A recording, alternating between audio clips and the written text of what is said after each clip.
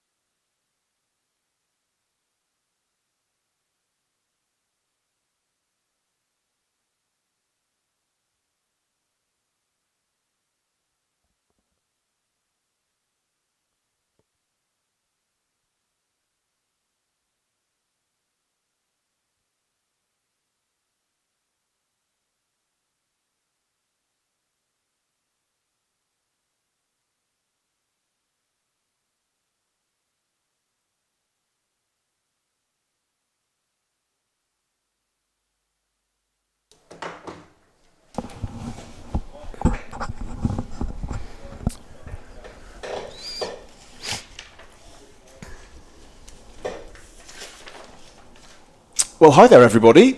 A very good morning from Sophia Gardens in Cardiff, here in South Wales, and we are really looking forward to bringing you live coverage of today's Metro Bank Cup Women's Semi-Final in League Two between Glamorgan and the Northamptonshire Steelbacks. It is a lovely day here in South Wales, we're glad to report. As you can see, the ground bathed in sunshine this morning.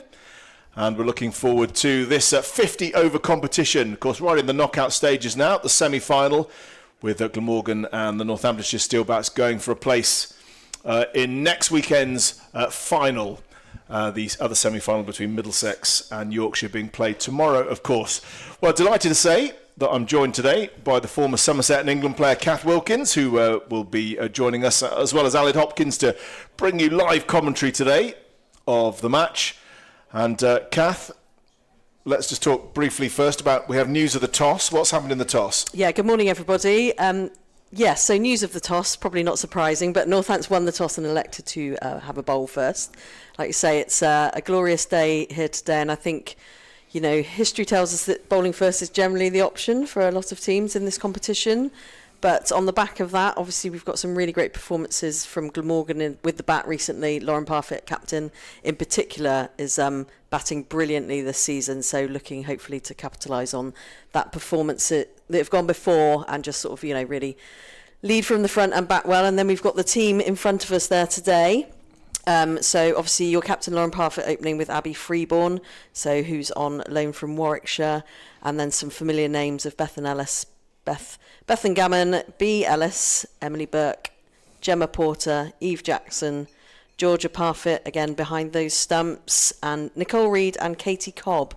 So, yeah, looking for a great day of cricket today, Ash. Yeah, well, we sort of had a little dress rehearsal just a week ago when these two sides met in the final pool game. And in the end, that game was abandoned. So, interesting. Glamorgan on that occasion won the toss and decided to have a bowl as well. And there you can just see the Steelbacks team getting together as they head out into the field. The pitch does look very green in the middle, doesn't it, Kath? I mean, we can probably see that in a minute. I think it's the same pitch that was played on. You can see it just the sort of centre right of your screen there. You can just see the stumps. And the middle of the pitch is extremely green. And I think certainly when Glamorgan had a bowl on it a week ago at this time, on a day which was certainly a little bit moist, a little bit moisture around, the opening pair certainly got something from it. So no surprise, I think, that the Steelbacks have decided to have a bowl. I think the ball will zip through, I think, off that green surface. And, it could be challenging conditions early on. Yeah, definitely. I think, you know, it's like you say, we're bathed in a bit of sunshine today, which is great. So fingers crossed that will continue for the rest of today. But it is, you know, a bit cloudy, and there is a slight breeze going from, as you're looking at the screen, from right to left. But I think you're right in terms of the opportunity and seeing what the wicket did last week. I think Northants rightly chose to bowl and looking to maybe to take some quick wickets and see what that slightly greener than normal pitch does. But even though we've had a lot of rain, it's still very dry. So I don't think the outfield's going to be slow. So we are on a quick outfield as always here at Glamorgan, where it runs away down to bottom right of your screen quite quickly, but sort of top left it can plug a bit in the top left corners. But yes, as the teams come out now to a small smattering crowd is gathering. So it is free entry today. So if you are in the area and you want to come down, it is free entry all day to this game. So please do come on down and support Glamorgan in their quest to get through to finals day next weekend. Well, there's the opening pair. On your right of the screen, Lauren Parfitt, the Glamorgan captain, and on the left, that's Abby Freeborn. They'll be opening the batting today, hoping to get the Glamorgan women's side off to a good start if they can. Of course, it's 10 overs in the power play in the 50-over competition, so that means fielding restrictions. Only 2 fielders allowed outside the 25-yard circle, I think isn't it? Yes. This competition, so slightly smaller than in the men's competition. So fielders can really sort of get in quite tight, actually. But if you can get it through, there's lots of open spaces and boundary opportunities here. So it will be Robinson who's going to open the bowling. Bethan Robinson for the Steelbacks. And it'll be the Glamorgan skipper, Lauren Parfitt, to take the first ball. Yeah, Robinson had some good figures against Yorkshire, where she got 4 for 46. So, yeah, I think she'll be rightly opening the bowling at our end. Well, batting was really hard in the power play in the dress rehearsal game that was called off a week ago. So the Steelbacks, I think they were really struggling to get the ball away in the first 10 overs. There were hardly any runs off the bat, actually, there. So we'll see how the Glamorgan get on.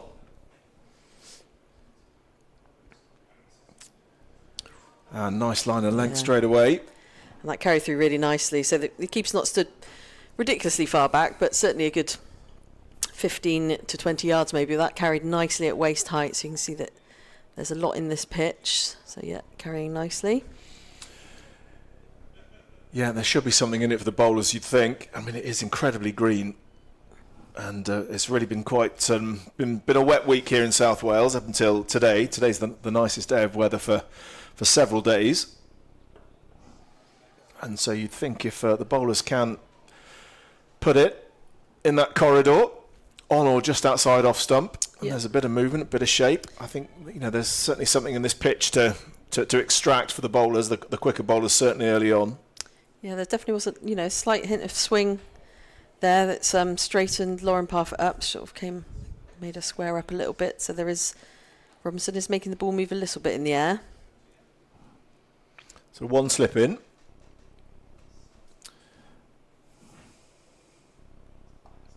And there's the first runs off the bat.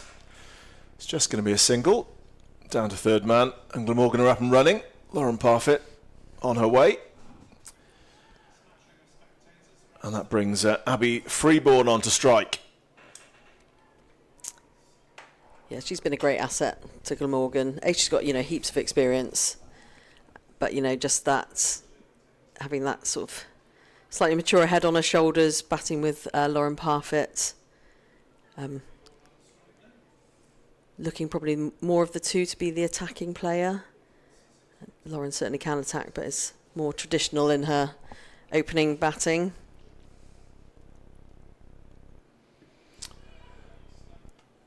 So it just squirts off the pad. Had a square leg for a leg bye. And lovely conditions here today. As you can say, it's been pretty damp all week, so fair play to the ground staff. They've had a bit of battle on their hands, a lot of water to deal with, some really heavy downpours throughout the week. But the nicest day of the weekend, certainly today. It'll be interesting to see where the other semi-final ends up getting played, really, with a bit of weather around tomorrow. But here we should be fine for the day. Bit of width, and that's been helped over point, and that's going to race away for the first boundary. Scored by the Glamorgan skipper, Lauren Parfitt, and short and wide, that deserves to be put away. Absolutely, and just, Lauren didn't really have to do much, just lent across, point, straight over point there, middle of the bat, easy 4 runs. Yeah, that was hit hard, really did skip away nicely to the boundary. Quite long boundaries here today, it's been set pretty big. The pitch is cut over to the right-hand side of the line of pitches, really, you'd say. So I imagine we've got a one-day international course here at Sophia Gardens on Wednesday, a T20 international against South Africa, and I imagine there'll be one of the pitches in the middle for that game. But good piece of fielding. Stops the single. And so we're to the right-hand side. So the rope is a little bit in on the pavilion side, but you'll certainly take a good hit to clear the rope on either side as we end the first over. 6 runs from it, so pretty decent from a Glamorgan perspective. 6 without loss. Yeah, and quite, nothing to worry about in that first over either. I think from a Glamorgan point of view, look quite comfortable, which is good. So yeah, we'll just see what they're going to go with at the other end, whether it's still seam or whether it's a bit of spin. Well, that's what Glamorgan did last week. They opened up with pace from the Cathedral Road end. This is where we're sitting. That was where the first over was bowled. And then now from the River Taff end. And I think it looks as if they may actually go for a carbon copy of what Glamorgan did. Yeah, Ella Phillips, coming on as spin at the River Taff end. So the slip's still in as well here. Even with the spinner, if one just decides to sort of skid on, then that brings slip into play. And Phillips is going to open up then with some spin from the River Taff end. It's Freeborn on strike. And just defends the first one away into the covers. Fielders, we've got a deep mid-wicket. That's the only fielder out at the moment for the Steelbacks. Everyone else either saving one or in a catching position. Again, tossing it up, tempting Freeborn to drive. Yeah, it's good to see, actually, spinners tossing the ball up just slightly above that eye line. So they do have a slip in, so there is a slip in place. But, yeah, Freeborn staying put, not tempted at this stage, which is good.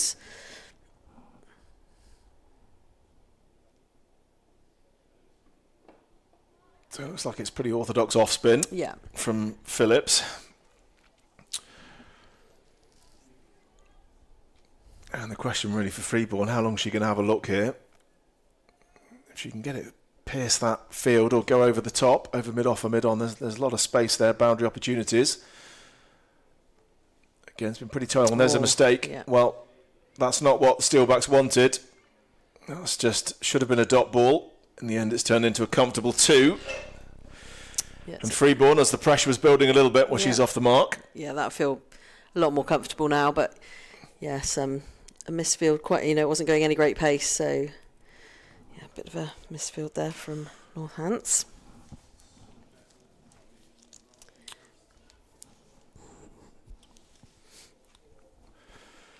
So, Freeborn, 2 not out.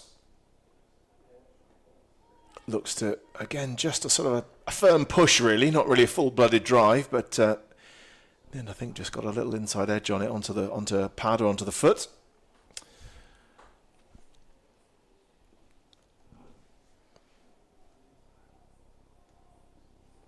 Bit of width. Can't pierce the field this time again. Straight to point, and that brings the end of the over. So 8 off the first 2. So tidy over, really. Yeah, it was tidy. The misfield, that could have been a maiden quite easily. So it seems like that might be the approach from Phillips, just to kind of bowl a kind of a loopy length on off stump and just really say, go on, are you brave enough to try and hit me? Yeah, very tempting for sure.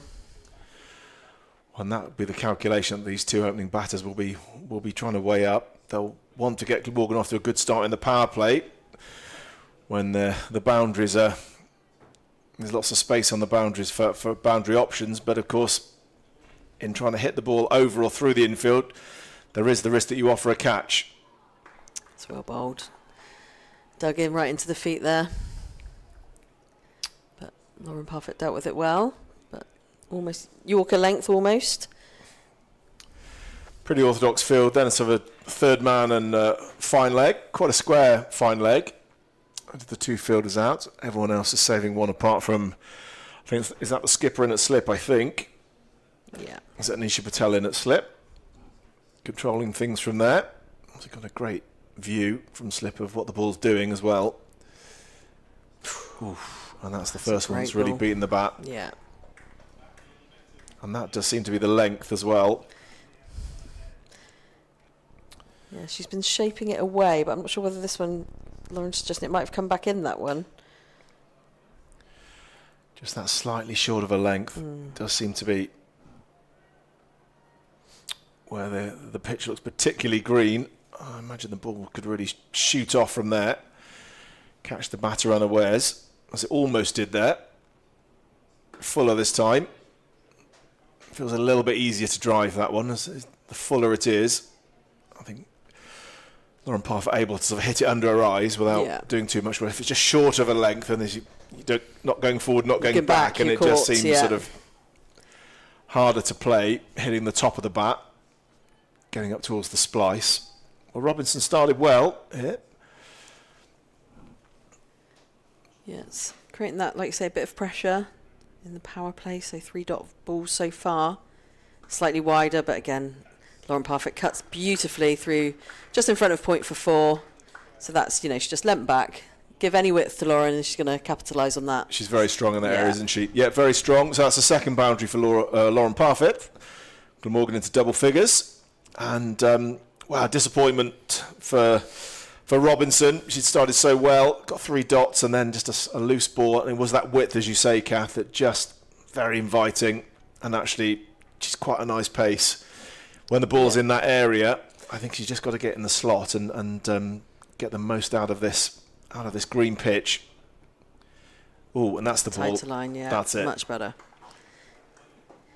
Yeah, you'll see that, a bit of width. Lauren just rocked herself back through those hands, through the ball, and no stopping that. But yeah, frustration really for Robinson, who's, like you say, is bowling really well, and then that loose ball means that 4 from this over, so Glamorgan would feel happy and comfortable with that and just see out this last ball.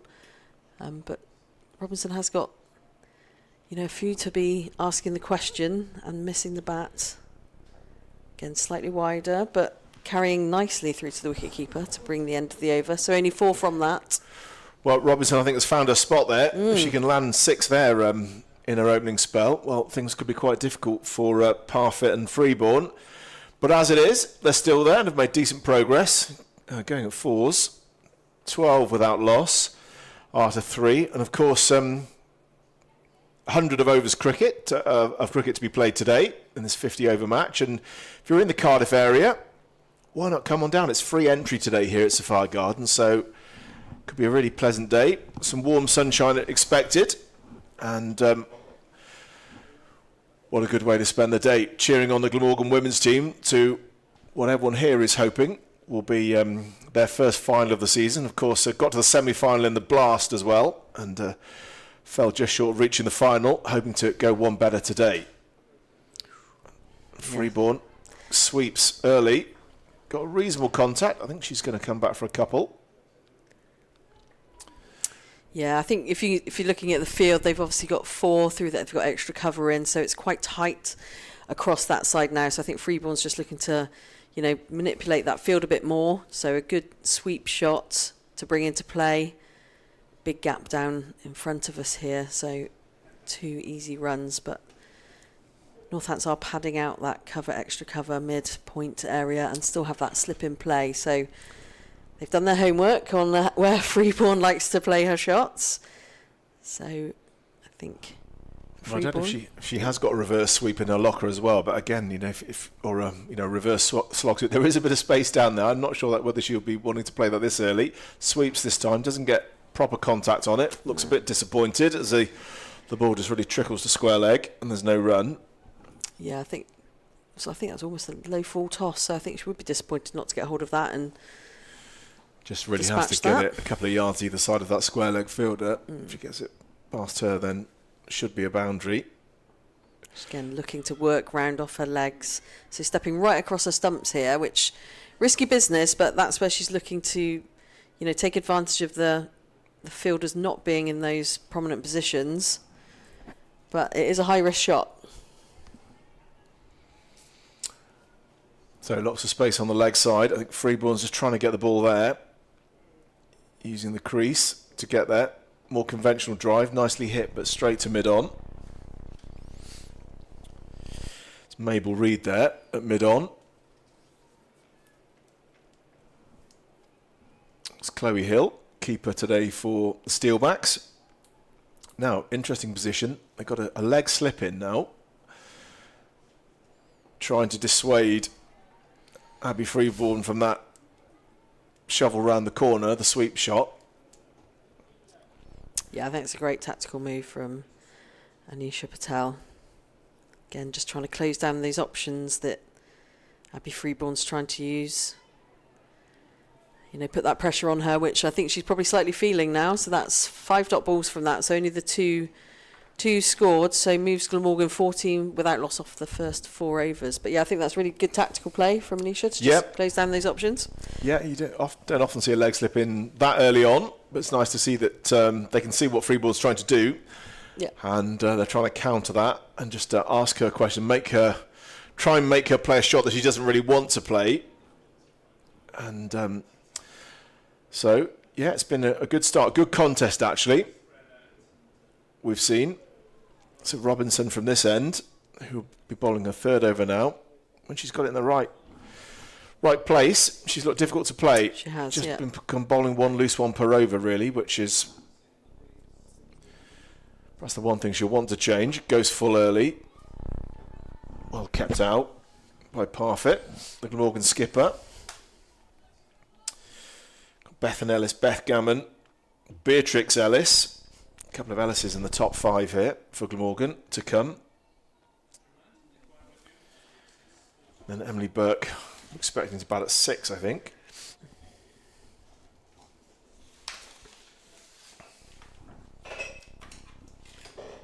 Robinson into bowl again. Lauren looking to just sort of cut it slightly, but quite close to the bat, so maybe that shot wasn't on. But again, a strong start from Robinson. So there's a breeze blowing across the ground from right to left as we look, so that would help the away swinger. That may be one of the other factors involved in deciding which end to bowl. If Robinson's going to get the ball to nip away, well, that breeze that's blowing across may just help her. Blowing across towards slip. That's well played. Played it late, runs it down. That's always a great option.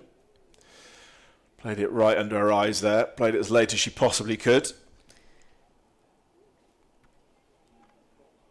Yeah, that's a great shot from Lauren. Just really thinking about, what our options are, and just, like you say, waiting until the last moment, thinking, I know there's no slip in play now. Well, wider slip to play that through that line.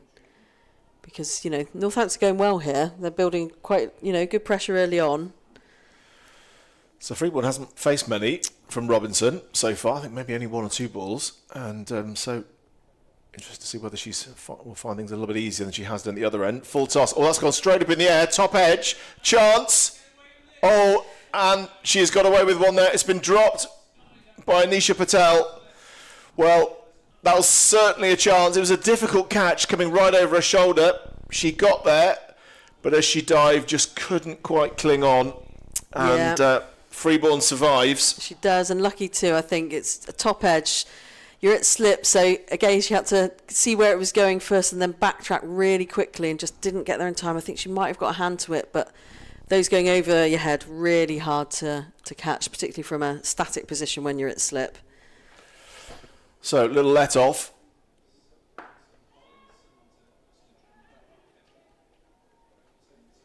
Yeah, Freeborn really had looked to just, it was a full toss, and I suppose Freeborn again would have hoped to have connected well with that and sent that to the boundary.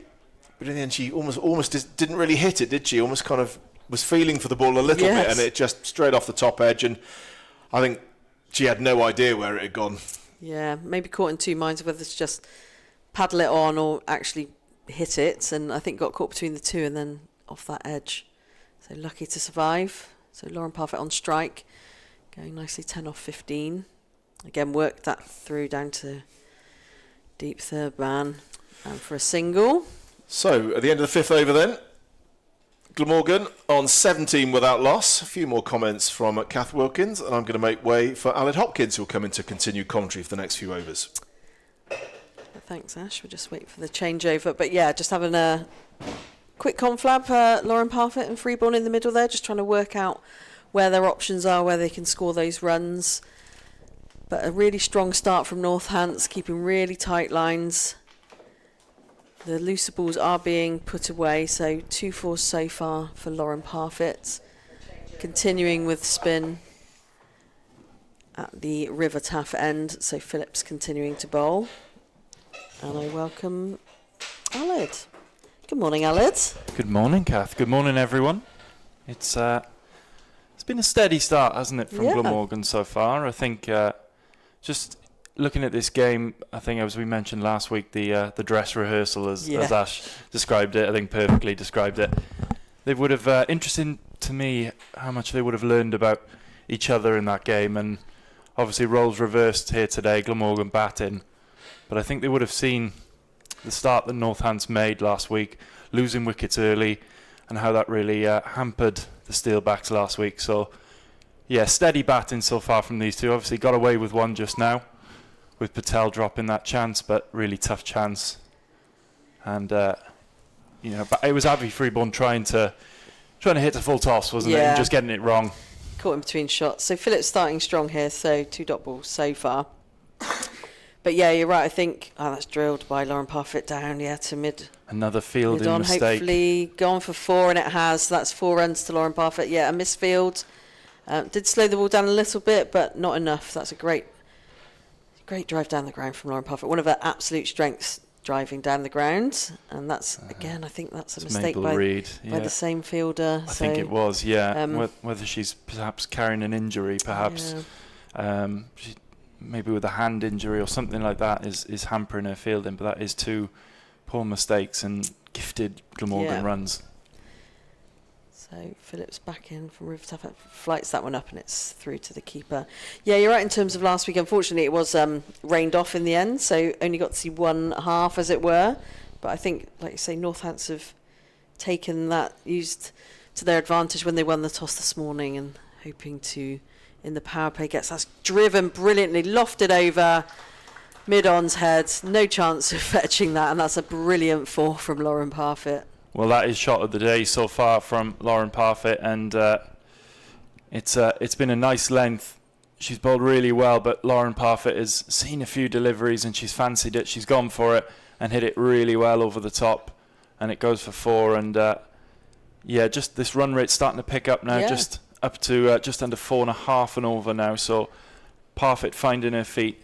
Yeah, and that brings a change of the fields. They have dropped mid-on down to deep now, so again, that creates an option for Lauren when we're back at the centre, just drive into that space for an easy 1 or maybe 2. So brings the end of the over, which nicely brings Glamorgan up to 25 without loss after 6 overs. Yeah, much better over there. I mean, really a bit unlucky there from I've lost the bowler.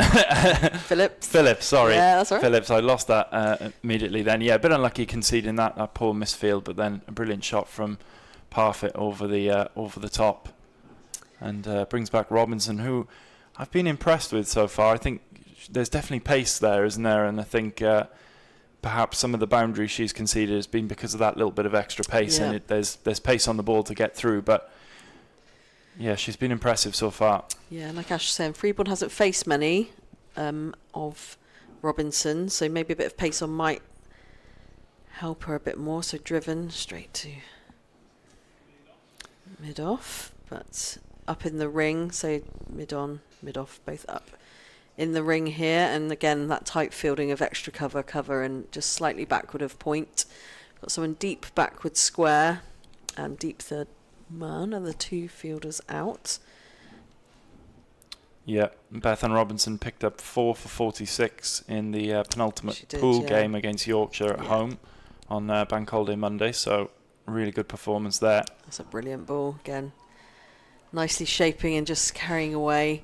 But you see this massive inviting gap at square, which is deliberate. So that's what they're looking to do. If Robinson can keep her lines, and Freeborn gets frustrated and tries to play across the line to try and get to that big gap, then that's when they may get their first wicket. And we already saw her top edge one, didn't we? We did.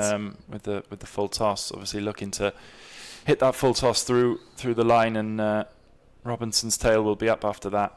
Good and ball there she again. Goes exactly where I said. So pulled it. So it was short ball. She's pulled it over just in front of square, and that's gone for 4 runs. So that I think will help steady Abby Freeborn a bit. I think she's faced quite a few balls and not really got many runs. So just use the shorter ball there. So it sat up nicely, and there's no one there. It was a safe shot to play straight over. Yeah, front of square. It was a lovely controlled shot as well, wasn't it? Yeah. Her hands went all the way through the shot, nice balance, and as you said, it was there to be hit. And I agree with you, it's a big confidence booster, I think, for Freeborn, that one. Better line then from Robinson, drilled down the ground, but to mid-on, but fielded. Yeah, better line, fuller length from Robinson. As we said, with that bit of extra pace, there is that risk really of going for a few runs when there is a bit of pace on the ball, but she'll hope she can get one through soon and get a breakthrough for Northants.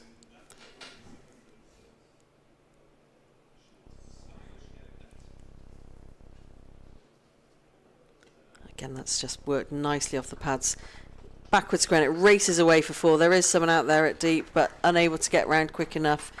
So that is Nicole Reed, who's out there, but that was just worked nicely. Again, using that pace, it flew away, just played in front of a pad, just behind backward square, and that's raced away for 4, Ella, doesn't it? Yeah, and just strayed a little bit to the leg side with her line there, Robinson, and it was punished by Freeborn. Again, really nice controlled shot. When she does play these attacking shots, they look nice and controlled.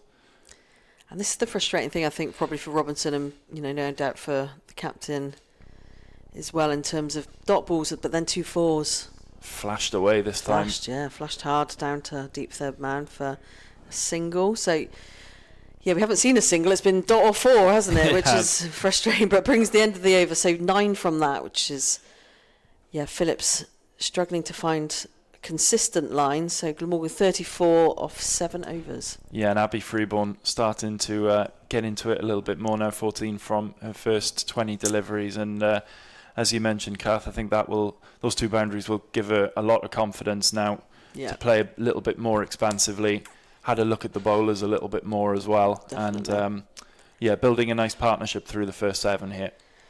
And if you are watching live, you see the squad on the balcony there. Sunglasses on. It is warm down here today at Sophia Gardens. So if you are in the area, please do come on down. Free entry today.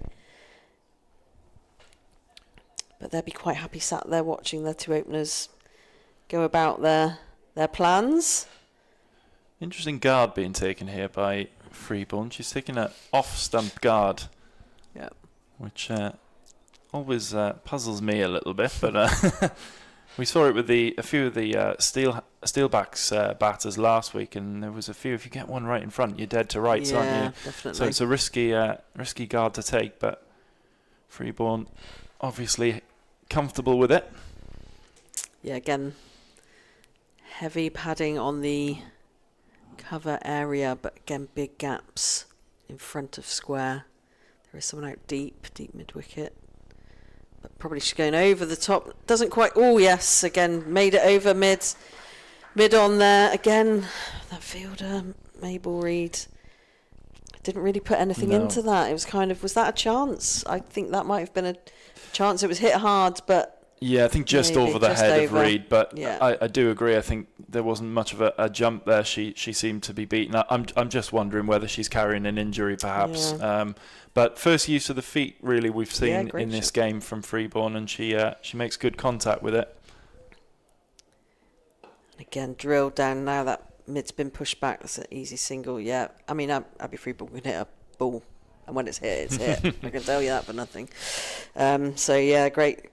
Again, that great pressure they've put on now to take control almost of the fielding positions to then push that fielder back. So it's an easy one down the ground. Now again, that's very much in Lauren Parfitt's wheelhouse in terms of the way she drives. So again, that's Glamorgan capitalising here quite nicely. So 5 already from the first 3 balls from Phillips. Dug in shorter, slightly wide, but...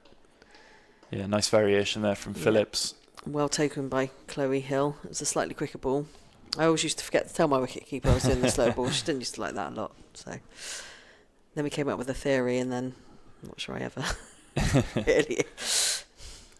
I'm wondering whether in cricket they'll go more towards baseball, where the catcher or the wicketkeeper actually dictates the pitch of the ball to the pitcher or bowler, usually with some sort of hand signal. We always used to say, the hand signal of how far out of the crease they are. They used to say, they're stood out this far, or they're on the line. But yeah, or a bit like doubles tennis when they're stood behind doing the secret hand movements. But a good power play here for Glamorgan at the moment. It's Freeborn just paddles that one down to log on. Lauren Parfitt turned for 2, thinking 2. But that was never on. No. But end she of wanted the to over. Strike, that's why. That's it. End of the over.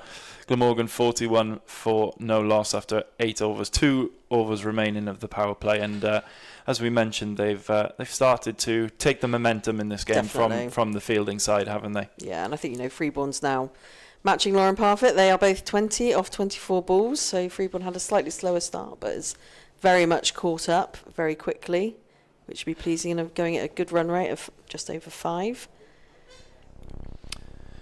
Yeah, and we look at some of the batting to come for Glamorgan as well. There's definitely some, the likes of Beth Gammon, B. Ellis, Beth and Ellis as well. There's plenty of firepower in the lineup as well, isn't there? Oh, absolutely. I think, recent results have shown how well that middle order, when, this platform's been set very well by Lauren. She's, scored some big totals in the last few games. She was 111 not out. I think she got a 49 and then a 50 or a 60. So, she's, really into her. There we are towards the end of the season, but she's hitting her stride really nicely here, hopefully to take that forward to next weekend as well. Yeah, third highest run scorer in the competition, Lauren Parfitt, at the moment, and in really good form as the captain of this new Glamorgan women's side. So Robinson comes in, that's slightly wider. I think we forget sometimes that this is still their first season. Yes. With how well they've performed this season, and if they can get to a final and even possibly win this competition, that would be a huge achievement, wouldn't it?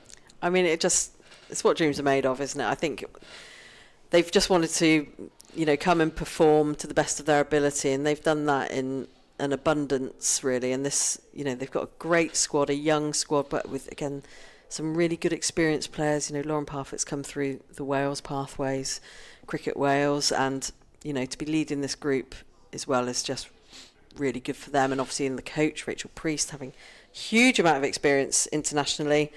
I think it's just all come together really nicely, and I think if they can make finals day, that would just be, just to get there, I think would be a huge reward for all the hard work they've put in over, the winter and this season. Yeah, I've been particularly impressed this season with their reliance on youngsters, some of them 17, 18 years of age, the likes of Eve Jackson, Katie Cobb, who have really stood up and performed really well. And, the more experienced players like Lauren Parfitt, Beth Gammon have really leaned on them, and they've really encouraged them and managed them well as well. Yeah, I totally agree. It's a good ball from Robinson, just trapped Parfitt a little bit there. And just that reminder that Glamorgan go professional in 2027, so they do have another season. So again, it's good for them to be able to see how Tier 1 has gone this year, and what, no doubt they've been observing those games and the players and the standards that they're going to have to meet, and they've still got then another season to be able to hone in on those skills, for the squad, build that squad ready to go for 2027. So puts them in a great position.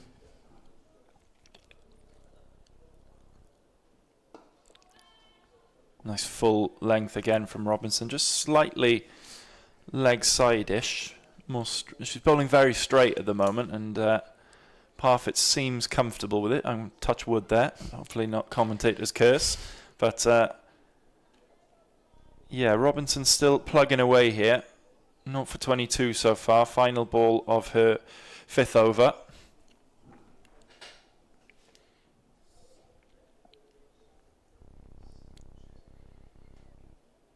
That's wide, yeah.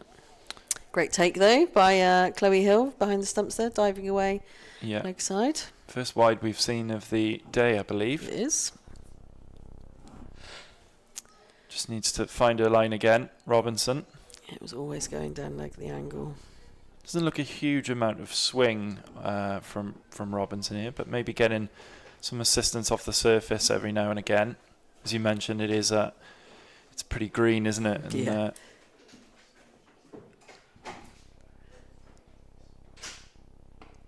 Nicely defended by Parfitt to end the over. Glamorgan 43 for no loss after the first 9 overs. 1 over left of the power play, and Lauren Parfitt and Abby Freeborn going nicely here in the middle, a run rate of just over 4.5 and over. Yeah, so like I say, 1 over left in the power play. What would you be looking to try and do here if you were Anisha Patel, in terms of taking advantage just while you can in that power play? It doesn't look, I mean, I know there's been that top edge, but other than that, nothing else has really troubled Glamorgan. So no, I think she won't be panic stations by any means yet. It's certainly not a crazy run total as we see a bowling change. Yep. It's going to be Lenny Sims coming on for Northamptonshire. Still with spin, but a change of spin. So 4 wickets in 5 matches so far for Sims in this competition. Saw her a little bit with the bat last week, not with the ball, obviously. We didn't get that far. And opens up with a dot ball as Freeborn just tries to cut that one to point. Definitely a loosener. That was a bit, a bit wide. So probably lucky Sims to get away with Freeborn not capitalising on that width. Better line though.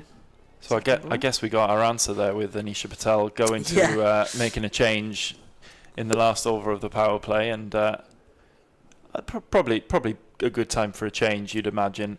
Yeah. Try something different. Give these batters a new bowler to think about, someone to work out as Freeborn just nudges that one down to long on, and another mishandle there from Reed. The thing is, in this game, the ball finds you. When you're having a bad fielding day, no matter where you go, that ball will find you.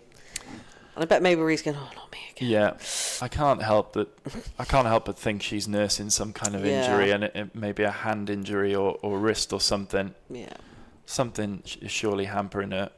I just see her doing a few stretches out there. Quick single taken, just soft hands from Lauren Parfitt there, and I think Freeborn got one that's slightly on the back, but not deliberate. No, it was good backing up from Freeborn. She was ready for that single, and Parfitt was able to just jog down to the other end nice and casually. But not going to the danger end here. I'll just take my time. I think that might be a sign that Abby Freeborn fancies the strike again, and these two batters jostling for the strike, which is a good sign for Glamorgan. They're both feeling confident. Through. Yeah, brilliantly cut through, just in front of point. That races away for 4. Exactly to your point, Aled. Yeah, really nice shot there from Freeborn. Just gives herself a little bit of width. As you see the replay. Just opens up those hands and cuts it in between fielders. Really nicely shot. Controlled again, as we've mentioned, from Freeborn throughout this innings so far. Really good cricket shot. Smart bat in here from these two. Yeah, really nicely played. Does make an adjustment to the field. Just puts that point fielder bang on the line. Again, Freeborn looking to work it through the cover and extra cover area. But to no avail. Brings the end of the over. So 6 from it. So that takes Glamorgan up to 49 without loss. And brings the end to the power play of the 10 overs. Yeah, so just shy of 50 from the power play. So just shy of 5 and over. I think that'll really please Rachel Priest, the way they've gone about their business here, these two. They've, apart from that one chance from Freeborn, that top edge that was a really difficult chance for Patel, as you mentioned, Kath, from a standing start at slip. They've not really given too much away so far, and they've taken boundaries when they've been given them. Another bowling change here for Northants. Amelia Kemp into the attack. So they're sticking with spin at one end and medium pace at the other.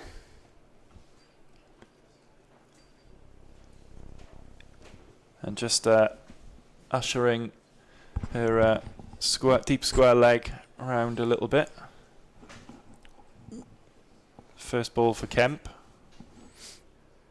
And it's full and it's driven well, but doesn't manage to pierce the cover region.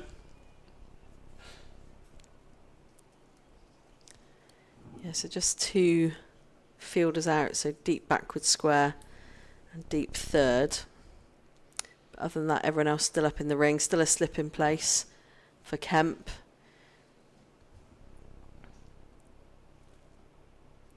Oh, that's drilled down the ground. Oh, it's plugged a bit there, wasn't it? We saw this a little bit last week where you weren't really getting good value for your shots with the ball just plugging in this damp outfield, and it's done that there. Unlucky really for Parfitt on that occasion, but a decent shot nonetheless. Made good contact, didn't she? Yeah, definitely. I was like, oh, sit back, that's racing all the way, and it just stopped.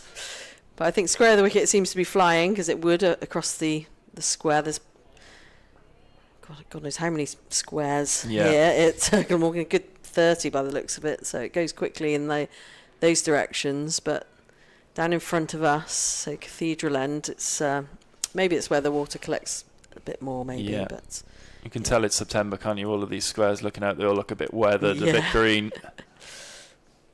But again, slip comes out now, so an extra fielder packing that Yeah. backward point in front of point, cover an extra cover area. So 4 and absolutely brilliantly played by Lauren Parfitt. Take the slip out and I'll just gently work the ball through that area for a single. So just shows the intelligence that Lauren brings to her batting. Absolutely smart, really smart batting, and we've seen her play that shot a few times. A shot she clearly likes and is comfortable with. It's just a nice one to rotate the strike, isn't it? Keep the runs ticking over. As you said, you bring that slip out, I'll just nurse it down there. As Freeborn goes fishing for that one. Shorter from Kemp on that occasion and wider. I think she was almost through her shot a bit too early there, wasn't she? It's kind of... Yeah, I think a bit of a early swing at that one. 3 runs off the over so far, the opening over for Amelia Kemp. That's a lovely shot, well fielded as well.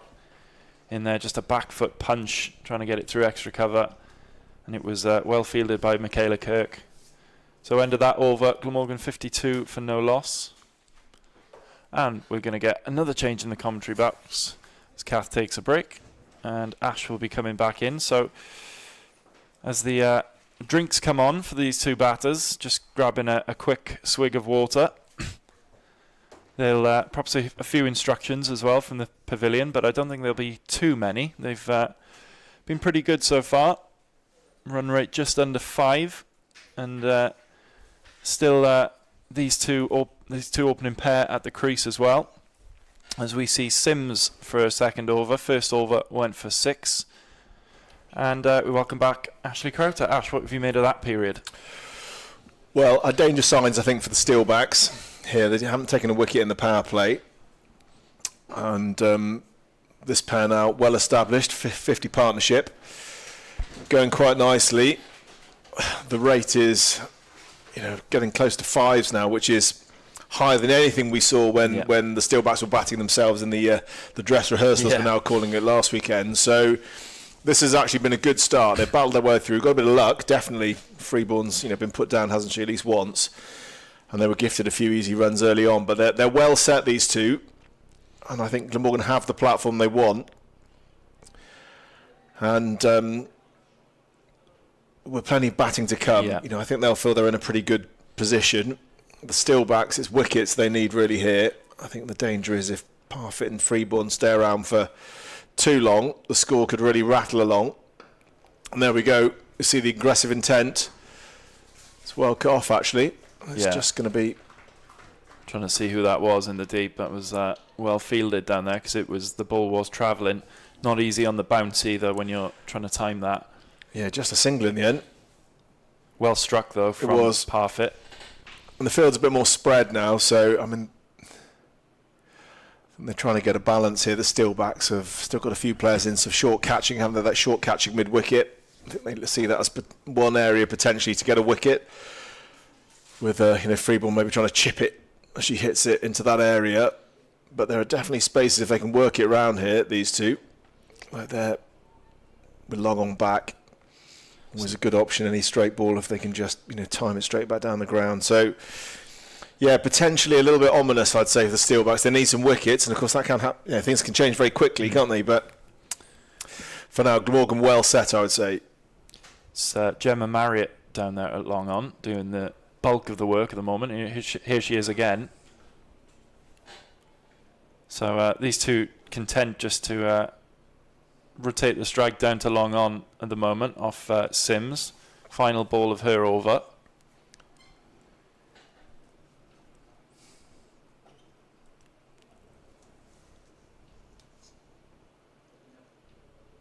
Slightly on the leg side, she just turns it to Robinson, and they'll get back for one. Good running. I think she went to the right end there, forced Freeborn to put in the full length dive. It was Bethan Robinson who was just at back with square leg then, as they hurried through for a single. I think got the call from Parfit and she went through pretty quickly, but I think Robinson quite rightly spotted that Freeborn had a bit of work to do to get the other end, so she went to the bowler's end, and I think Freeborn would have been fine, but she didn't know that running away from the ball, and so was forced to put in the full length time, which no one enjoys doing. Was that better safe than sorry at this stage, I suppose? Nice splatter in the sunshine on that pavilion side for the few that are in attendance. A reminder, this game is free, so if you are in the Cardiff area and fancy coming down today, do come down. Yeah, conditions very pleasant now, and you think it probably is going to get nicer for batting the longer things go on. If this pitch maybe will just dry out a little bit. Nice looking shot, but straight to that short cover, and they really are stacking the offside field here now, so it's really interesting, isn't it? You look, there's 5 fielders saving 1 in front of square on the offside, and so it's really is I think they see that Freeborn likes it there. If they can bowl off stump to her, they feel that she's likely to hit one in the air, and maybe that's a good chance of a wicket. So, but not that side of the wicket, and she's put that away really, really well. It's Freeborn. The field is set for offside bowling. Yeah. She bowled it on leg stump, and Freeborn didn't need a second invitation. No, she's taken advantage of those few deliveries a few times now, and as you said, nice controlled shot, fairly easy for an opening bat. Those are the shots you dream of the night before, getting those gifts, and Kemp, just warying a little bit with her line, needs to bowl off stump, needs to bowl fourth stump really with this field. That's better as Freeborn tries to free her hands again and sort of whip that one through the point region. Yeah, they really have stacked the offside field. You don't often see this. 5 in a really small kind of area between point and mid-off. They're cramming in 5 fielders with 1 short catcher in as well. So Alicia Pressland is in there short catching on the offside.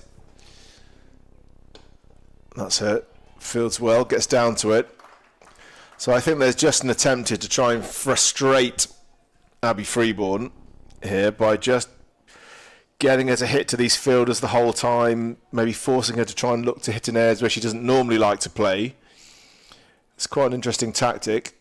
Yeah, and when Kemp has bowled that fourth stump line, they have found it difficult to get it through the infielder, so she's very straight there again. And that's the aerial one. That was the almost a good plan from the fielding side. I've got to say, it looks like a good plan this. Frustrate her, get her to try and keep bowling that line just outside off stump, and I think eventually she's going to offer a chance, and that was fingertips away from a catch to Pressland, who's in there at short cover. So good tactic this, but Freeborn's managed to get off strike. It's nicely struck, but well fielded as well. Bit of confusion there with the run in, but they'll get back for one eventually. It was really well fielded down there. It was Marriott again, who's put herself about so far. Well, she looks like she's timing it well, Lauren Parfit now. That sounded really nice off the bat, didn't it? Just didn't find a gap, but she looks fluent. I'd say, Freeborn has put a few away, but probably still hasn't got into top gear just yet, and not striking the ball as cleanly as maybe she'd like. And I think that's partly just the frustration of, I think the Steelbacks feel they've got a plan to bowl to her now, a way to keep her quiet by bowling on that, inviting her to drive outside the off stump and then just flooding that area with fielders so there's no gaps for her to, and almost inviting her to try and hit one in the air to get over the infield and hope that will bring a catch. So yeah, it's an interesting battle. Glamorgan, I think, certainly winning it at the moment, 62 without loss.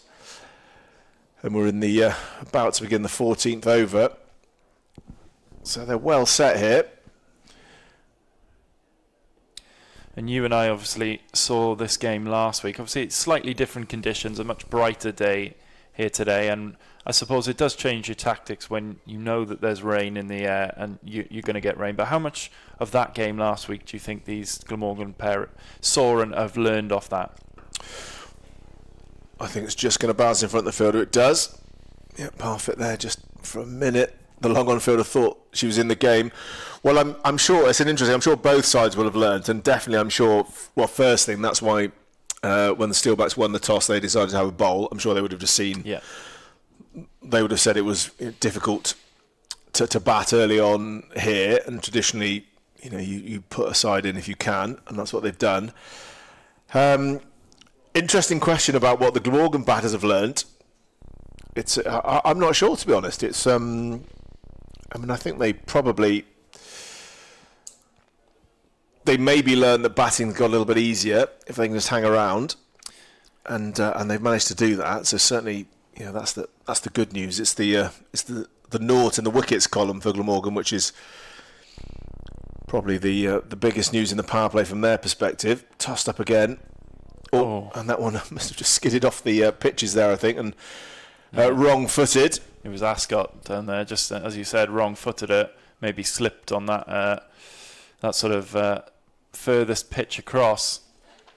Yeah, I was gonna agree with you there, Ash. I think the wickets last week were what was hampering the Steelbacks the most, wasn't it? As soon as they seemed to get a bit of a partnership going, there would be a loss of wicket, and that would in turn end up suffering. The run rate would suffer because of that, and they weren't able to really get the run rate going through that innings just because of consistent wickets falling. And obviously Glamorgan have got some very good bowlers who keep it really tight, but an interesting one. As we see, I'm just looking down below, some Steelbacks fans down below us, so good to see travelling support from Northamptonshire.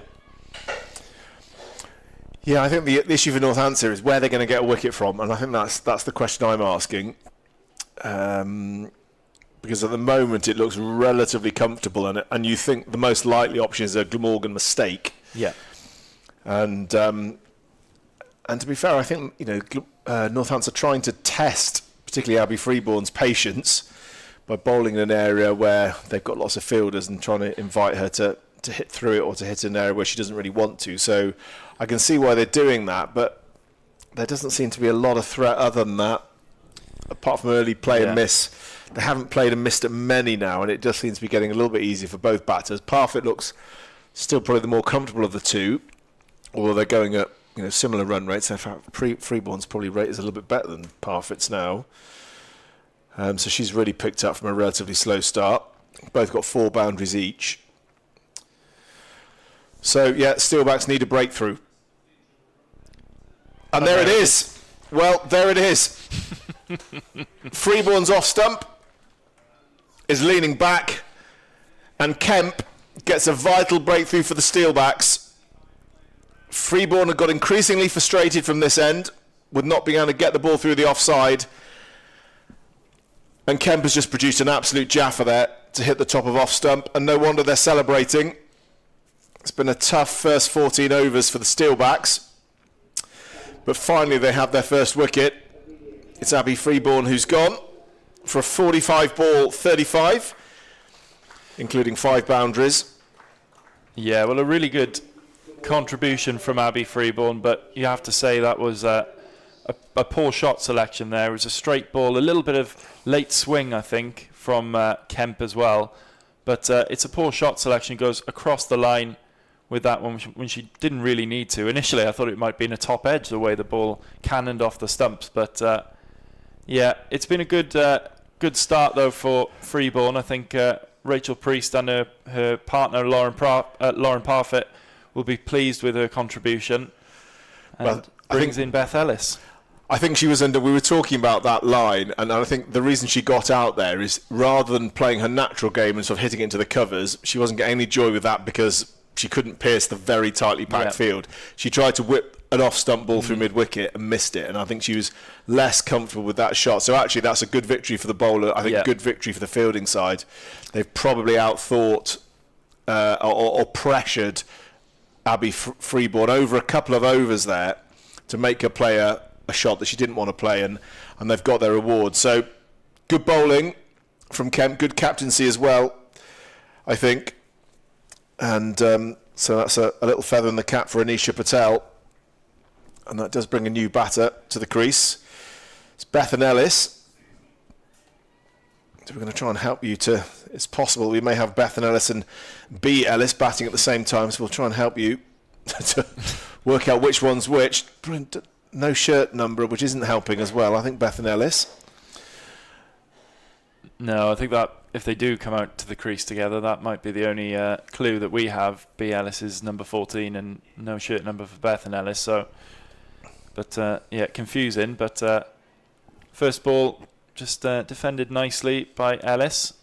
Kemp's tail will be up now after that breakthrough. And nicely bowled again.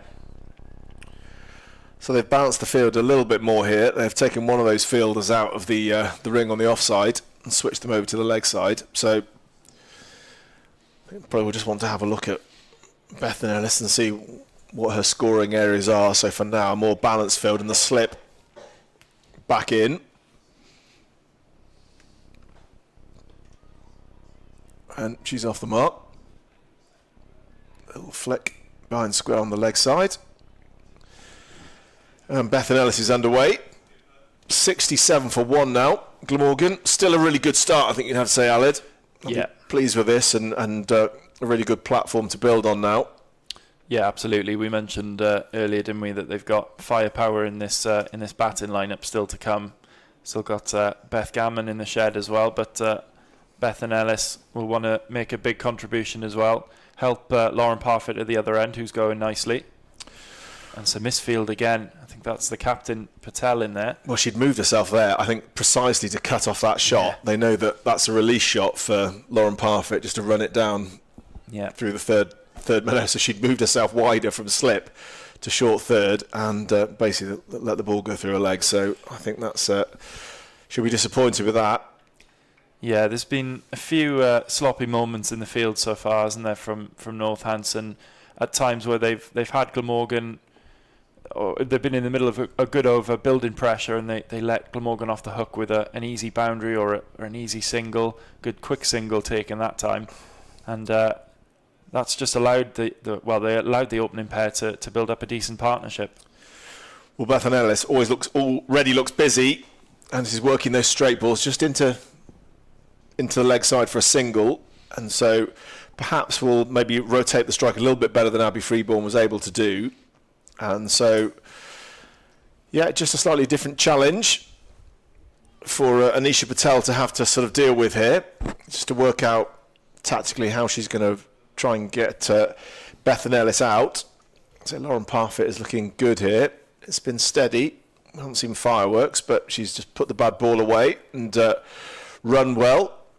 Run her singles, work the ball around. Yeah, I think the pressure will be more on Lauren Parfitt here to be the more power hitter of these two, maybe finding the boundary a little bit more, taking a few more chances, whereas Beth Ellis will look to be a little bit more technical, take ones and twos, run well. So an interesting dynamic here from these two. So two sweepers out on the leg side here. It's a lot of protection, but no protection at all behind the wicket. So Beth and Ellis might be thinking about that. Nice and full from Sims there, backing across from Ellis. I think Sims probably wouldn't mind if she sees Ellis sweeping this early on. She sort of left the door open for a sweep or a reverse sweep. Oof, nice bit of turn there from Sims. Really gripped in the surface, that one. And that's something that Ellis is going to have to be mindful of if the ball is starting to grip and turn. There, but uppish again. I wonder if Anisha Patel just might move that short catching mid-wicket in a little bit closer. A couple of steps. Yeah. She's now on the cut part of the wicket. Just a couple of strips across. Now from the one they're playing on. B. Ellis is tempted just to try and work a straight ball through mid-wicket. She'll find there's a catching opportunity, potentially.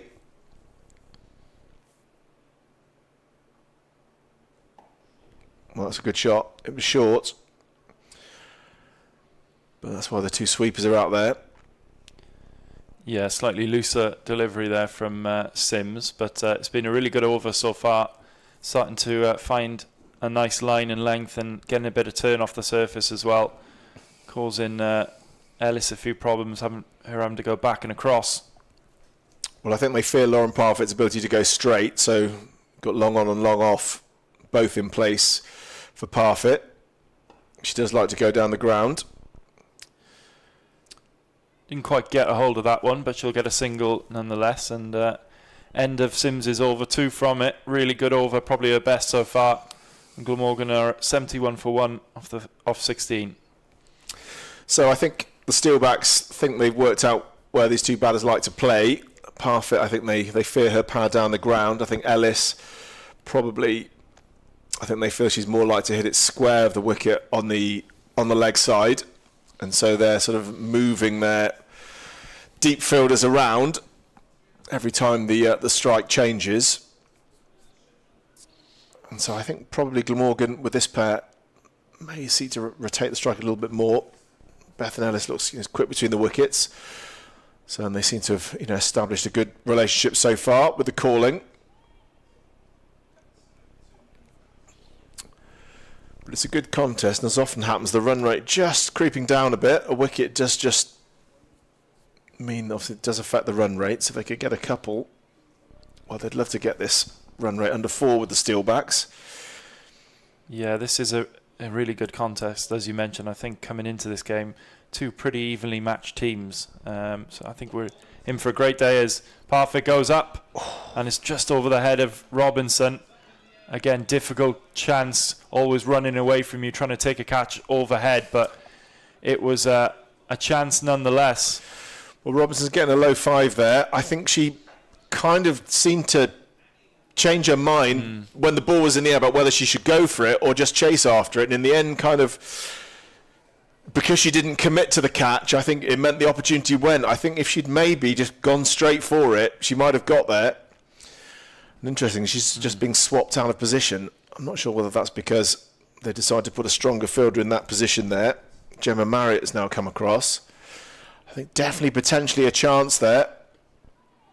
And I think the Steelbacks will definitely be looking at half chances and even full chances they've let go here. That's probably the one thing you'd have to say about their performance so far. There have been quite a few fielding mistakes, a couple of drop catches. They don't look like they've got it all together on the fielding side of things. Yeah, it's probably the first loose shot we've seen from Parfitt, wasn't it? And as you said, probably more of a half chance than a chance maybe going over the head. But yeah, first loose shot we've seen from Parfitt, and no surprise that she just leaves one outside the off stump the next ball as well, just to settle down a little bit.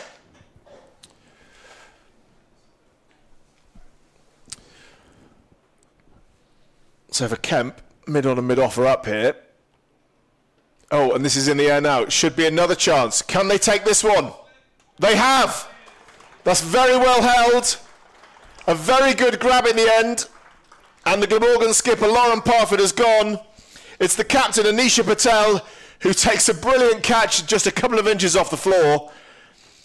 And a great fight back from the Steelbacks. They have their second wicket. Glamorgan now 73 for 2. And the captain, Lauren Parfitt, is out for 32. Yeah, huge wicket for Northants this. And Patel gets herself under it well. Really difficult to judge when the ball's got that much topspin on it straight up in the air. But she readjusts really well. And as you said, takes a catch low to the floor, diving away. Never easy. And that's a huge breakthrough for Northants, the captain out. But a really good contribution, opening up the batting from Lauren Parfitt. And Rachel Priest will be pleased with her opening pair, I imagine. Well, she didn't quite judge that, did the Patel, but then recovered at the last minute to make it a very good catch in the end. Again, she thought she had it covered and had to put in a little dive at the end there, which normally you like to be well set for those sort of catches. It was a quite a high, tricky one. We'd seen one of those dropped already in a similar sort of area, but she'll be delighted to have hung on there. And all of a sudden, Glamorgan have 2 fresh batters at the crease, and you would think scoring is likely to be a little bit more difficult, with Beth Gammon probably wanting to just have a look for a couple of balls, see how the pitch is playing. So 2 wickets. Steelbacks have fought back well there. The opening pair both gone. And it's Kemp who has both wickets. Yeah, and I think if that chance had been put down, I think it's a real hammer blow to the morale of the Steelbacks. I think that's a big win for them in the momentum column and the confidence column to get Lauren Parfitt out and break that partnership as well, and bring these 2 fairly new batters to the crease. Ellis only facing 9 balls so far, so maybe a different game now. Well, I think hats off to the skipper, not only Patel, for not only taking the catch, but I think her captaincy in she was kind of building up a sense of frustration, I think, with both of the opening batters there, and I think they've both played shots which they'll perhaps regret, trying to play balls in areas where they didn't necessarily want to try and break the stranglehold, and it's worked really, really well. And so they finally clung on to one. 73 for 2. Great figures for Kemp. 2 for 14. And now it's Sims, who's been pretty tidy as well. Has just conceded 15 runs from her first 4 overs. Oh, it's nicely played. Gets something on it. It'll run down here to fine leg. It'll be stopped just before the boundary by Robinson, but they'll get back for 2. Yeah, quite a difficult shot that from Beth. Not much pace to work with. It's pretty slow off spin, and she kind of just shoveled that over her left shoulder. And there is lots of space down there, so it's a good option. Again, just trying to see if they can manipulate this field a little bit. Maybe open a gap somewhere else. No surprise to see that infield in really close for these 2. I think they'll really look to push quick singles and 2s, and the Steelbacks will really want to cut those options off.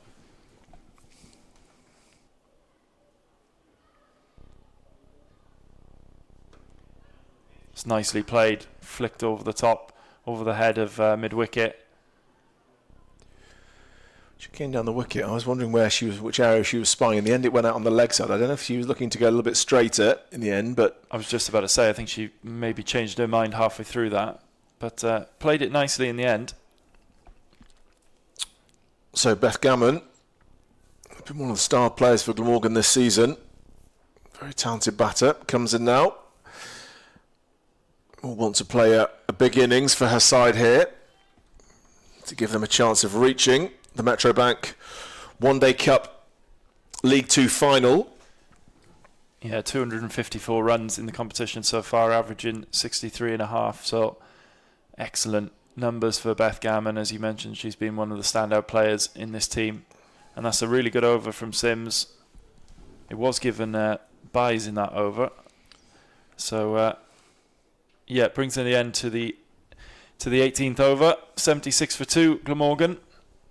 And a good fight back from Northampton in the last 5 overs or so. That key wicket of Lauren Parfitt. And has just slowed that run rate down a little bit as well. Well, yeah, the last 5 overs, Glamorgan have only managed 14 runs for the loss of 2 wickets. So good fight back. Definitely the last 5 overs has been won by the Steelbacks. The momentum, if we did have WinViz, I think it would have swung back a little bit towards Northampton. It's very early days, of course, but I say Glamorgan probably, you'd say, probably on top, but another wicket would change that. And, wondered for a moment whether that was going to be it. But instead, it's very well struck by Bethan Ellis. She hit over the top of mid-on, and she gets herself a boundary. That's an absolutely fabulous shot as we see it on the replay. Bang. Just was in the slot for her. Just a little bit of late movement. Brought it into the slot. She freed her hands and hit it really well over the top. Lovely boundary for her. Well, Kemp is getting a bit of in-swing here. She is just bringing the ball back into the right-hander.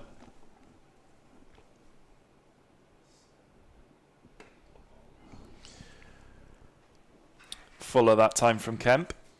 And Ellis trying to drive it through the covers. Doesn't get all of it. I don't necessarily think that... I think the Steelbacks will be happy to see Bethan Ellis trying to hit over the top at this point. I think It felt slightly risky. She did only just clear the fielder last time. There's an element of risk in it. You don't hit it properly, go straight to one of those two straight fielders and you're gone. So again, they're trying to make them play a risk, take a risk, not giving them any easy balls to put away. And again, they've got this 5 fielders stacked on the offside again for Beth and Ellis. So they've got a plan here of the Steelbacks, and it's working pretty well actually. Yeah, I agree, Ash. I think the opening pair, Freeborn and Parfit, had a bit more size and power, didn't they? And a bit more able to hit over that over the top maybe. But these two pretty small in stature, but good technical players and quick between the wickets as well. Hence why I think the field is as close as it is. A lot of width, and that one's through, and that is the danger. One loose delivery that was hit so hard that even that only went a couple of yards to the right of Anisha Patel. There was no chance she was going to stop it, and that's a welcome boundary for Beth and Ellis. She moves on to 12. Glamorgan 84 for 2, and a bit of relief after, well, a more testing period for them. Yeah, a bit of a gift there for Ellis, short and wide from Kemp, and it was put through the covers nicely. Sorry, through the point region. And again, an 8 off that over for Glamorgan will just ease the pressure a little bit. Yeah, a couple of boundaries. Kemp now 2 for 22, has still done a really good job for her side, and you'd probably say she won't mind too much at conceding 8 runs, because I think she did create at least one chance in that over. In the end, it just went over the head of the fielder for a boundary, but Kemp does seem to be the bowler who has made the Glamorgan batters play a few shots that they were uncomfortable with to look to score in areas which are not their traditional scoring areas, and that's got them back into this game as Sims continues from the River Taff end, bowling her right arm off breaks. Yeah, Sims has been good as well, just going at about 3.2 and over, so a good economy from Sims as well. Yet to take a wicket, but she's bowled fairly nicely as Gammon looks to give herself some room and get it through that offside, but it's tightly packed, as it has been all innings really.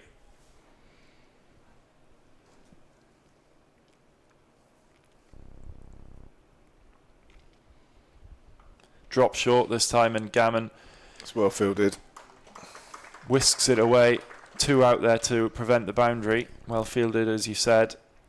And they'll just get back for 1. So Gammon off the mark. So just trying to cut off scoring errors here, particularly making it hard to drive anything on the offside. Again, tossed up on the offside again, straight to the fielder, and I think this tactics working well here. Glamorgan finding it hard to get anything through the offside, certainly off the front foot. They've managed to cut a few ones that are short and wide through, but anything's up there to drive this sort of ball, well, they're finding that hard to score from at the moment. Yeah, it's good bowling from Sims. She's just bowling to her field, isn't she? That tight ring on the offside as one goes out now on that offside. Cover goes out. So a bit more protection on the offside, but she's got protection on that leg side as well, just in case she drops it short like she did halfway through this over. It's a good over for Sims, and I'm going to take a break and welcome back Kath. Yeah, Sims doing a good job for her side here, just only conceded 17 runs from 6 overs, so going at less than 3 and over, bowling very tidily. I think they've got their field right as well here, stacking that ring on the offside, as I think we're about to see a change. I think it's the skipper, Anisha Patel, who's coming on to bowl. She's been busy tinkering with her field and actually has got things to a pretty good place, and she's going to took a catch as well, Patel, and now she's going to come on and have a bowl as well.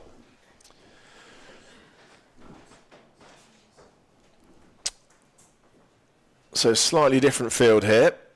I think as immediately, perhaps bowling leg is maybe not quite as confident she can have the same sort of control that Sims has had at the other end.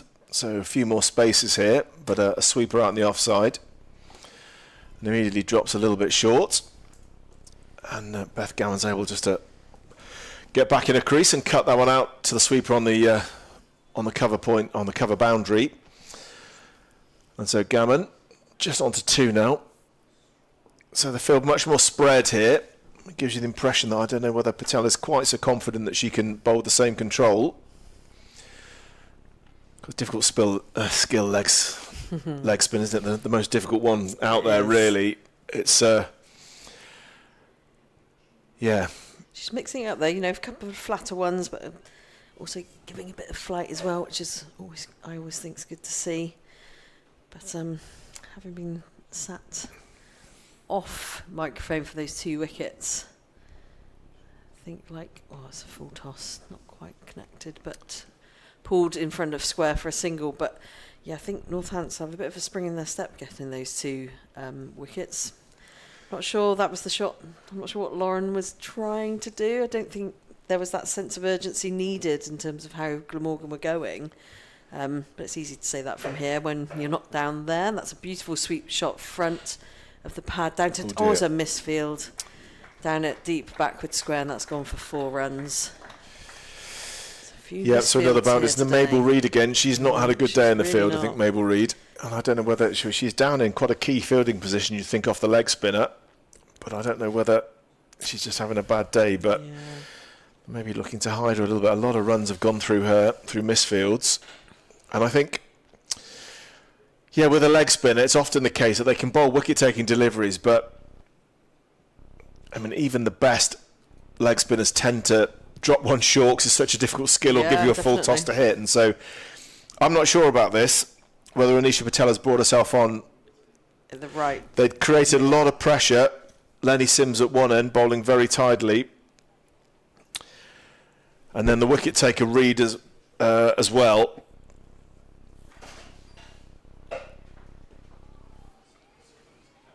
So maybe just sort of releasing the break a little bit potentially. 8 from that over. The first one, but there was a few balls there, a few full tosses and things that actually probably the Glamorgan batters were a bit disappointed they didn't put away for more runs. So, interesting question. Patel obviously wants to get herself in as a 5th bowler, get herself into the game and maybe save Kemp back, the wicket taker. She's only bowled 5 and was bowling with good control and was asking questions of these. I just question whether it was the right time to take her off. I don't know. Maybe they thought she was a little bit tired having bowled 5 on the bounce and wanted to have a rest. That's probably why they've done it, I would say. Just because she was getting a bit tired. Ellis just comes back for 2. That's well run. Should have really have only been a single, I think. A little misfield, and Beth and Ellis didn't need a second invitation to get back. So I think there'll be a feature of this partnership. Beth Gammon very quick between the wickets. We've seen Ellis too, ready to get up and down. Yeah, Beth Gammon's store of Glamorgan batting lineup and has had a fantastic season. And like you say, Ellis is going really well here actually. Good 21 off 27 balls. So Gammon happy just to sit back at the moment and let her do her thing, but we'll absolutely pitching at the right time. Again, another misfield off the knee of Robinson there.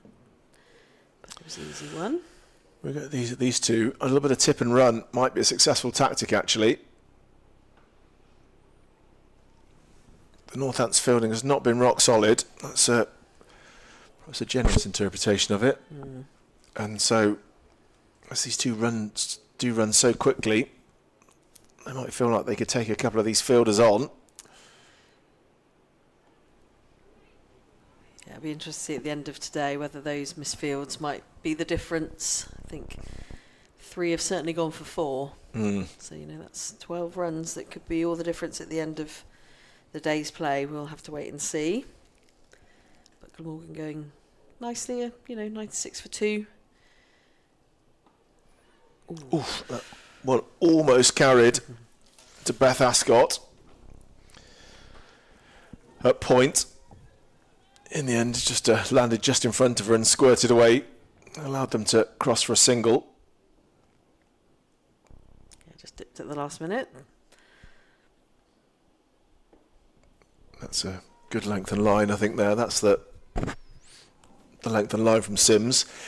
So she's getting through her overs pretty quickly here, just 4 from that. Doing a really good job for her side here. It's keeping one end pretty tidy. It's just really, can Patel provide a bit of control here? I think the danger is, if Patel's a little bit loose, then some of this pressure that's been built up could be relieved.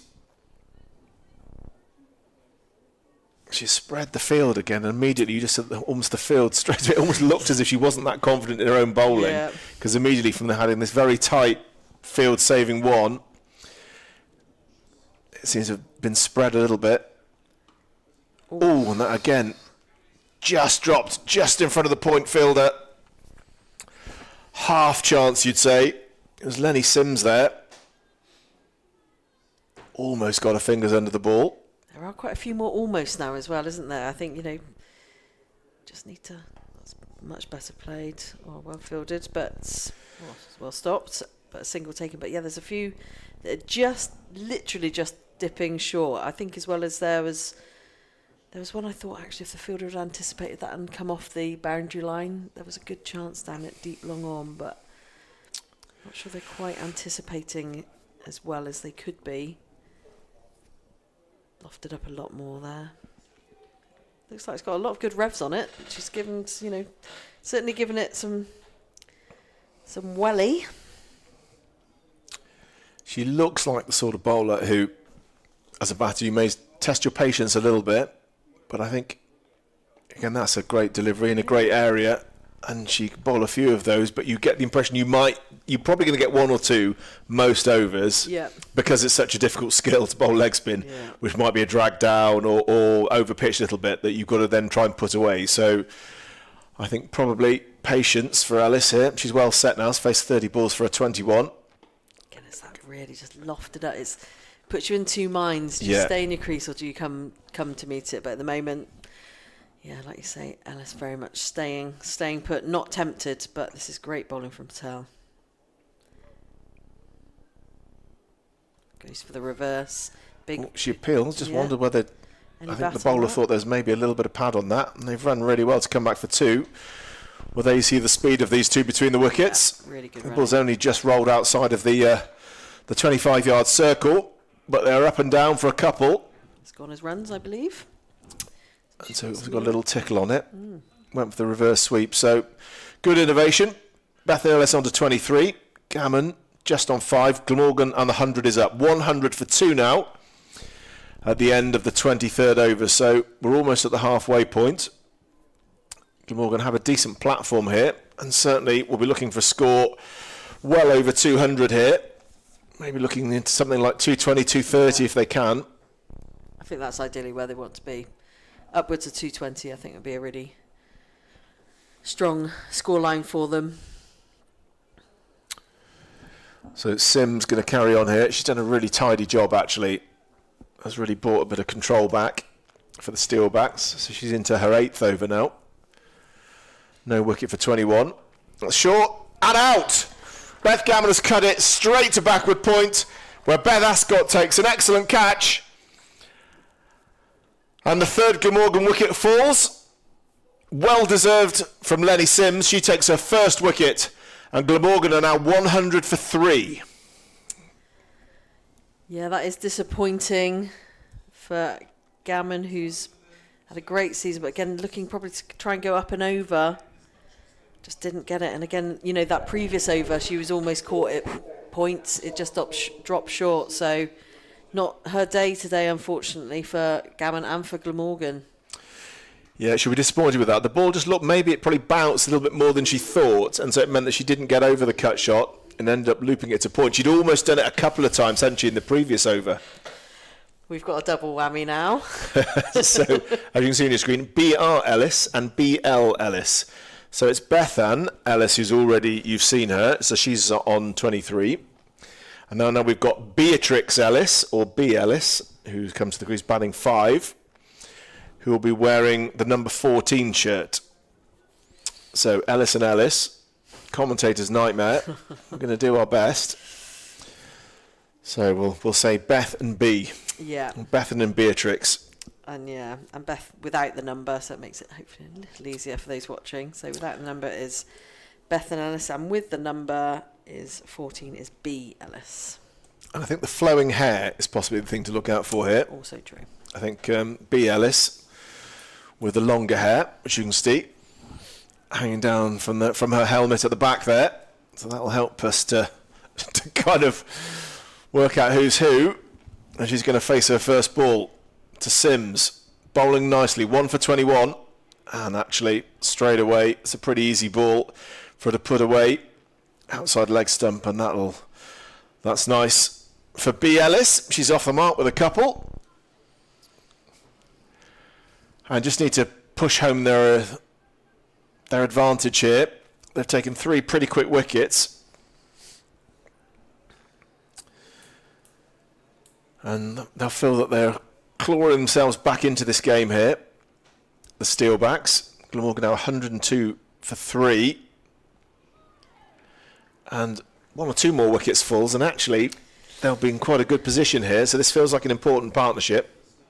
Yeah, the balance, can shift quite quickly. Like I say, if you're 5 down, whilst there's still quite a bit of batting for Glamorgan to come, I think getting that gammon wicket as well will certainly please Northampton supporters to see her back in the pavilion.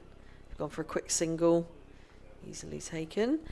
But yeah, I think, you're probably expecting Gammon to score a good 30 plus. So if that's missing from the total, have to wait and see how it pans out for Glamorgan. But yeah, I think Northampton will be quite pleased that they've got her quite early on.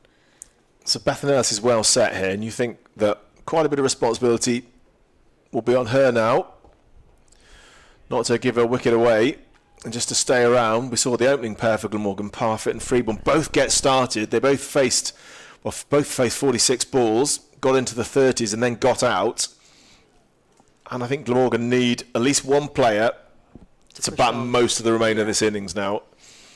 And you think that Bethan Ellis, who's been there for a while already, is probably the one they'll be looking to just to anchor things through. Nice aggressive shot from Beatrix Ellis.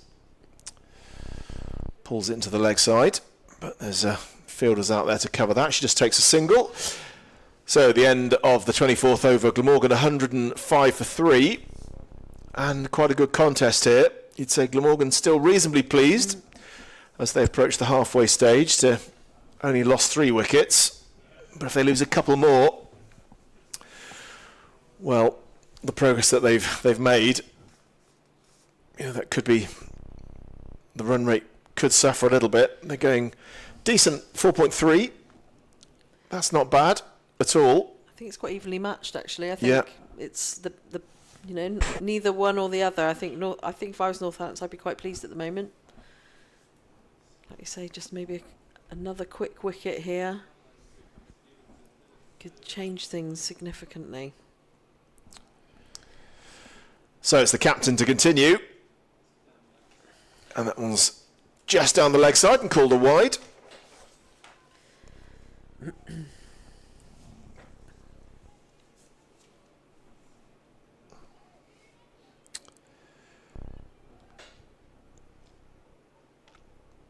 None for 11 so far. The Steelback skipper. And actually the first over was a little bit loose. I think she's managed to adjust the radar a little bit better now. And has bowled with good control for her second over. She'll hope that to continue. Just trying to avoid giving that ball that can be put away. Tosses that one up. Gets down to stop the boundary. Does well there. They think about 2. Good decision. That's a good decision. Actually, Mabel Reed, who, to be fair to her, that ball was fizzed in straight over the top of the stumps after the good diving stop with the knee from Bethan Robinson. And they got that 2 short catches on either side as well here. Oh, thinks about the single. They have got a short fine leg in now. So the sweep for Bethan Ellis straight to the fielder there. So a few more singles on offer here if Glamorgan can manipulate the ball. And you can see that's what they're looking for. Certainly Bethan's looking for those quick singles to take them, but there certainly wasn't one to short fine. I think Patel wants to hit in the V here, doesn't she? Yeah. I think. Just pushes that mid-on back to long one. Looped up again, short, but down to short fine leg for no run, trying to sweep in front. There is a big gap there, but... Yeah, I think she feels she's missed out there. Yeah. That was nice length to sweep outside leg stump, and she's only really got to get good contact and get that a couple of yards to the left-hand side of that short fine leg. Goes back this time. Will be a comfortable single. They've gone for oh, two. they're coming back for two. Wow. That's great running. It is. Yeah. I think the outer fielder thought the inner fielder was going to get that, and it was not a misfield, but just unable to be stopped. So yeah, that's great turning that one into a 2. So we're at the halfway mark. 109 for 3, Glamorgan, and just a little apology offered there from Amelia Kemp after that slight mix-up and allowing what should have been a single to turn into a 2. And that's maybe been a little bit of a feature. I think the Steelbacks will be looking to sharpen up the fielding a little bit in the second half of the innings. They fought back pretty well, actually, after Glamorgan got off to a good start. And, the game's still in the balance, you'd say. Probably Glamorgan reasonably pleased, 109 for 3. But they have lost a few wickets in the last 10 overs, and that's meant that they've had to start again a couple of times. It's just slowed the run rate a little bit. It was getting close to 5 at one stage, and now dropped below 4.5. But still, a good platform to attack from, Kath, and with a bit more batting to come, they'll certainly be looking for that 220-ish score here. Yeah, definitely. So taking drinks here. So a bit of a cohort come out to have a bit of a chat. I think the next incoming batter, it looks like, has come out as well to just maybe suss out what's going on. But yeah, I think, Bethan Ellis is going well. I think she needs to push on. She needs to lead this charge now and, like say, as we were saying earlier, get into those 50s, 60s and sort of try and bat through at least for the next 15 to 20 overs to continue to put pressure on the Northants. But yeah, I think at the halfway point, 109 for 3 off 25, I think Northants will be going into their huddle as well, quite pleased with how it's gone. And like I say, just looking for where's that next quick wicket going to come, put our plans into place, set those traps from the bowling attack. But I think it's evenly balanced. But I think Glamorgan will be looking at least to get into the early 200s where they can. So just a bit of refreshment. I think some Haribos by the looks of things and a banana for Bethan Ellis. Just refuelling up for what Glamorgan hope will be a substantial contribution in the second half of this innings. As the time just goes past midday. A few grey clouds around, but nothing I think that's going to trouble us here. Still some pleasant sunshine bathing the ground here. I'm just trying to get the tactics right here. Getting a long chat here. Trying to work out sort of how to approach the second half of the innings. The two Ellises. But the Steelbacks too. A little bit of hope for them. They'll certainly feel they're in this game. Yeah, as we look at the bowling figures there. So yeah, not only those 2 wickets coming from Kemp, so 2 for 22 off 5. So the best of the pick of the bowlers at the moment. So Sims has picked up a wicket as well, but yeah, certainly I think Patel's is nagging. I think it's coming for Patel potentially. So yes, not too bad bowling figures for Northants here, and the sun is continuing to shine, which is good news, Ash, isn't it? It is. Got shadows on the pitch in September. Can't be bad. No, very pleasant day. Quite a few hours of cricket left here. So if you're in the Cardiff area, why don't you come on down? Nice to see some players, some people walking in and taking their seats here. There's a gentle breeze, but it's quite warm and pleasant. Definitely shirt sleeve weather. People sitting out in t-shirts and a few sun hats around as well. So a lovely day here. Free entry, of course, to Sophia Gardens today for this match. So why not come on down if you're in the area? probably if you get down here for around sort of 2:30-ish, then get a chance to see the Northants reply and Glamorgan have a bowl. But at the moment, Glamorgan are 110 for 3. Good contest here, really. Maybe Glamorgan slightly shading it. Got runs on the board, still scoring at a reasonable rate. But they've got to push on here. And you had a couple of wickets onto this, 110 for 5. It would feel slightly different, I'd say. So that's the task here. And it's Sims, the off-spin, who's doing a really good job from the River Taff end. Keeping things tight. Got a wicket as well. Just trying to squeeze this pair and not give too many loose deliveries away. That one drops slightly short, but there's cover there. And Bethan Ellis, can only just get it away for a single. She is bowling well, but she needs to be backed up by her fielders. Off that first ball, they took it was a misfield again in the inner ring. Glamorgan managed to take a quick single. So, yeah, Sims might be getting slightly frustrated that, she's putting the balls in the right places, but the fielding isn't matching the energy. And that's pushed through, cut through to the covers, and it's gone for 4. So nicely played through that. But, yeah, I think she might get frustrated with, not saying the lack of commitment from the fielding side, but there certainly are too many misfields at the moment from Northampton's point of view, which may cost them towards the end of this game. Well, she hasn't gone for many boundaries as Sims. That was quite a rare one. Well put away by Beatrix Ellis, batting at 5 in this Glamorgan side. And works it nicely on the leg side as well. So, feels like a key partnership this, the Ellises. Bethan and Beatrix. Hoping to try and take this Glamorgan innings to a place where they can really put a bit of scoreboard pressure on the Steelbacks. Got to be quick here. Big appeal. Maybe went to the wrong end there. I'm not sure. Maybe if Robinson had a go, a direct hit. So big appeal, but no signal from the umpire for leg byes. So I'm not obviously sure. Hit it. Yeah, definitely. Yeah. Very optimistic. Maybe a shriek of disappointment more than an appeal, possibly. Help round the corner again, but straight to Robinson, who gets down well. 8 off that. Gone well on that over. To take Morgan to 117 for 3 off their 26. So, yeah, that was from drinks. That's what you want from Glamorgan's point of view. 8 runs from that. It's great. Great start back.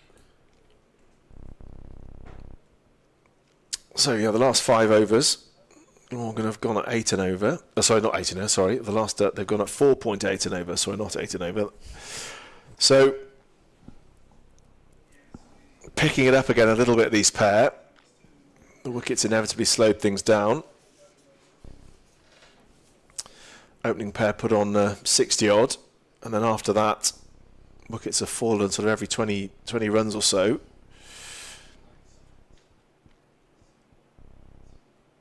And I think running definitely a feature of this pair.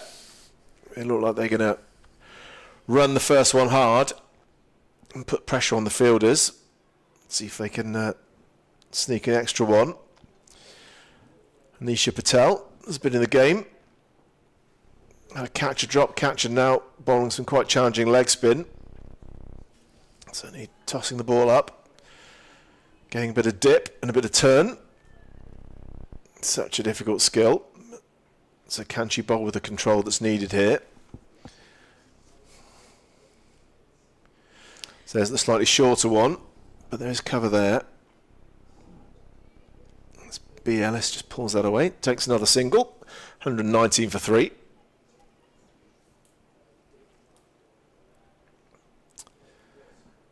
And again, the sweeper drops out on the offside.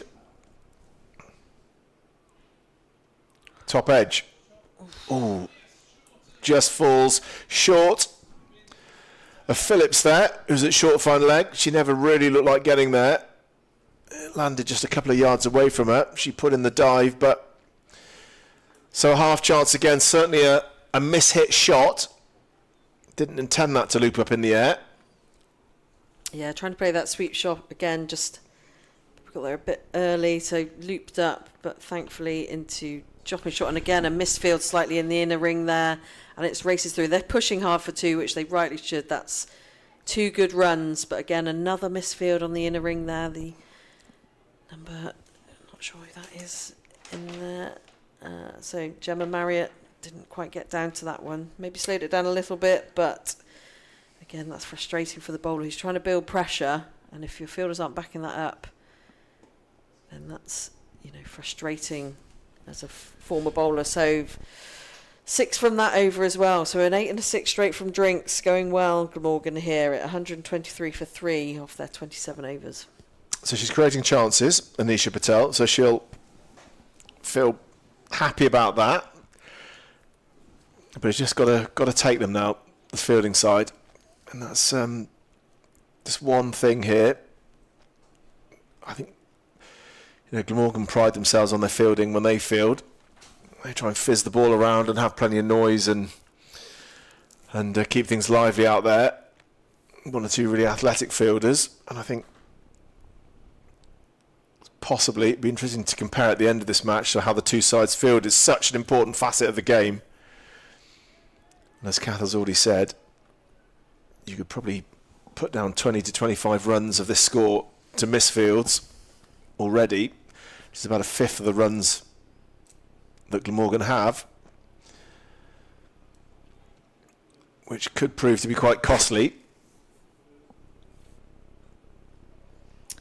Yeah, Sims into a final over here, so she's picked up 1 wicket, 35 from 9 overs so far. So looking to hopefully maybe grab another one before she finishes her 10 over stint here today. Yeah, she's bowled well. I think she's bowled with good control, hasn't she? And that's what the skipper wants, just from the spinners in the middle part of the innings, just to keep things tight and tidy. And by and large, she's done that. Bowled with good control. Because she bowls relatively slowly, it's meant that the Steelback skippers had pretty much most of her fielders for most of the match in front of square as well. There wasn't enough pace to work with to get it behind square most of the time. And so she's done a good job here. The Glamorgan batter found it difficult to get her away, Sims. And so the final ball of her spell. And it's a dot ball, well bowled. Yep. By Sims, Lenny Sims, her spell comes to an end, and 1 for 35 from her 10 overs. Yeah, really well bowled, I think. Like I say, unfortunately in places slightly let down by her fielding cohort, but yeah, she should be really pleased with that effort. So this partnership now for Glamorgan between the Ellises, Bethan and Beatrix, worth at 24. And they've looked busy, running hard. That's been a feature as Anisha Patel continues from the Cathedral Road end, tossing it up, inviting the drive or the sweep. And I wonder whether the sweep has not been played particularly well in this match so far. That's well hit, smack through the leg side. Sweep that, yeah. Yeah, a sweep of sorts, yeah. But certainly a flat batted shot down on one knee. And B. Ellis has hit that really, really well through mid-wicket and gets a very welcome boundary. And a bit of attacking intent there.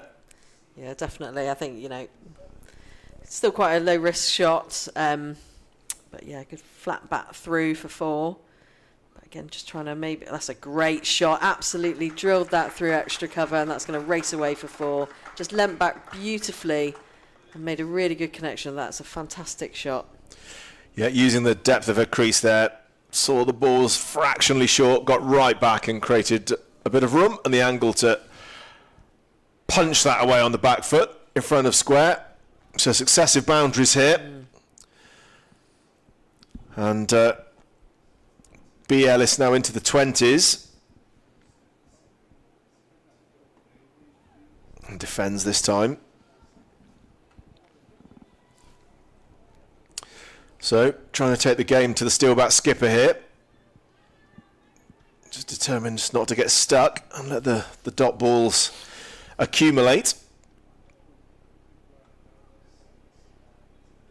I think as well with those 2 early fours, you can afford to just be patient, wait for that bad ball. So already 8 off with 1 ball to come. So it just eases that pressure when you get a boundary early doors in the over.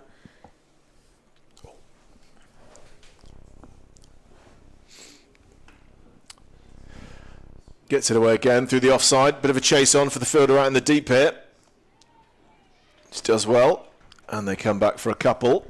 So the end of the 29th over. Glamorgan 134 for 3. After another word from Kath. Aled Hopkins will be coming into the commentary box. Yeah, so that brings, like say, Ellis, Beth and Ellis going well. Both Ellis going really well off their scores at the moment. So bringing up Glamorgan 134 for 3 off the 29 overs. Still more batting to come with Burt Porter, Jackson, and Parfitt can give it a go as well, as can Reed. So Glamorgan putting themselves in a really prominent position now and really taking the game more to Northants, which is putting that pressure on the fielders, which sees a number of misfields. Unfortunately for Northants, but probably happily for Glamorgan. And welcoming Ali back. So Phillips from the River Taff end. So still with spin at the River Taff end. Yeah, it's been an interesting period, hasn't it, after drinks, as you mentioned, Kath, the fielding really letting Northants down at the minute. I think Dave Ripley, the coach, would be really pleased with the fight back that they showed from that power play and taking those 2 wickets. But he definitely won't be pleased with the standard of fielding so far. It's let Glamorgan off the hook a little bit, and they've been going at around 7 and over after drinks. These two really starting to build a nice partnership, the 2 Ellises. Yeah, I think you're right. I think it could make the difference at the end of this game. There's probably a good 30 runs through misfields now, which could be the difference. Chipped up slightly into the cover area, but luckily B. Ellis got away with that one. It just dropped short in front of Patel, the captain, in close there. So Phillips flighting up nicely, asking the question. And she drilled that straight. Beautiful shot. She asked the question, and B. Ellis responded by smacking it straight back over her head for 4. What a shot that is. Might be shot of the day so far. Beautiful contact, wasn't it? She struck it all the way down the ground. For a minute, I thought it was going to plug in the surface and not quite go for 4, which it deserved, but it does roll over the boundary in the end. And that's a brilliant shot from B. Ellis. I think you can really see the acceleration change here from drinks with Glamorgan. That's obviously what the chat was saying, one of you needs to go, but they are both in competition with each other, which is good. And it's again chipped up, but over the inner ring there at mid-wicket for a quick single. And they're not only are they running brilliantly between the wickets, also they're capitalising on that slightly wider or slightly shorter ball and dispatching it for 4. So they're covering all elements here. Yeah, I think Ash used the word busy, and I think that describes it really well. They've looked to run everything, and as you said, they've capitalised on the bad balls. That's shorter one, but this time Beth Ellis can't get that one away. Look to give herself more room. Perhaps could have hit that through the leg side rather than the offside, but end of the over, of Phillips' over. That one went for 6 and brings up Glamorgan. Just trying to get the scorecard there. We see the Steelbacks bowling. Kemp with two huge wickets, taking the opening pair. Sims as well, her 10 overs, went for 35, 1 for 35. I think she's been probably the pick of the bowlers so far. Despite Kemp getting 2 wickets, she's kept it really tight, didn't she, through that period? And as we see Gemma Marriott come on, who's been lively in the field. Let's see what she's got with the ball. Yeah, so Patel had gone for 31, so taking herself off, and like you say, Gemma Marriott coming in, so a bit more pace on. So an all-rounder here, Marriott. So 50 against Yorkshire in that penultimate group game. former Loughborough University.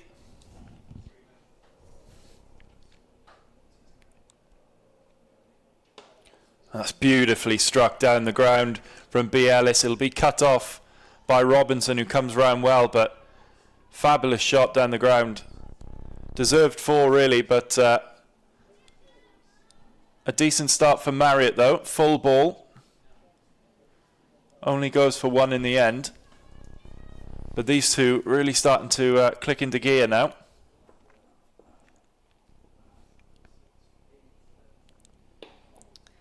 I think as well they're seeing it so well, that change in pace, they're probably going to welcome it actually. Yeah. I think, you know, they're hitting and connecting the ball beautifully, so a bit more pace on. I'd say that was a brilliant drive, but no run. But you can see how well they are hitting the ball and trying to find those gaps, which are spreading a bit more. That's slightly wider and that's cut through just in front of point, but quick single taken. Yeah, she's disappointed with that one. She gets down the other end, just feeling as if she missed out on a boundary, perhaps. Yeah. But yeah, these two really working well together now.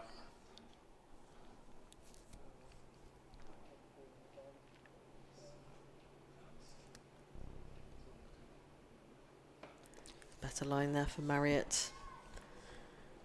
Yeah, and you'd have to say that after drinks, these two have really wrestled back the momentum for their side. Started on top in the innings with the power play. Abby Freeborn and Lauren Parfitt started the innings really well, didn't they? But Northampton with a few quick wickets in that 10 to 20 over period and just before drinks really got that back in their favour. And now these two looking to take the initiative to the Steelbacks as it's down the ground again. And to long on. Yeah, like you say, Parfitt Freeborn, they built that platform and, you know, they were scoring it a good 4 and over as well. So it was, you know, they were keeping that momentum going, which means that when the sort of higher order and middle order comes in, they've got a good platform to then push on and play their natural game, which, as we're seeing displayed brilliantly here today from Glamorgan with Bethan and B. Ellis, both in their 30s now. And a dot ball to finish Marriott's first over. So a decent start for her, 3 from it. Glamorgan 143 for 3 with 19 overs remaining in this innings and going pretty well. You sort of alluded to earlier they'd be looking to get up in that 220 region. Is that still the target, do you think? Or perhaps with the way these are going, will they look beyond that? Beyond that, yeah. I think if these two can stay there, that's...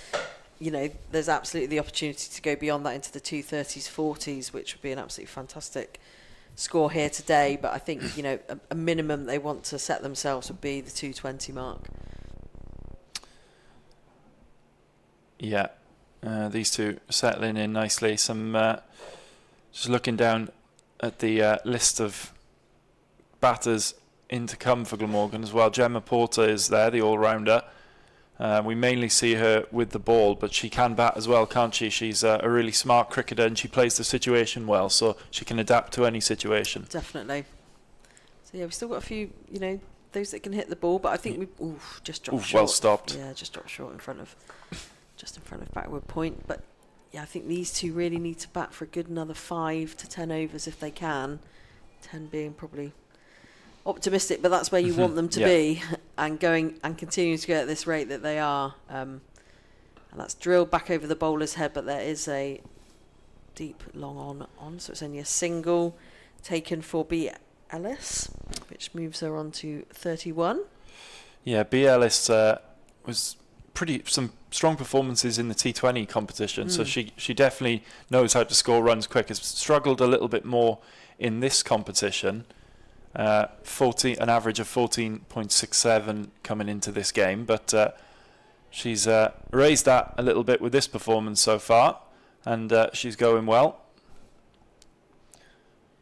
Decent over so far for Phillips though as well. 2 runs from it in her second spell from the River Taff end. That's nicely flighted, and Ellis can only pitch it down to mid off. Sorry.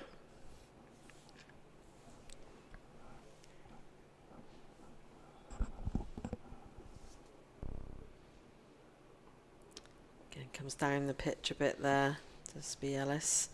But a slight miscued hit, but a single taken. So 3 from the over. So Phillips going well at the River Taff end. So Glamorgan move on to 146 for 3 off 32 overs. So 18 remaining. And I was just looking at Bethan Ellis was in the Birmingham Phoenix squad for the 100. Played actually against the Welsh Fire, so 1 game in the 100. So this time, thankfully for Glamorgan, on the side of the Welsh team, representing Cymru in some shape or fashion. But that's such a valuable experience, isn't it, for her? Yeah, it's drilled.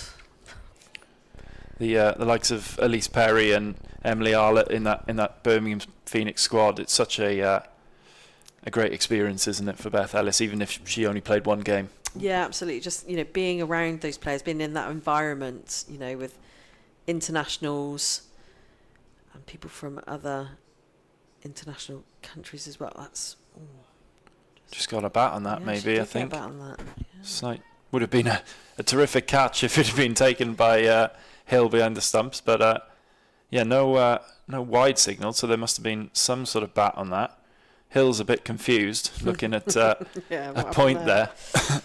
Yeah, you're right. Just being around those players, being in with the coaches as well, and all the backroom staff that often go unnoticed. Just that depth of experience. You just go into that wide-eyed and just like a sponge and take in whatever you can, and just to be part of it is absolutely brilliant.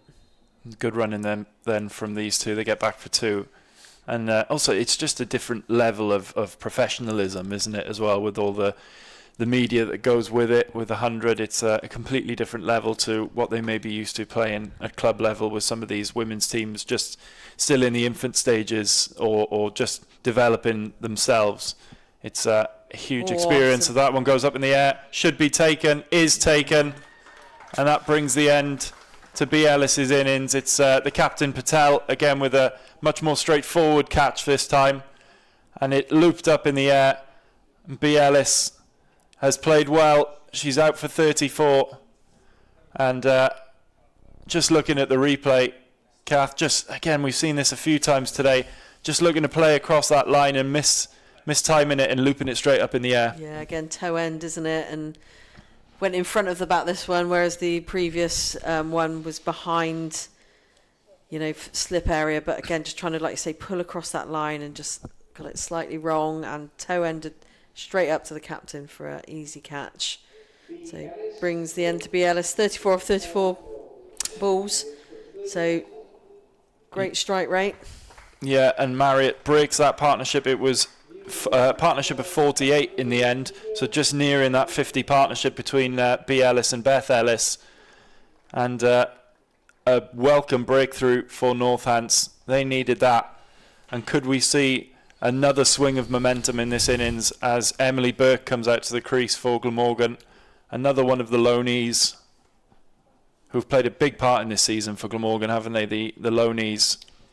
Yeah, I mean, that's what great as well, that movement between if you're not getting a game elsewhere, then you can move around the counties, which has been really good. So, yeah, I think welcomed for Glamorgan to have, again, some really experienced people from Warwickshire and Somerset to come into their squads. So, yeah, be good to see how they continue this momentum now. So, Emily Brooks from Surrey and has played a few games already for Glamorgan, but again, she's come through the Surrey pathway and obtained her first professional career this summer, I believe. That's a great first ball for her to face as well from Marriott, who's got a bit of a spring in her step now from that wicket, I think. Yeah, 1 for 5 so far, Marriott, from her first 10 deliveries. My maths was all over the place then. And wicketkeeper up to the stumps now as well. So Marriott definitely fancying her chances. And that's the end of a really good over. A breakthrough for Northants and only 2 runs conceded from Gemma Marriott. And Glamorgan are 148 for 4, with Emily Burke new at the crease, with Beth Ellis, who is going well on 36. Yeah. Just got a slight lag, I think, with our score on the screen with the live action at the moment, but it will catch up. Will kick in eventually. So yeah, you're right. Glamorgan 148 for 4 off 33 overs. It'll be Phillips to continue from the River Taff end, as Ellis just looks to nurse that one into the leg side. Good fielding in close there. Yeah, a bit more alert now in that inner ring, I think, which is good. Alicia Priestland was on Presland, sorry, was on her toes.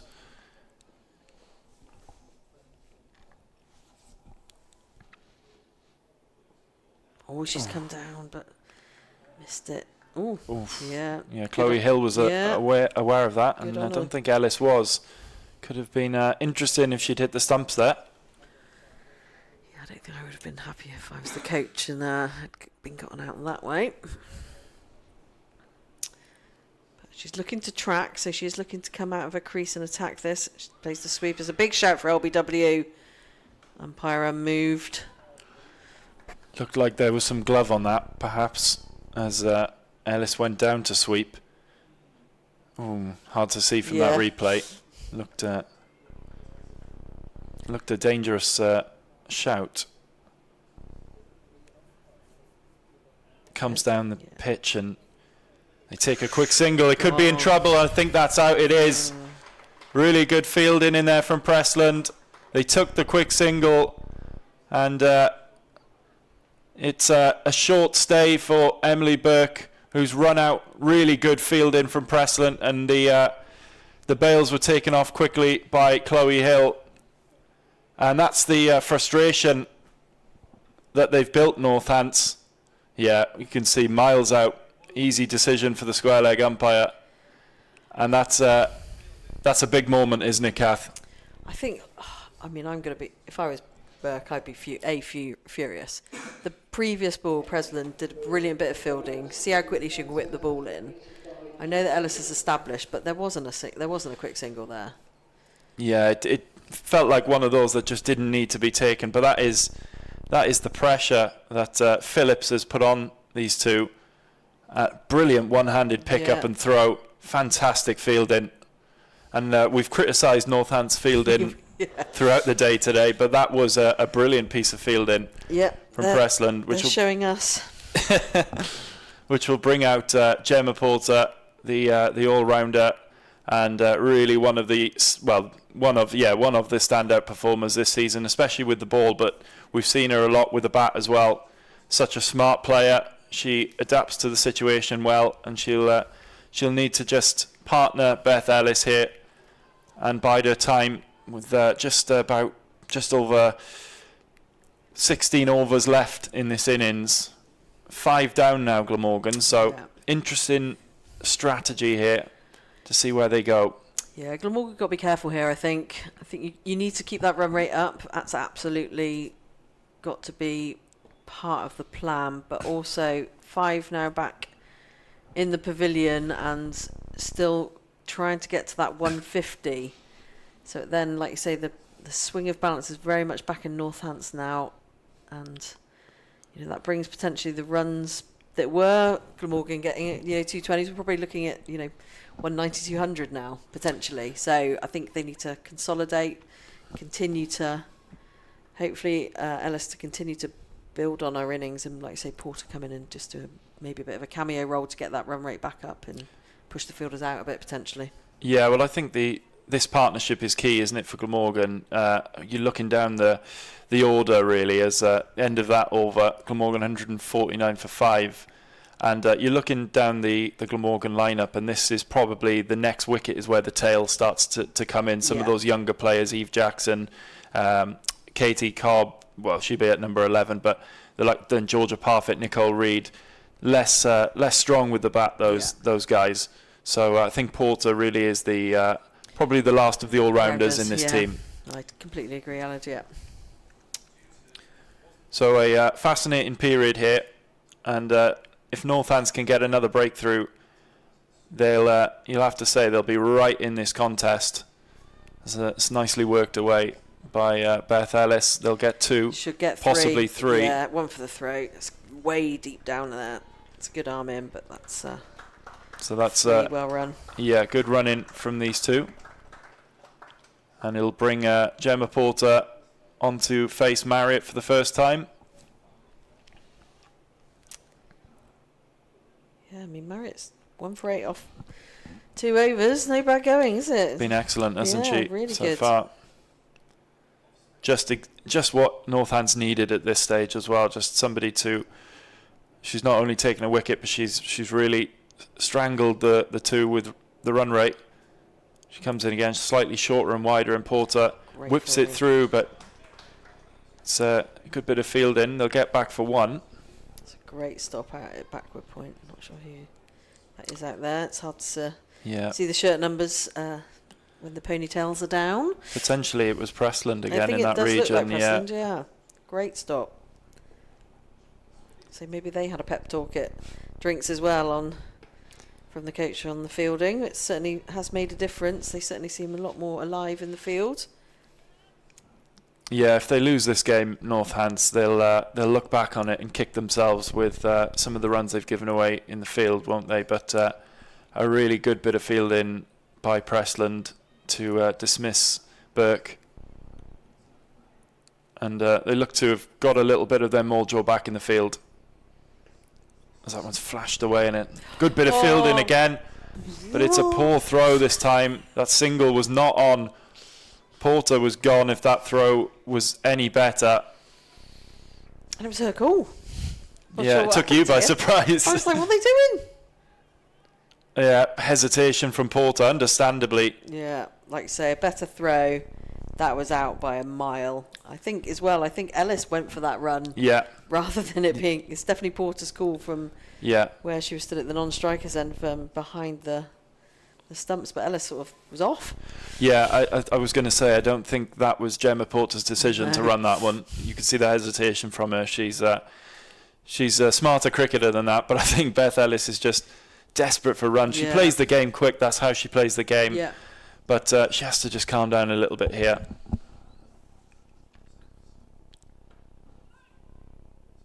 Similar to Beth Gammon, really, always looking to push singles and backs her pace between the wickets. So another good over from Marriott.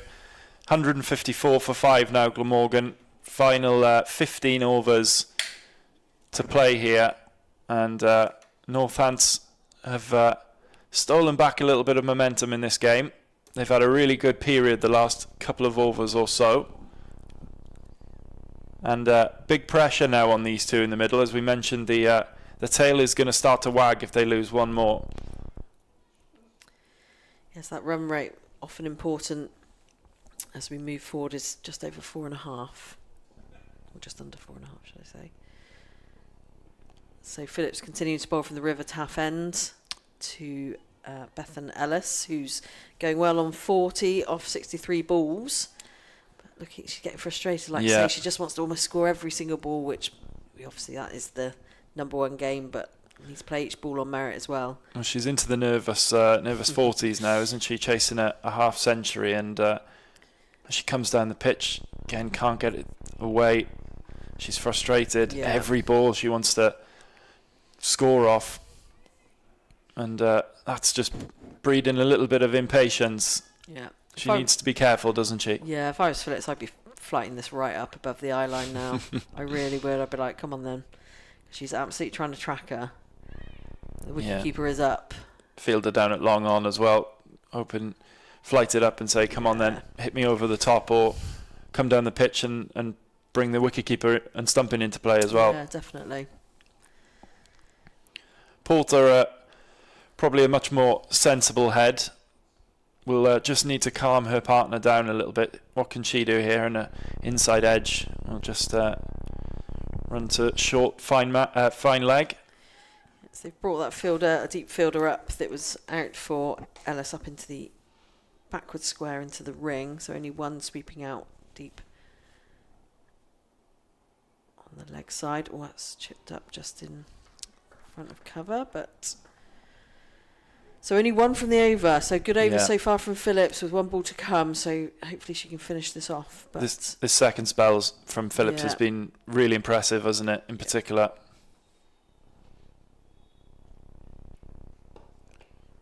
And Porter gets a bit more on that one, but Patel is there with a good stop. And as we mentioned, that's a really, really good over from Phillips, just one from it.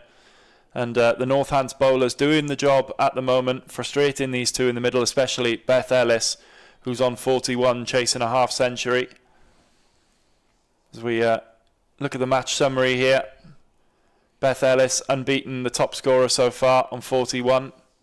Kemp has taken 2 for Northants. Marriott with 1 in her first 3 overs. Sims in on the action as well, as Marriott will continue from the Cathedral Road end. And a bit shorter and wider and punched through, and that should run away for 4, so that'll please Beth Ellis. Finally gets one away to the boundary. Seems like it has been a while, and that'll perhaps relieve some of the pressure that's been put on by these bowlers. yeah, I think as well, 4 off the first ball. That's exactly what you want from Glamorgan, like you say. For Ellis, you can just hopefully take a slight breath, and just, that was slightly wide, so she rocked back nicely, and again just through that backward point area. Raced away. It's racing away down this side actually. Just everything off the square is going quite quickly, and everything straighter is slightly plugging a bit as Marriott comes into bold. Better line. Long on has come up to mid on, and that third man has gone back. That region, so room over the top now for Ellis on the onside. Will she fancy her chances over the top?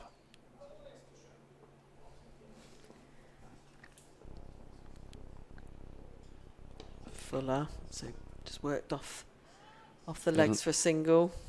They looked for 2 there, but thought about it, but good arm in.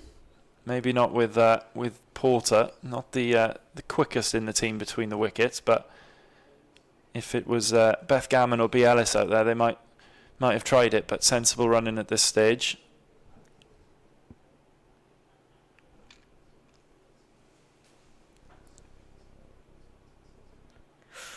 And that's well bowled.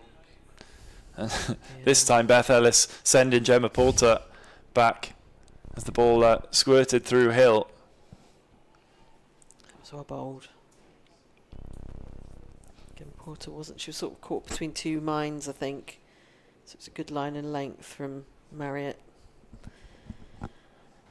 Obviously with the wicketkeeper standing up to medium pace, just slip through the gloves. She steps. It's a nice line straight to Porter, who just happy to pad it back to her. So it's been a good comeback in this over from the first ball, hasn't it, from Marriott?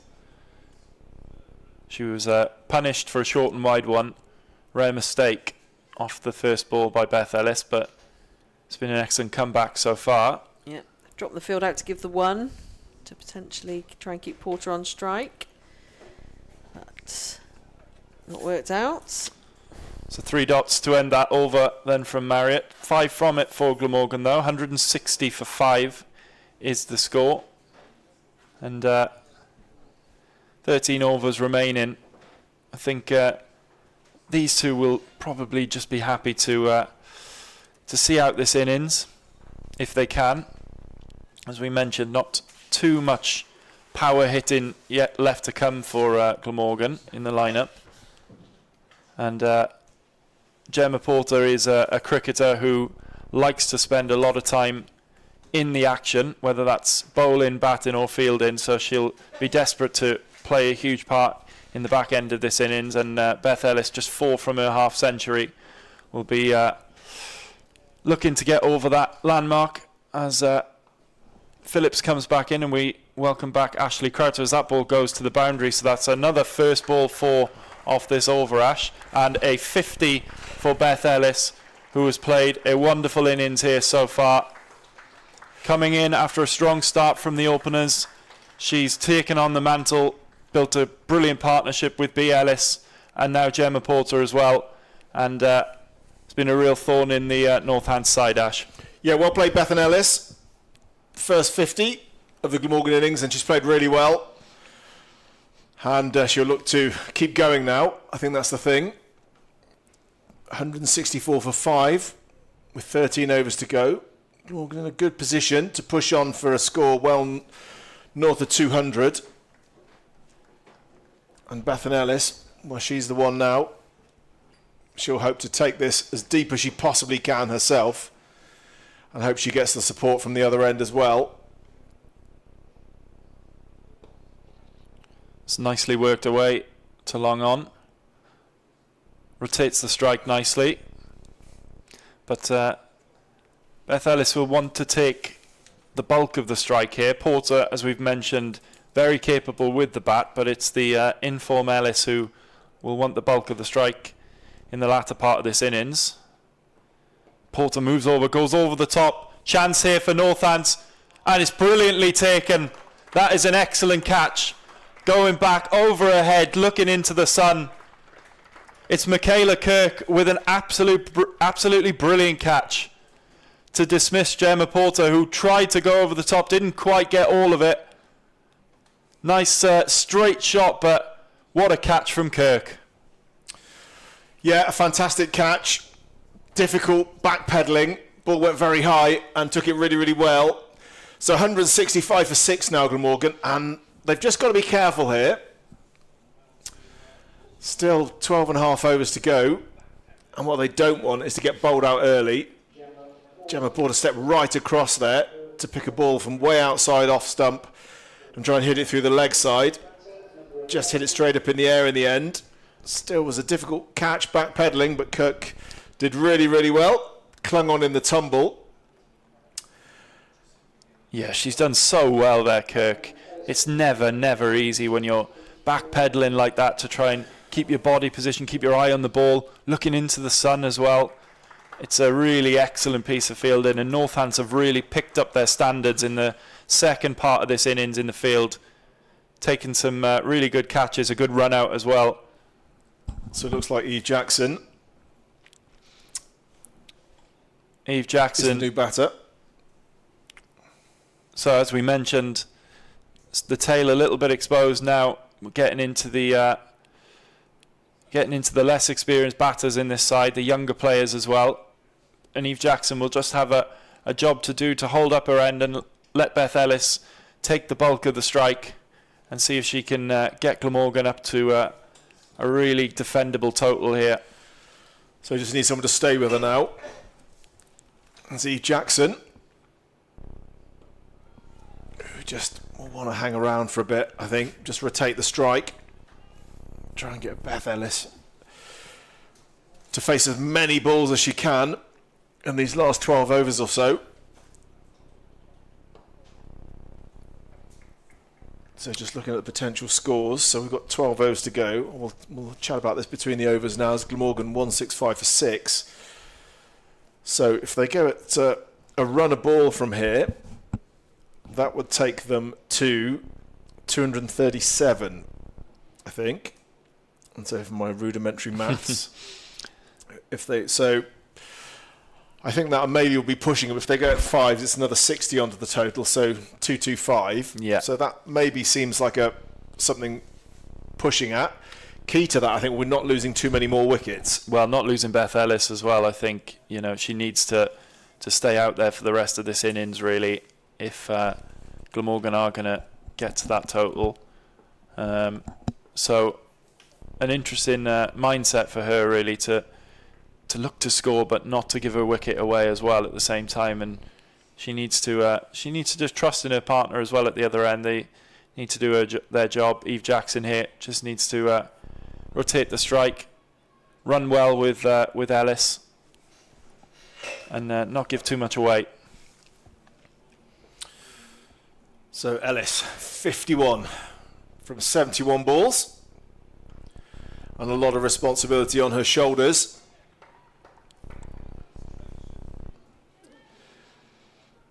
She's been the one who's anchored things. Quite a few batters got started.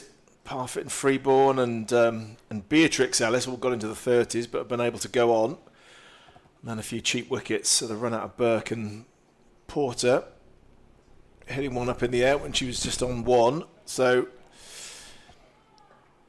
you think really Bethan Ellis is the one now that Glamorgan are looking to play a responsible innings. Probably she just doesn't need to go crazy just yet, I think.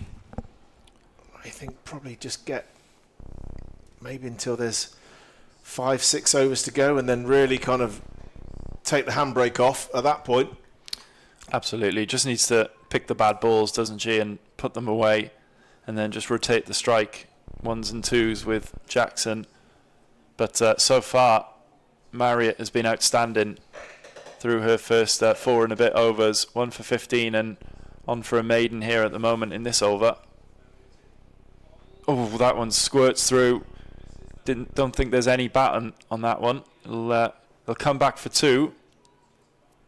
Well, it's an interesting question is why Marriott didn't bowl earlier. Yeah. Maybe... Because she's the 6th bowler. And so that suggests maybe, I don't know whether there's always part of the plan to have 6 bowlers or whether Patel, who herself was a little bit expensive, has gone for more than the runner ball herself, whether she was kind of the backup plan. But actually she's done a great job for her side here. 1 for 17. And that one gets through, should go to the boundary, and it will. That's a really welcome boundary for Glamorgan. That's all they need. 6 off the over off the final 2 balls. As you see the replay, just dropping short from Marriott, just dropped a line and length a little bit. And that's meat and drink for Beth Ellis in the form that she's in. Yeah, it was a lovely shot. Waited, took it as late as possible, almost out the keeper's gloves, and made a really good contact, got it behind point. And it raced away for a 4. So she now moves on to 57. Glamorgan 171 for 6. We've got 11 overs to go here at Sophia Gardens in Cardiff in this Metrobank One Day Cup semi-final. Glamorgan against the Northamptonshire Steelbacks with the winner into next weekend's final against either Middlesex or Yorkshire. Of course, this is the League Two final, with this competition split into a couple of divisions, with the kind of the fully professional sides playing in one, and the sides who are moving towards professionalism in League Two, of which Gorgan is one. Of course, they go fully pro in a couple of years' time. That's a nice piece of fielding in the end there. As well, Lenny Sims gets down to prevent what looked like a boundary. Yeah, nice shot from Jackson there, just to get herself off the mark. Just flicked it towards the leg side, nice and controlled. That'll give her a confidence boost.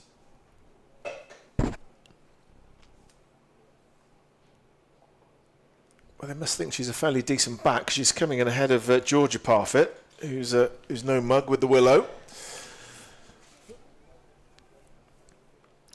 Yeah, she's been really impressive this season, hasn't she, Eve Jackson? Especially with the ball, obviously, her main skill. And that's nicely played. Shot. Wow, well, there we go. We're talking about the skill. That's a very nice cover drive. Good Deserved piece of 4, but just hauled in. Yeah, the get back for 3. Nice piece of field in there from Marriott. But a lovely shot, yeah, as we said. Not many batters have managed to thread the cover drive through this tightly packed offside field. But that one, she was inch perfect there, straight through the gap. And a well-played 3. And that puts Ellis back on strike. Yeah, and if Eve Jackson can do this, that'll just take the pressure off Beth Ellis that little bit more as well, and she might feel a little bit freer to play her game a little bit more, not chasing as many boundaries as she may feel she needs to if her partner at the other end isn't scoring runs. So really positive start for Eve Jackson. Well, Phillips bowling a few tempters here. This is going to be the last ball of her spell. And she ends with a dot. So Ella Phillips, 1 for 40 from her 10 overs, gets a high 5 from her skipper. And that's the first part of her day's work done. Yeah, an impressive, especially her second spell there. Phillips found it tough going in her first spell against the openers, but came back nicely, picked up a wicket for her side as well. It's a good contribution from her. I think it's Kemp coming back on at this Cathedral Road end. Interesting that Marriott's been taken out of the attack, possibly changing ends. Well, they've got a few options here for this last 10 overs. Bethan Robinson's still got 5. Potentially she could bowl straight through if she wants. Phillips and Sims are through, and then Kemp, Patel and Marriott really. So they're the 4 bowlers. Yeah, interesting change here. You'd if Marriott is being taken off, you'd feel for her a little bit. She's been outstanding, hasn't she, through her first 5, and a bit more pace there, and it's nicely guided down to third man. Well, Jackson's batting like a player who thinks she should maybe be up the order a little bit. Already we've seen a lot of confidence, a lovely cover drive, which he threaded through the eye of a needle. And just then, always a sign of a player who feels confident or has got plenty of ability. Just a little late cut, runs it down to third man. And, well, she's looking very comfortable, resting on her bat there at the non-striker's end. Yeah, so impressive she's been this season. Such a young age. She's been excellent with the ball. That's just a good ball from Kemp. And nice full length, Yorker length. And Ellis looking to drive that one through. Can't get anything on it. Yeah, Jackson's been outstanding. She's had a lot put on her this season at such a young age. And she's really risen to the task. Become a really reliable member of this side. Straighter this time from Kemp. Well, they raced through well there. It was good calling. Jackson responded when she heard the call of yes from Bethan Ellis, and they raced through. Important just to keep retaining the strike. As well as those boundary balls. So again, they're going back to the tried and trusted formula when Kemp was bowling earlier of just stacking the offside field. They obviously trust Kemp just to bowl a tidy off-stump line and then leave it up to the batter to see if they can hit it through or over the infield. Now that one's short and wide, and we'll feel a little bit that she's missed out there, Jackson. It's almost like a wall, isn't it? You see those 3 fielders all on the discs there, or at least they were for the last ball. They've gone out a little bit now, but it's almost like a wall on that offside, isn't it? Yeah, they'll take a couple of steps in, I'm sure, as Kemp comes in, and will be inside by the time she's bowled. And the challenge is, can you hit it through or over us? Jackson can't quite guide that one fine enough to get it away past square leg.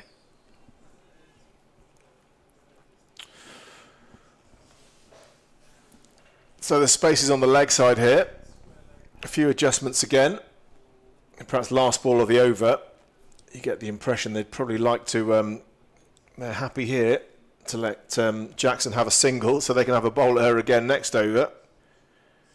In the end, she misses the one, and that means that Bethan Ellis will be on strike. And so conscious attempt by the Steelbacks here just to try and get the new batter to face as many balls as possible. Well, that seems sensible in the circumstances. They get another one out when they're well into the tail of Glamorgan. But as things stand, just 6 wickets down, 178 for 6. 9 overs left to go. And a very pleasant afternoon for a light spot of reading. Time for a read. Yeah, interested. I was just looking at where Patel was going to go bowling-wise here, but it looks like she's going to bring herself back on. And interesting choice there. As you mentioned, Robinson still got overs. Marriott as well. Just been taken off at that end. So, interesting bowling choice here. Patel, 5 overs, 0 for 31 so far. Well, she has bowled what looked like some wicket-taking balls, but then again, as often with leg spinners, it's just, can she avoid dragging one down or bowling the full toss? It can be so difficult to control leg spin, such a difficult skill, that they are prone generally, because it is so hard, to occasionally offer a ball that can be hit. So uses her feet there, Bethan Ellis. But so I think this is the challenge here. She'll probably see herself as a wicket-taking bowler rather than a control bowler. Yeah, she is the second highest wicket taker so far in the competition behind Gemma Porter. So exactly that. She'll back herself to take a wicket here and preferably the one of Beth Ellis for her side as well. And that could be a real breakthrough if she can get it. So a test this for Eve Jackson. Bethan Ellis there, she's using the reverse sweep just to try and keep rotating the strike. Well, Jackson's come straight down. She's going to use her feet. Good sign of confidence. And that means Chloe Hill behind the stumps will feel like she's in the game here.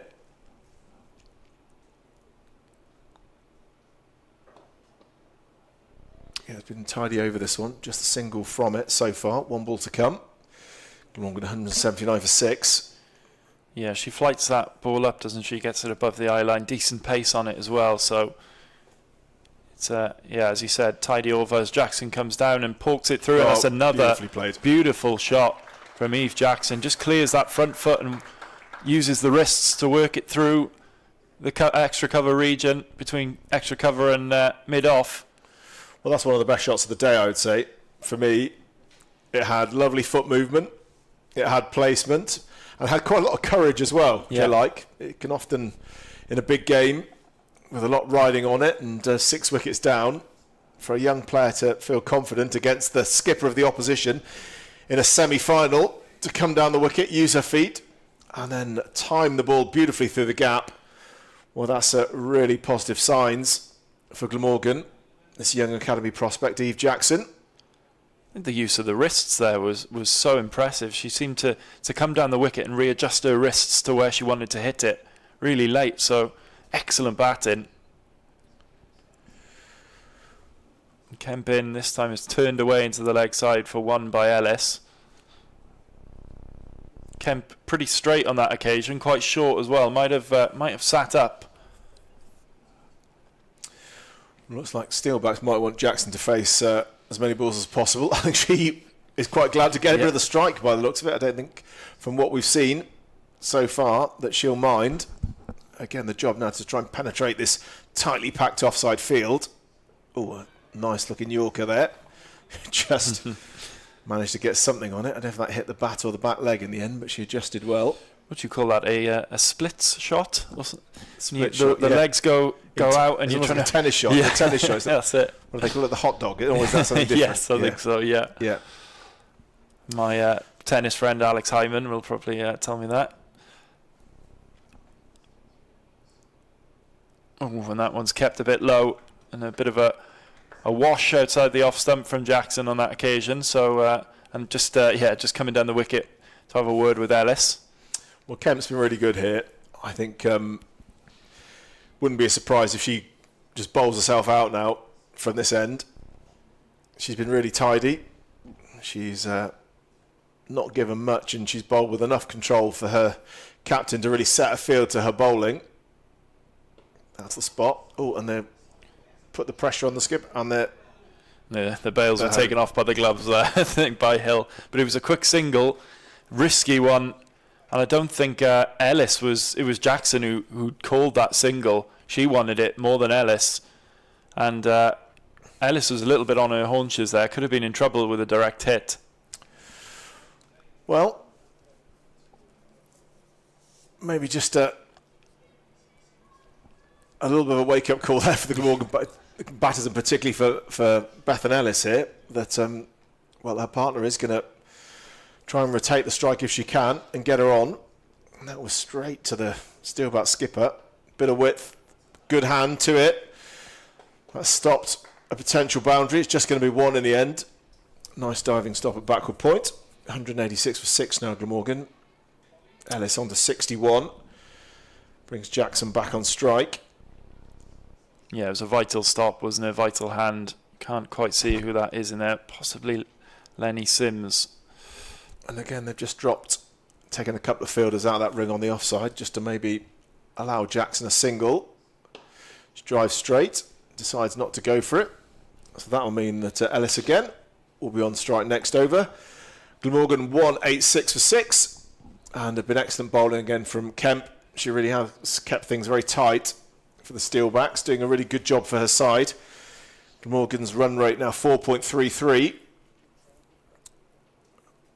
At times it has been closer to 5. It's never got above 5 in this match, but yeah, they've been hovering there or thereabouts, haven't they? And they really look to accelerate that beyond 5 now in these last 7 overs or so. These two going pretty well, building a nice partnership, which is exactly what was needed at this stage. Eve Jackson's been so impressive as a partner to Beth Ellis, who's unbeaten on 61. This partnership worth 21 already. Yeah, useful runs from Jackson. Is Ellis on strike? She's just going to get a single. Could be 2. Ball ricochets off the stumps from a direct hit from Nicole Reed, I think it was. Yeah, good throw in. Nice, hard, accurate throw. We'll give these two something to think about when they're running between the wickets there. Well, they have taken a couple of cheeky singles, haven't they? Yeah. And again, this seems to be the tactic again. Just Patel just bringing her sweeper up into the ring, and again, just inviting Jackson to see if she can thread it through. She's shown that she's done it really well twice, so... And there we go. Well, you bring your sweeper in, I'll hit you for 4. That's the answer from Eve Jackson. Another lovely shot through the offside. She's very strong in that area. And some useful runs here from the young Glamorgan. Well, I'm going to call her an all-rounder. Yeah, I'm just looking at, again, it's the wrist position. She just seems to whip those wrists through the ball right as she's about to hit it. She's able to guide it through the section that she wants to hit through with ease, really, and that's not an easy skill, especially for somebody who's, well, we're now going to call an all-rounder, but before today was probably regarded as a bowler. Really, really good batting here from Jackson, and they get another 2 to add to this total. Well, useful runs, definitely, these. And it just means that I think it's just forced Patel to put that sweeper back on the boundary, which just makes those singles a lot easier. Well, Jackson doesn't like, she's content with singles. This time goes on legs, so that's a very good stop. Keeps it to 1. Yeah, brilliant piece of work down there. I think it was Michaela Kirk again who we saw take that excellent catch earlier. And she stopped an almost certain boundary. Eve Jackson showing a lovely array of shots all round the wicket. Quite a lovely selection of cover drives on that one. Clipped through the leg side. Sweeps. Ellis, well hit. Chase on here for the fielder. Great stop. Really good stop. They've picked the fielding up in this the latter part of this innings, the Steelbacks. And that was a really good chase and dive. There, I think it's Gemma Marriott. Yeah, number 19, Marriott. She's been really good in the field, actually. Been one of the stand-up performers in the field so far today. I'm just looking at the...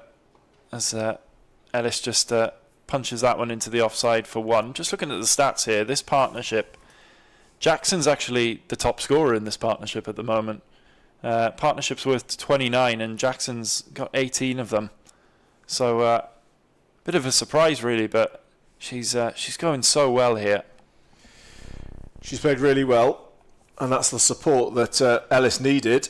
And like you say, I think, Aled, it has in some ways sort of taken the pressure off her a little bit, because rather than it just being a case as you can often see when there's a batter well set and then a young sort of, tail ender you could say, certainly a batter, someone lower down the order comes in, you almost expect the younger batter just to try and rotate the strike and get a single and let the experienced batter face as many balls as they can. But here, Jackson herself is actually putting the bowlers under pressure, and that's probably just helped Beth and Ellis, taking the pressure off her a little bit. Yeah, it's a proper partnership, isn't it? Sometimes, as you said, when you get down to the tail, it can be a batter and a runner almost as a partnership. But Eve Jackson's been outstanding, and I'm sure Beth Ellis will be delighted with the way she's played at the other end. There's 32 runs and 38 balls so far for this pair. Vital runs at the end as that shot is powerfully worked into the leg side. It's just going to be a single. But maybe for Ellis now, just thinking, can she go up another gear here with only just 5 overs to go? Morgan just approaching the 200 mark now. And they've got a little bit of a license, you think, now with only just over 30 balls to go. 34 balls to be precise. Yeah. She can maybe play a few shots here. Yeah, both of them will fancy it as well. The way Jackson's playing, as well as Ellis, they'll both fancy their chances. There's not many out on this ring. They brought them all in there. Yeah. I was saying to Ellis, come on then, to Jackson, come on, you're playing attacking shots. Can you get it through us or over us? So it's quite aggressive captaincy here. She's not just letting... It's quite interesting, isn't it? It is. It's interesting the way Jackson's played. I'm not sure I would be doing that. But see if it comes off for Northants. That's good. Well bowled from Kemp. Just gets one through. And a little bit of late movement maybe. Still getting something on this ball, 44 overs old. Well, the release shot might be that one down to third man. They've dropped the sweeper out now again. It just seems to be the tactic. They would seems like they still want to bowl as much as they can to Jackson, so don't mind her taking a single to hope they can bowl at her next over. Yeah, she's not shown any signs of lack of confidence on that one again. That's a beautiful clip off her toes. She's going to go all the way. 3. And I think... Oh, no, not quite. That's, well, fair play. That was an exceptional throw down there on the boundary. So, good decision not to take that arm on. It would have spelled disaster, I think, for Beth and Ellis running to the danger end there. So, again, yeah, interesting tactics here. They're sort of... I wonder whether they're treating Jackson with quite enough respect here. 200 up for Glamorgan now as well, so that's a big milestone. And well bowled by Kemp, last ball of the over. So Glamorgan 200 for 6. At the end of the 45th over, 5 overs to go. And now they've reached 200. Well, if they could pile on the runs here and go a runner ball, that'd put them on 230. Anything north of that, I think, would be fabulous. I think, Kath, you were mentioning that you thought that 220 plus would be a good score they'd be happy with. And it looks like they're on target for that at the moment. Yeah, I think there was a moment where they possibly could have been looking like the 190s with, slight mini collapse in the middle, but they've absolutely clawed this back. And yeah, from here, I mean, you see the intent for starters, what they're looking to do. They've got 5 overs. They can easily get 35, 40 runs here. So I think, they're probably targeting 250 if, they want to really go for it. Obviously, 6 wickets down, so this pair would have to do it. Potentially, but I think there's still a good 30 to 40 runs here, to be honest with you, Ash. Well, the feather in the cap for this pair. Anisha Patel has taken herself off, one of the leading wicket takers in the competition. Probably will be wicketless, you'd think now, if she doesn't bring herself on again, although she probably won't. Actually, they've she's been the most profligate of all the bowlers, really. Yeah. Well, that's probably more good batting than bad bowling, but gone for 47 from her 7 overs, and that means it's Robinson, Bethan Robinson, who opened up. Swapping ends here now, coming in from the River Taff end. Well, she'd opened up from the Cathedral Road end earlier in this innings. Figures of 0 for 23. Was a little bit unlucky early on. She did beat the bat a few times and seemed to get good carry. Yeah, I think, interesting to see what a change of ends might bring for her, but again, it was just that one loose delivery in that set of 6, wasn't it, that managed to be put away for 4. So first ball started well, but obviously a very in-form Ellis striking the ball well. They punched through the covers for 2 runs here, so just working off the back foot. Well fielded by the sweeper who's out. So we've got 2 sweepers out, left and right. Yeah, what have you made of Eve Jackson so far? Really good. I mean, like you say, I don't think they're giving her the due respect. She's just come in and absolutely attacked straight from the off. 20 off 23 balls, going really well. Yeah, a nice foil for Bethan Ellis, who's on strike now. 68, not out. Key innings this. Like I say, they might have just flipped Parfitt and Jackson round, I think, potentially in the order maybe. And yeah, I think that's paid off. Yeah. Yeah, Eve Jackson's looked really good, actually. It's the confidence that I've really liked, and she's not been nervous or stuck in a crease, come straight down to the opposition skipper and used her feet and hit her through the covers. So just a really, really excellent signs of confidence and intent, and just what Glamorgan have needed, really. They go into these last 5 overs with a bit of momentum now. Although a decent start from Robinson here. Just conceded 2 from the first 4 balls. A bit more pace to work with here. So you wonder where the gaps are now. They've got some cover on the leg side. Have the Steelbacks at deep square leg, and also sort of quite a square deep fine leg, and the sweeper on the offside as well. Everyone else is up. So in fact, there's a third is out as well. So they're the 4 fielders who are out on the boundary at the moment. Go short and cut away powerfully. Well fielded in the deep. That's only going to be a single. First bumper we've seen, I think, all day, that one. It is, yeah. I haven't got right up by surprise, but she handled it well. Like I say, only the one from that directly to that fielder. So either side could have potentially turned that one into 2, but went straight to the fielder out on the deep.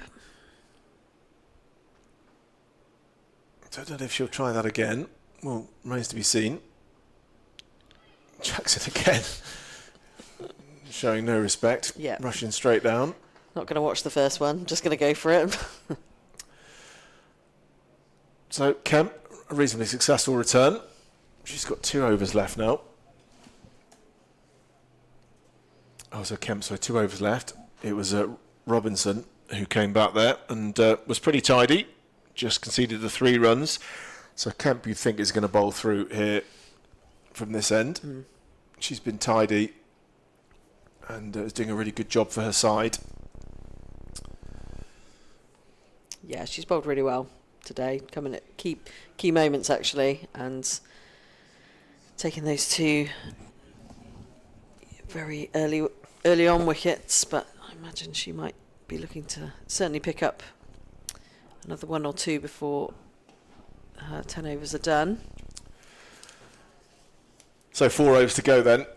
Another single to the Glamorgan total.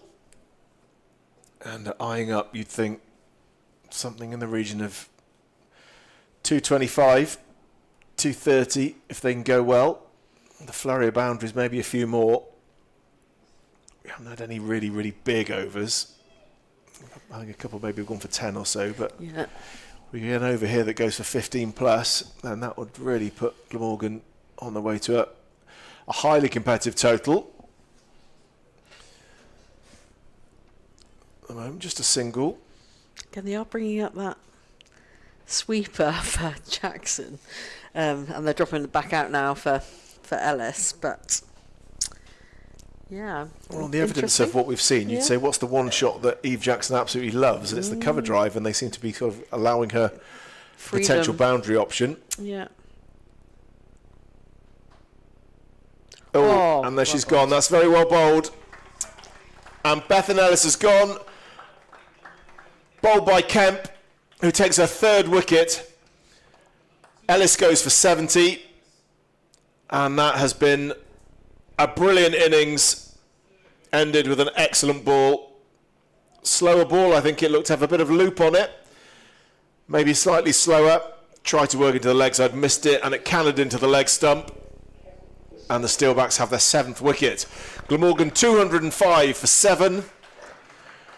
And quite rightly, Ellis takes the applause of the crowd as she walks off. 70 from 98 balls with 6 fours. Yeah, like you say, I think it was a straight ball that was sort of middling off, and she was trying to work it off to the leg side and just, played around it, and yeah, almost maybe a slightly tired shot, but she's batted absolutely brilliantly here today to put Glamorgan into a great position. But this does now slow things down. So Georgia Parfitt comes to the crease. So Jackson's going well, but obviously New batter in now, so Glamorgan 205 for 7, and again, I think Northampton will be looking maybe to take another quick wicket. If they can restrict Glamorgan to maybe only 220 now, maybe 225, I think they might be quite happy with that, because I think we were looking upwards of 225.30 at one point. So we'll see how Georgia goes. She's not afraid to hit a ball either. She will, have a game plan with just 3 and a bit overs to go, so she's certainly not going to be blocking many. But yeah, I think if Glamorgan can just get another 15 to 20, I think that would make Lauren Parfitt very happy. So her sister Gemma on strike to face her first ball from Kemp. Goes short, and she's off the mark straight away with a single to backward point. Gets Eve Jackson back on strike, who has shown plenty of aggressive intent. So another 15 minutes of Eve Jackson in full flow could get Glamorgan to a really healthy total.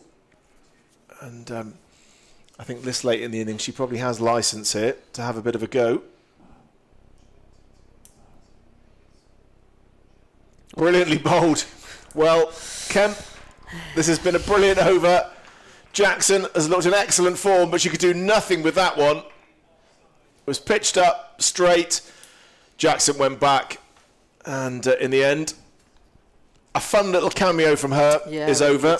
21 from 26 balls. I think it just nicked the bails, didn't it? I don't think it really hit the stumps, just took the bails off. Yeah, nice bail trimmer. Yeah. But no, I think this is a great spell of bowling from Kemp. Really sensible to bring her back into that attack, I think. And yeah, it's paid dividends for Northampton and for her bowling figures as well. So currently now 4 wickets, 33 runs into her 9th over. So she'll be pleased with that and probably looking to take a couple more if she can. I'm hoping that Glamorgan can bat out the overs at the moment, Ash. Yeah. Well, they've got, 19 balls to face here. So you hope it should be okay, but 8 wickets down. And we're definitely into the tail here. As Nicole Reed comes out and takes guard. And Kemp here on for a fifer. Amelia Kemp, well, what a performance this has been. And straight away she's on the money. Well bowled. And so... Great over. Yeah, outstanding. Just 3 runs from it and 2 wickets. And you think that certainly makes it harder for this Glamorgan tail to push hard. They've just got to be mindful of making sure they bat things out. I think the tactics certainly from Parfitt here, from Georgia Parfitt, has probably got to be just to try and be as positive as she can be. It's Robinson who's going to continue. I mean, even just one a ball. Just look for one a ball at this stage. If the bad ball comes, try and put that away. But, that there are options just working off the leg just in front of or backward square. There's certainly a 1 there. There's that big gap with the sweeper out through cover. So again, if you can just drop it in there. But I think if you can look for maybe just get one a ball. Big appeal. Looks like it may have just been going down the leg side. Maybe a leg by, but that's the one a ball. So 207 for 8. Just 2 overs to go after this one. Let's have a look at this one.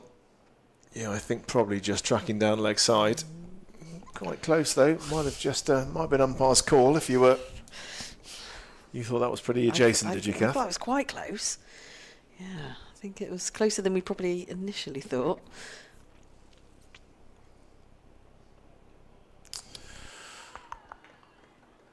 Well, it's got a nice rhythm about her. Here's Robinson. He's got that sort of very deliberate start to her run-up. Gets into her stride and sort of really opens the stride up. Yeah, showing a good bit of pace as well. So Nicole Reed just sort of trying to step away from that one. Often it's easier to stand your ground. It can be a bit daunting, but it's easier to stand your ground and work the bat rather than take that step away, which is, again, it's that initial movement, just stepping away, which then makes it harder for you to then make that connection to the ball. So if she just stands her ground more and just uses the bat rather than trying to step away, might help work it through the slip area for a single. But great over from Robinson so far. Yeah, she's bowling down that same channel at the moment. Oh, and she deserves that.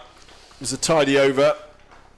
And Georgia Parfit's, in fact, that's Nicole Reed, who's on her way. Just a brief stay for a 4-ball duck. Yeah, trying to give herself give room. Her room. Yeah. Probably looked like she was comfortable hitting through the offside, and that was well bowled. Cannoned into the stumps, and Robinson has her first wicket. Yeah, last batter to the crease. Well, Katie Cobb. So Katie Cobb, you think the job for her is just to try and stay there? You think, let's just bat up there, get as many balls as they can. And who knows, maybe that 220 now could be a little bit more challenging. Yeah. I mean, a couple of 2 or 3 good shots, and then Glamorgan will be there, but this is the last pair now. And the Steelbacks have actually been quite effective in these last few overs.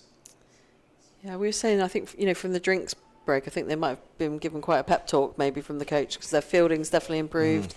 Their bowling's got stronger, their line in length, and, from that 25 mark, they've really turned up the heat a bit here for Glamorgan, who's finding it probably quite easy to start with. But So Katie Cobb, first ball, plays it well, times it well, and they're going to scramble through for a single as well. Well, that's a bonus. It was a good diving stop by Anisha Patel.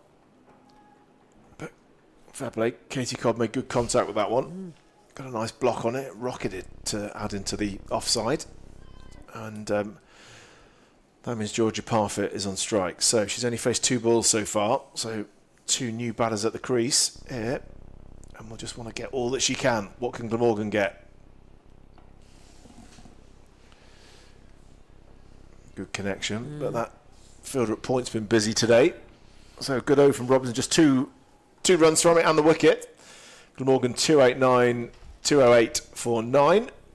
Just 2 overs to go now. And just get what they can here, this last pair. yeah. Do you think, Glamorgan, I guess, will be pretty happy with this? Maybe slightly disappointed that they just weren't able to really push up to, that 230 mark, which, well, let's see if they can, but could have been a really testing score. But it's going to be harder now. I think when Jackson and Ellis were at the crease, well, that definitely seemed a possibility. It's going to be harder now. Katie Cobb, the number 11, on strike. Yeah, they've really clawed this back. Credit to Northants, they have really clawed this back, taking key wickets, broken up those partnerships when they were really gaining momentum. And that's put them in a really good position. So only just under 2 overs remaining. So it's more about what can Glamorgan get from here. If they can get another 8 to 10 runs, I think that would be good. But Kemp is bowling really well, currently 4 for 33 into a last over. So great figures so far. And 2 dot balls to start, so Cobb on strike. But Kemp is bowling a good line. So it's hard to get away at the moment for the tail ender.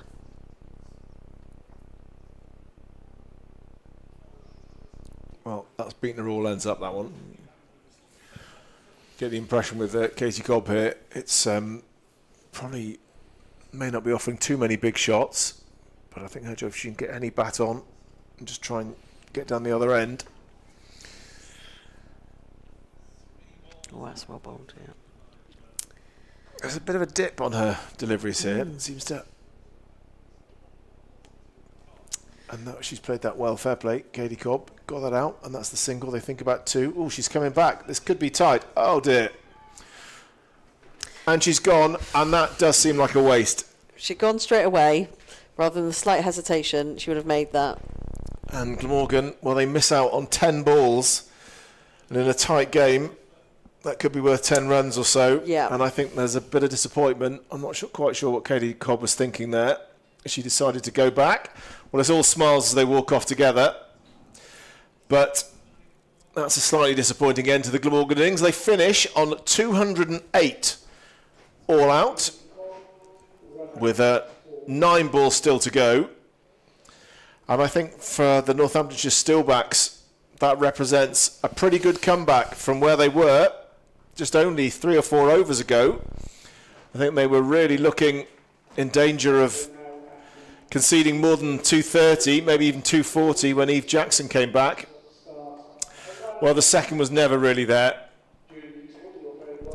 And I think probably Katie Cobb will look back and think, well, maybe it might have been better to let Georgia Parfitt have a face the stride for a couple of balls. But as it is, that's the end of the innings. In fact, 209 all out. Of course, she ran 1 single, which counts the total before the run out. So 209 all out. That means that the Steelbacks will be chasing 210 to win from the 50 overs.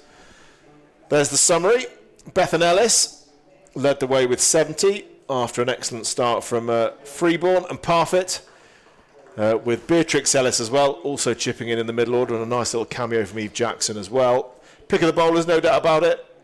It was Kemp, Amelia Kemp, who we're probably expecting to open the batting as well, so she'll be looking to make an all-round contribution. 4 for 34, and bowled extremely well with support. Wickets 2 for Marriott, Robinson and Sims. So, final thoughts, Kath, before we go for a break. Yeah. 210, what will Glamorgan be thinking about the total they've set, the Steelbacks? I think they'd be okay. I think they would, the way they set about their game plan today, they probably would have been looking, like I say, 220, 230, and they were well on track for that. But I think they're not going to be disappointed going into that. They've seen what the pitch does now. They've got runs on the board, so it puts that pressure back on Northampton now to come out and start strong, because, you know, the key thing is Glamorgan had a good, strong space start with Parfitt and Freeborn. You set that platform for then the middle order batters to come in and do their job. So I think Glamorgan will probably think that this is theirs. But I think Northants, again, they've shown some really good scores as well. You know, they've scored upwards of 260s in their last few games, so they can score the runs. But yeah, I think there might be a slight element of disappointment that Glamorgan didn't go for the full 50 overs, and maybe a couple of run-outs may have made the difference of those extra 20, 30 runs that we could have had. But it's all swings and roundabouts, so Northampton's made a lot of fielding mistakes early on, which we probably calculated around 30 runs mark, and Glamorgan are potentially 30 runs short, so, you know, it's all in the balance now. Well, that's the state of play. Glamorgan 209 all out in the 49th over, and that means that the Northamptonshire Steelbacks need 210 runs from their 50 overs to reach the final of the one-day Cup League 2. We will take a small break now. And the restart at 2 o'clock. Restart at 2 o'clock. Okay, so you've got half an hour to have a cup of tea and maybe a sandwich, and we'll see you back here for 2 to see if the Steelbacks can get the 210 they need to reach the final. We'll see you again shortly.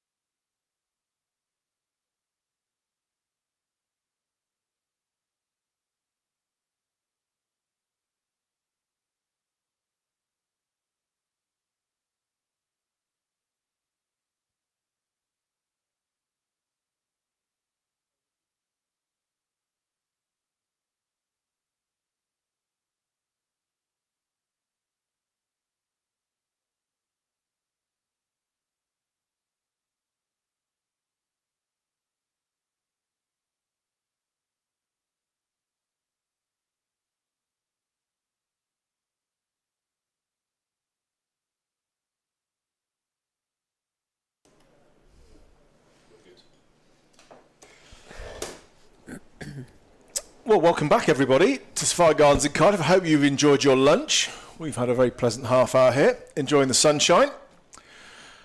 And there's the news. Glamorgan made 209. They were bowled out in the 49th over.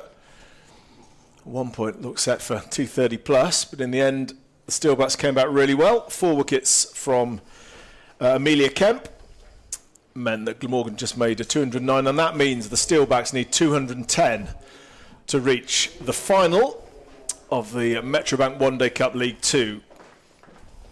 And play due to get underway any minute, and you can just see the umpires making their way out to the middle, followed by the batters. Sort of breaking with tradition usually. I thought it was the fielding side were meant to come out, then the batters, weren't they? But they're keen, obviously. They're keen. Yeah. I think... And maybe they feel that this is a total they can chase down. Alongside me, Kath Wilkins, former Somerset and England player. And Kath, I don't know what conversations you've had over the lunchtime break, but having sort of had a few minutes to reflect on the Glamorgan innings, what's your sense about, what sort of a score 209 represents? I'm thinking it might be a bit under par. Is my gut instinct. I think looking at the previous scores that, like, Steelbacks can score big runs. It is a different pitch from, obviously, it's been a very dry and hot summer, so their big totals have been on those slightly different pitches. But we've almost seen the change in the colour in front of us, haven't we, Ash, in terms of the pitches change from this morning in terms of not as green as it was. So certainly the sun is still shining, so it's dried out a lot. So I think Northampton will be taking this on.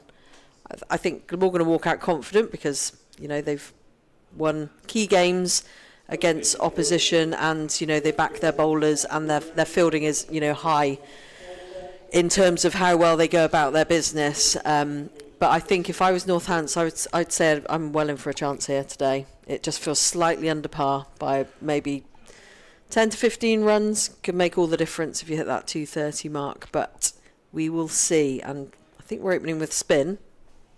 From Gemma Porter, from the River Taff end. So kind of is what most teams do these days. Lauren just setting her field. But I think Northampton will be keen. They've had some big totals. Kirk scored 77, 54. So she's again on form. So Gemma Porter to open up to Kemp. The star with the ball, of course, in the Glamorgan innings. 4 wickets for her. And now an important job to do with the bat. Can she get her team off to a good start here? Yeah, the conversations I had over lunch were with the other people in the press box and the media were very much sort of, well, they were on for 250 and they got 209. And I think that's probably, I would agree with that general consensus that they've left a few runs out there. Yeah. And so they're going to have to bowl well here. It's not a massive total. It's certainly a good total to bowl at. And if they can get a few wickets in the power play, well, they'll feel confident it'll be enough. But, the difference between what they looked like they were going to get, even at the 40 over mark, and what they got in the end. Yeah, I completely agree. They were well on track for 230-40, easy. And then, as often happens, there was that mini collapse in the middle, and then those key partnerships got broken quickly. Good quick hands there by George Parfitt from behind the stumps. But yeah, I think the runs are on the board at the end of the day, and they've got a good bowling outlet here at Glamorgan.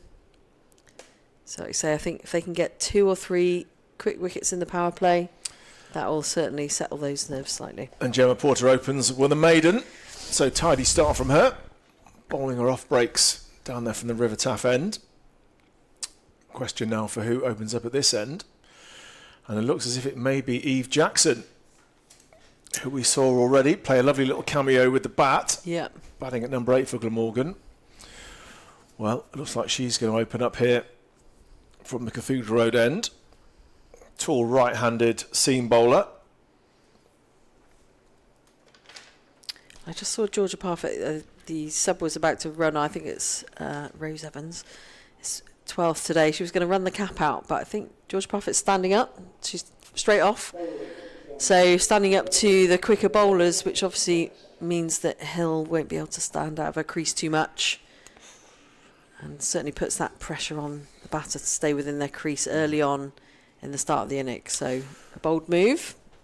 So no Ellie Anderson, who opened the bowling from this end in the what we're calling the dress rehearsal last weekend. So Eve Jackson gets the new ball. So she's sort of quite a tall bowler. Look to get a little bit of bounce. Really good all-round cricketer. Goes to school at Christ College Brecon and a member of the academy here, but highly rated.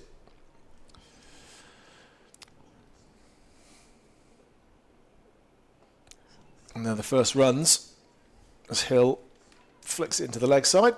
She gets a single and the Steelbacks are up and running. Yeah, from a talented family. Just had one conversation with Steve James, the ex-Glamorgan skipper. Yep.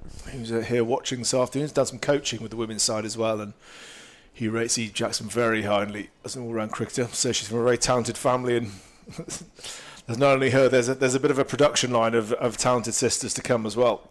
Excellent. Glamorgan will be pleased. It's a good recovery, it's a good dot ball. First one was a bit loose. Second one just drifting there. That's a much better line from Eve Jackson.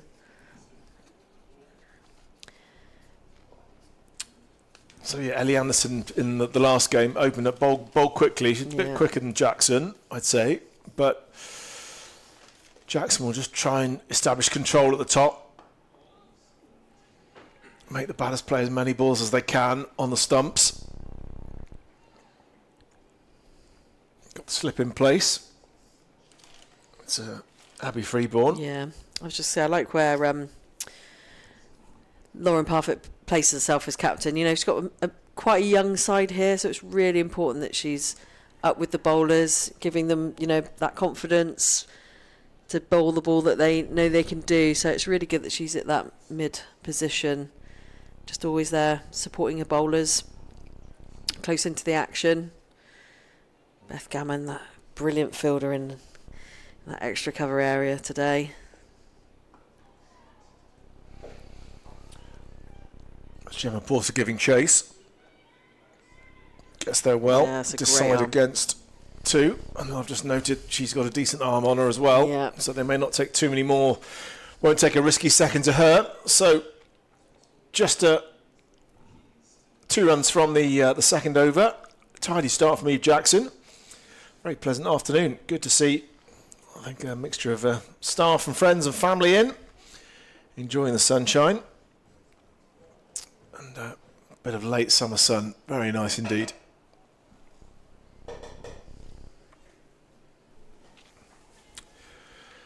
So 210, the target. At a rate it was, well, just over 4. And it's poor to continue. And so was very mean. Didn't give much away when she opened up. Same game last weekend. And again, I want to start in a similar vein. Interesting to think whether the Steelbacks are what they'll have learnt from that experience, or whether they've thought about different ways to score against her, against Porter, in areas they can possibly target. Could say there's been a bit of an advantage. They've had a chance to have a look at most of the Gorgan bowling attack. As I say, no Ellie Anderson here, but they'll Nicole Reed and Katie Cobb, the spinners, or the 3 spinners, and Gemma Porter. They'll had a good look at them last weekend, and so may have had a chance to work out some plans.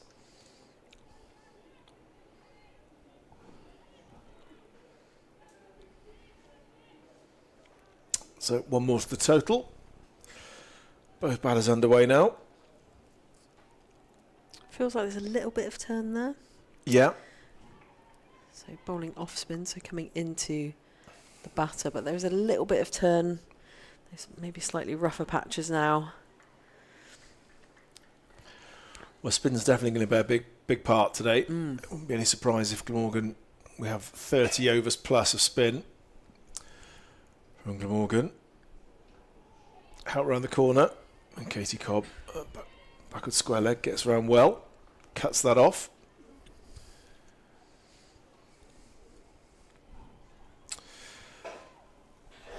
So 3 saving 1 on the offside, plus the mid-off.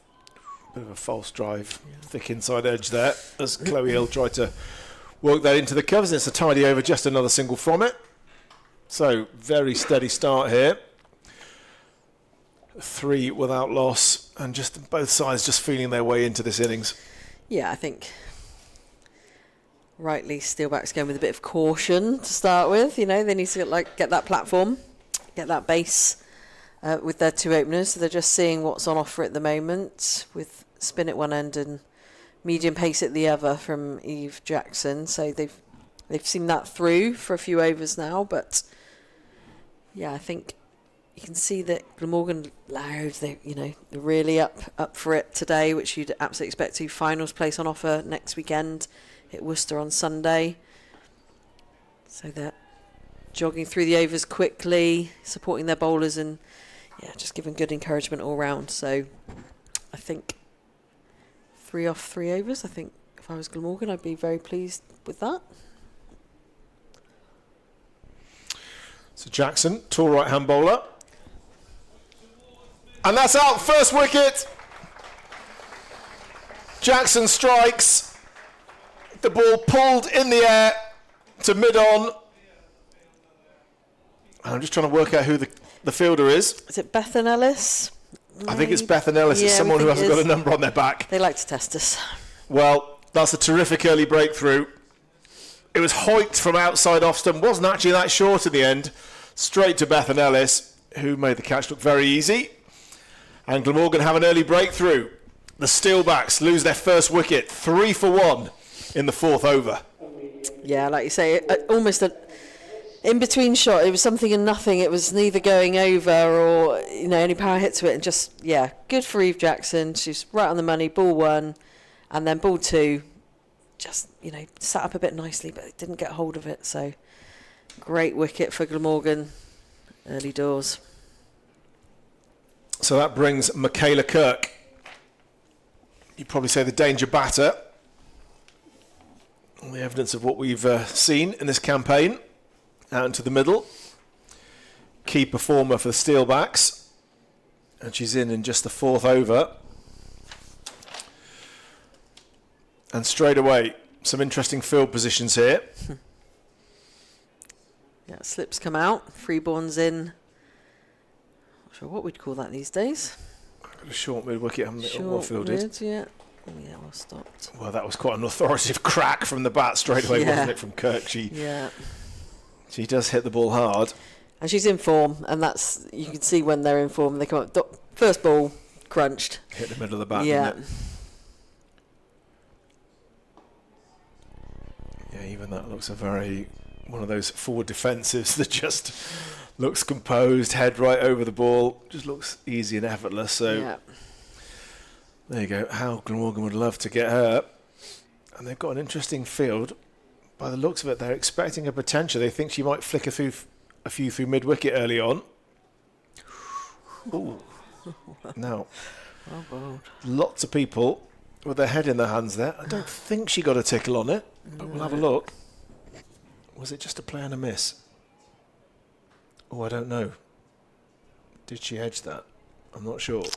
Hard to tell, isn't We it? shall never know without a stump mic. No.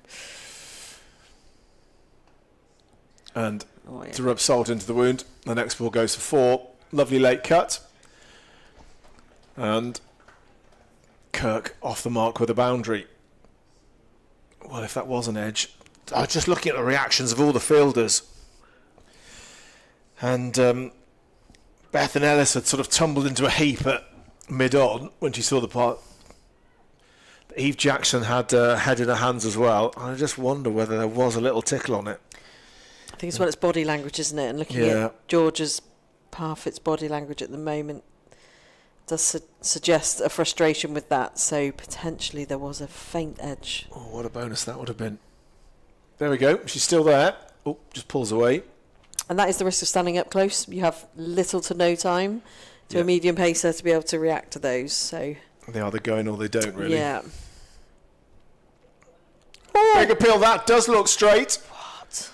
Oh, I think the fielders didn't even bother chasing after that one. It was as if they felt so confident the finger was going to be raised. I think I'm with the fielders at the moment. Ash, I don't know about you.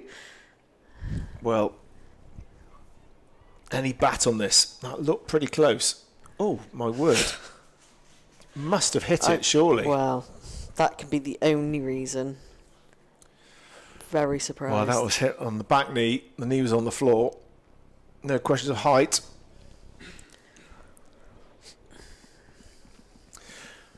And it'll be interesting to see how the Glamorgan fielding shapes up here.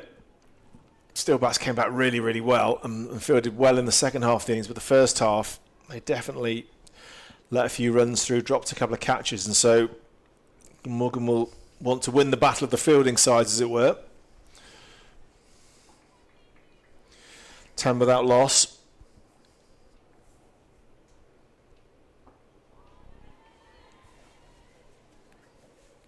And can Glamorgan keep Kirk quiet here?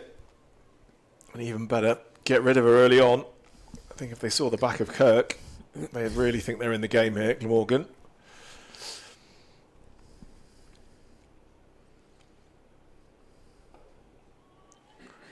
Again, slight miss hit. Yeah, it looks like she's going to play a few shots. Slip still in place for Gemma Porter for the one that skids on. Steps back. That's well fielded. Yeah, Nicole Reed out there. We're in the inner ring.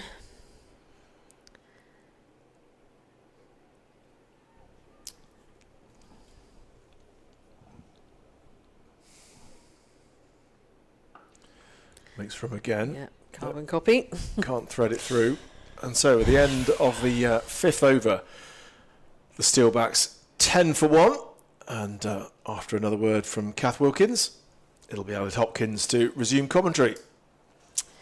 Yeah, I think Glamorgan obviously creating chances here. I think if that was a nick to Georgia Parfitt, really unfortunate. But like I say, as you're standing up close to the medium pace bowlers, all really very hard. Sometimes you get a split second to make that catch. But that LBW, I feel it looked very much out from here, but obviously must have been a nick on it to not be given out on the field. So Eve Jackson continues at the Cathedral end.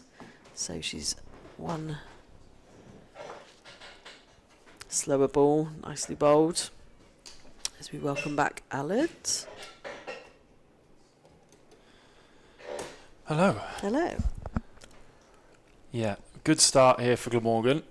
As you mentioned, that if that was a chance for Parfitt, a rare mistake from her. She's usually dead on behind the stumps, and I think I was looking at her body language similar to you, Kath, and she did look disappointed, didn't she? That would have been a huge wicket if they could have got Kirk, but never mind. Another opportunity here. Jackson started well, 1 for 6.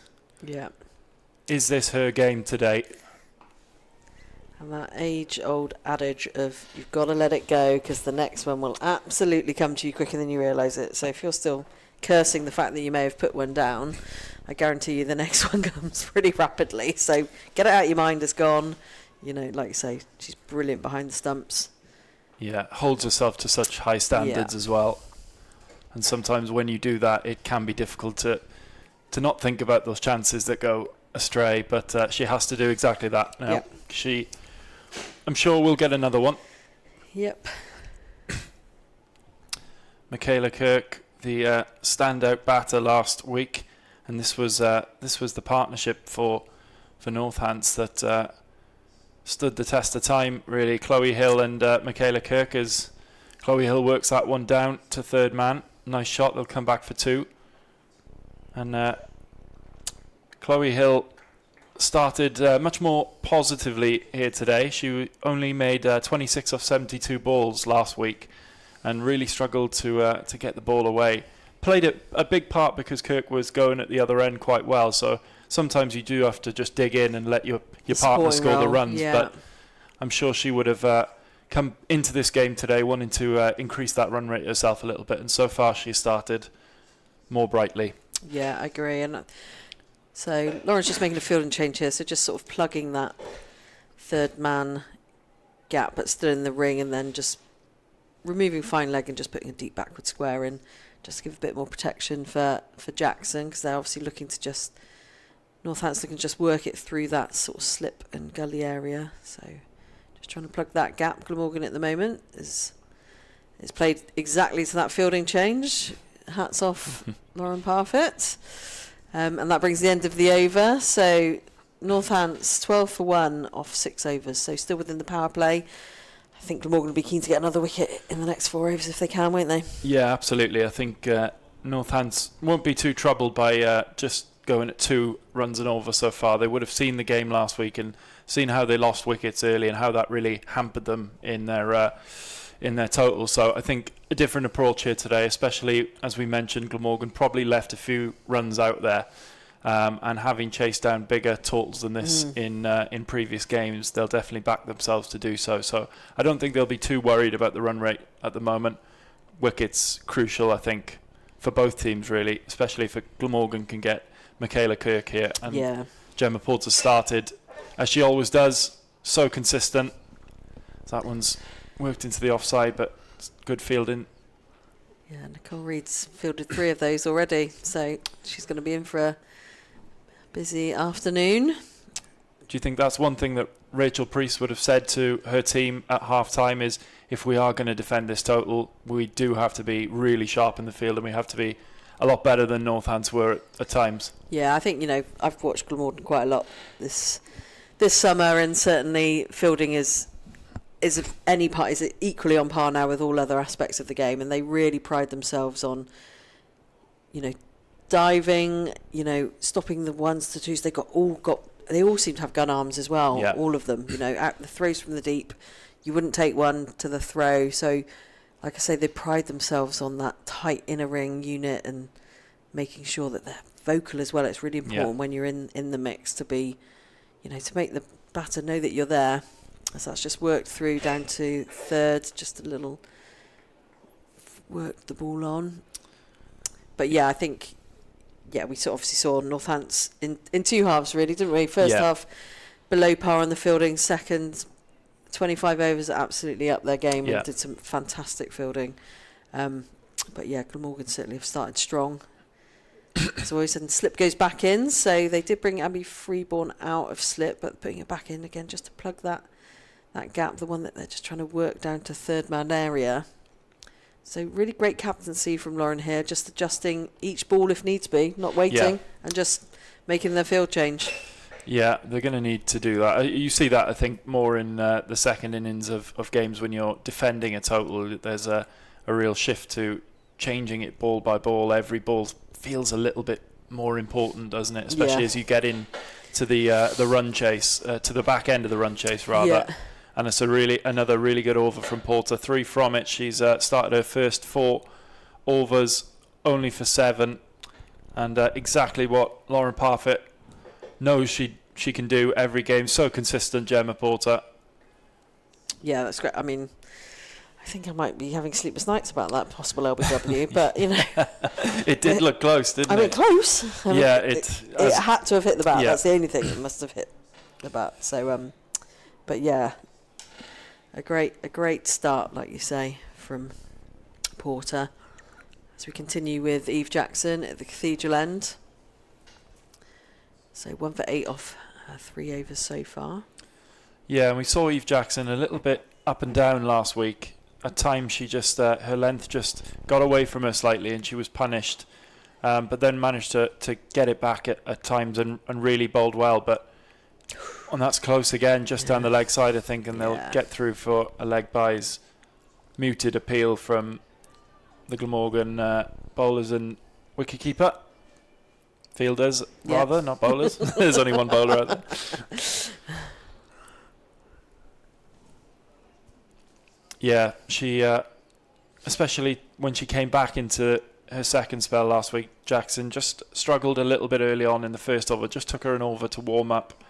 But today, she seems really on her game. A fantastic cameo with the bat, as we saw. And she started really well with the ball here as well. You're right. She really has, and I think it's quite. That's flighted up. Is it a chance? Coming in, and it's been dropped. Can't quite see who it is out there. I think it's B. Ellis. And it's gone down. She had to come a long way in. She managed to get under it. It seemed in the end that she would be able to make that catch. As we see in the replay, full toss. Didn't get all of it. And she came in, dive in. Never easy when you dive in, but that is a big chance for Glamorgan. And another potential chance for an early second wicket here goes begging. I think at first it looked like it wasn't going to carry in, and maybe that was in her mind, and then thought, crikey, yeah, I can get there. And like you say, she'd already collapsed into the dive to take the catch, which was really low, and that's just been drilled by Kirk for 4 runs. Beautiful cover drive. Will it be costly? That's the question. Shot of the innings so far, isn't it, from Michaela Kirk? Just a little bit in the slot from Jackson, and she thumped it through for her second boundary. And that missed chance, how costly could that be? We'll have to wait and see. But end of that over from Jackson. Northants 21 for 1 off 8 overs. Yeah, like you say, she was diving forward and went, already collapsed into the dive. So really hard to then hold on to those as your knees and your body goes through the momentum of that dive as well. But she did get there, and that has gone down as a chance. Hopefully not one that Glamorgan will regret later on this afternoon. So Porter still in the attack, going really well. 0 for 7 off her 4. And that run rate just climbs to just above 2.5 and over now. Northants able to get a few more away in the last few overs. But Porter is so far perfect in her 5th over. So difficult to get away. So consistent, can vary her pace and flight as well. Really intelligent cricketer. As the sweep goes, and somehow that's gone over the top of the stumps. Well, it was a sweep shot down on one knee from Hill, and she missed it completely, and somehow that has gone just over the top of the stumps. Extraordinary. It's all happening, isn't it? Blimey. We've got a game here, haven't we? We've got a game. We're not going to be bored. No. And Porter, a little bit quicker maybe this time, a little bit shorter, that length. This time Hill just happy to dab it into the leg side. Classic spinner's response. Bowl it a bit quicker. But I don't know how that went, how that missed. Down the pitch this time, and just cannons off Porter's hands into Kirk at the non-striker's end. And a fantastic over again from Gemma Porter. Nearly halfway through her allotted overs here, and she's been outstanding as ever. Ooh, yeah, well bowled. A maiden over, a second maiden for Gemma Porter. Absolutely outstanding so far. And it's an interesting decision now. Do you keep her for the end, or do you keep her on for a momentum? It's a really tough decision, isn't it, for Lauren Parfitt? It is tough. I'd probably bowl her a couple more, personally. I think build that pressure, build that frustration maybe. You can see Hill's intent. And, he could buy a wicket almost to a certain degree. So I'd be tempted to probably give her 2 more. Keep back. Yeah. 4. I mean, Glamorgan, plenty of spin options available to them in the team.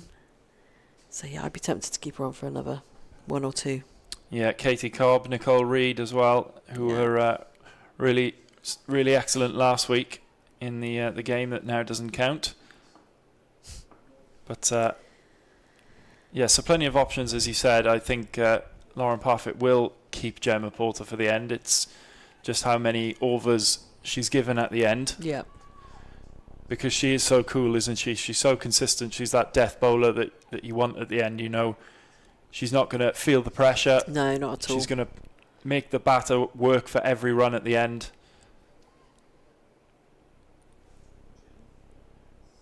As Jackson, and another nice straight ball just putting it in that area, not giving too much away. Maybe varying the flight a little bit as a medium pacer, that kind of loopy action that she's got. But yeah, good start, 2 dots so far. On the back of a mate. Oh, didn't quite carry in that.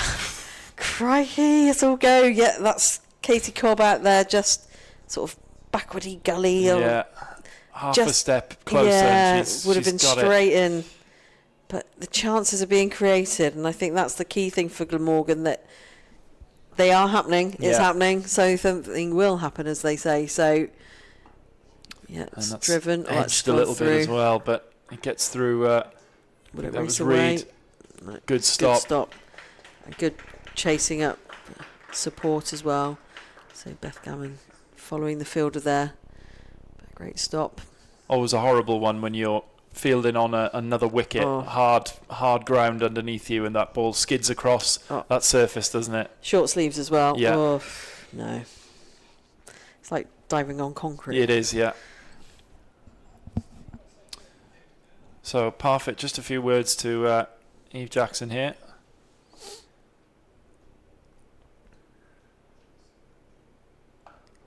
And looking again to give herself a bit of room, Kirk, and work that one through the offside.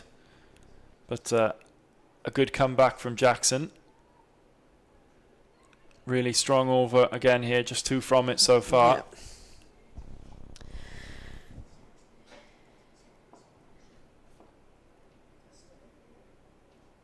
And that's off the edge. Unlucky for Jackson, and Cobb will have to chase it. Can she prevent the boundary? Yet she'll get there. So they'll get back for 2 off the edge. But a really good over again from Eve Jackson. Unlucky not to pick up a wicket as well, with that chance just falling short of Katie Cobb. And the Steelbacks, after the power play, are 25 for 1. How do you assess that power play, Kath? I think, from Glamorgan, they could have had three wickets down here, so I think, Steelbacks slightly behind the pace, they're behind the rate, but nothing to panic about. It's a long game, we've got a long way to go, got another 40 overs. But they probably are feeling probably a bit shy in terms of that score at the moment, but with losing that wicket, then maybe they're just, consolidating a bit and just build that platform up again. But I think probably on as even, I'd say. Yeah, it's finally poised, isn't it? It feels run rate required just 4.63, so not a huge required run rate. But of course, this pitch isn't easy to bat on. Outfield is damp as well, but that should dry up as the afternoon goes on, which is something that Northants will be encouraged by. So Porter is continuing to bowl, as we suggested and alluded to. And that's one slightly down the leg side. They'll get through for 1. Good backing up at the non-striker's end there from Kirk. And just in terms of a comparison of where Glamorgan were at the end of the power play, they were 49 without loss, and Steelbacks 25 for 1. So thanks, Ash, for the update on that. I can't claim it as my own. So yeah, it shows quite a big difference there of nearly 25 runs. Yeah, but as we have said, I don't think it'll be any panic stations yet for the Steelbacks. A long, long way to go, and the way that game played out last week, I think they'll be encouraged to take their time and know that there's runs to be had, especially when Porter is off. They'll be just keen, I think, to see Gemma Porter off. Yeah, that's a great diving stop by Freeborn just in front of square. So yeah, certainly stopped 2 or 3 runs down there. Great dive. And that's flashed hard, and that's a good shot. No chance of stopping that one. From Michaela Kirk. It's a lovely sweep shot. Down on one knee. So we see the replay. Powerfully struck behind backward square. And I think that's the first boundary Gemma Porter has conceded so far. So an encouraging strike from Kirk. Porter just went a little bit too straight, a little bit too leg side there, and Kirk took advantage.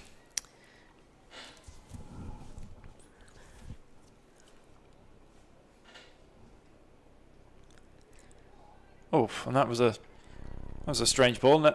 Nobody seemed to be aware to that. Certainly a quicker one. Yeah, Kirk didn't seem ready for it. Georgia Parfitt behind the stumps didn't seem quite ready for it. As Kirk goes again, and it's another boundary. It's a really good shot again from Michaela Kirk. Picks the gap there in the field, and the fielder in the deep couldn't come across to cut it off. So another boundary in this over, and Michaela Kirk starting to put her foot down now. And you can see the damage she can create quite quickly as well. Just really powerful hitting, splitting those fielders. So 9 off that Porter over. So certainly looking to accelerate, like you say. 21 off 25 balls so far. So that's probably the best over that Northants have had so far. That's certainly for Michaela Kirk. 350s in this competition, chasing a fourth. Well, she did get the fourth last week, but unofficially now because of that abandoned game. Fourth highest run scorer in the competition coming into this game, Michaela Kirk. As we see a bowling change at the Cathedral Road end, it's going to be Katie Cobb. The young spinner, did ever so well last week in that game. And something to think about now for Glamorgan as Michaela Kirk starts to put her foot down a little bit more as that's turned away behind the leg side. Just looking for the umpire's signal, and it's been signalled a wide as well. As we welcome back Ash into the commentary box. Ash, what have you made of that period that you've been off? Well, I think they'll potentially rue the drop. We shall see. We'll be hoping that it doesn't turn out to be too costly. And, well, I think, Glamorgan, in terms of run rate, Glamorgan were better at the power play, but I think this is a dangerous partnership. I've just been out sitting outside, and perhaps this doesn't necessarily come across on the live stream, but they're starting to time the ball, these two now, sounding good off the bat. And I think they've both got, boundary power as well. So I think they can strike the ball and score boundaries. So potentially dangerous. And so I think, Glamorgan have started pretty well. I think probably, Eve Jackson, it's a big job for her to open the bowling. A young bowler, normally sort of bowl in the middle of the innings and maybe feel a little bit short of firepower in the fast bowling department, Glamorgan, but actually a really good start, and I've been sitting outside watching it. There's a really good energy that really comes through when you're sort of watching out there from the stands. A lot of noise in the field, a lot of bustle. They're out there shouting, "Come on, Jacko," when Eve Jackson was bowling, and just a really good sort of sound and energy in the team. So that's really positive, I think. But I just, from Glamorgan's perspective, how costly would that drop be, I think? Yeah. I think the wicket of Michaela Kirk is going to be crucial, isn't it, in this game? How quickly can Glamorgan get it? How much damage can Michaela Kirk do? Katie Cobb, just to bring you up to speed with her figures from last week. Obviously didn't finish that game, but 10 overs, 2 for 18 last week. So excellent performance against Northants this time last week, and she'll be hoping to replicate that again here today.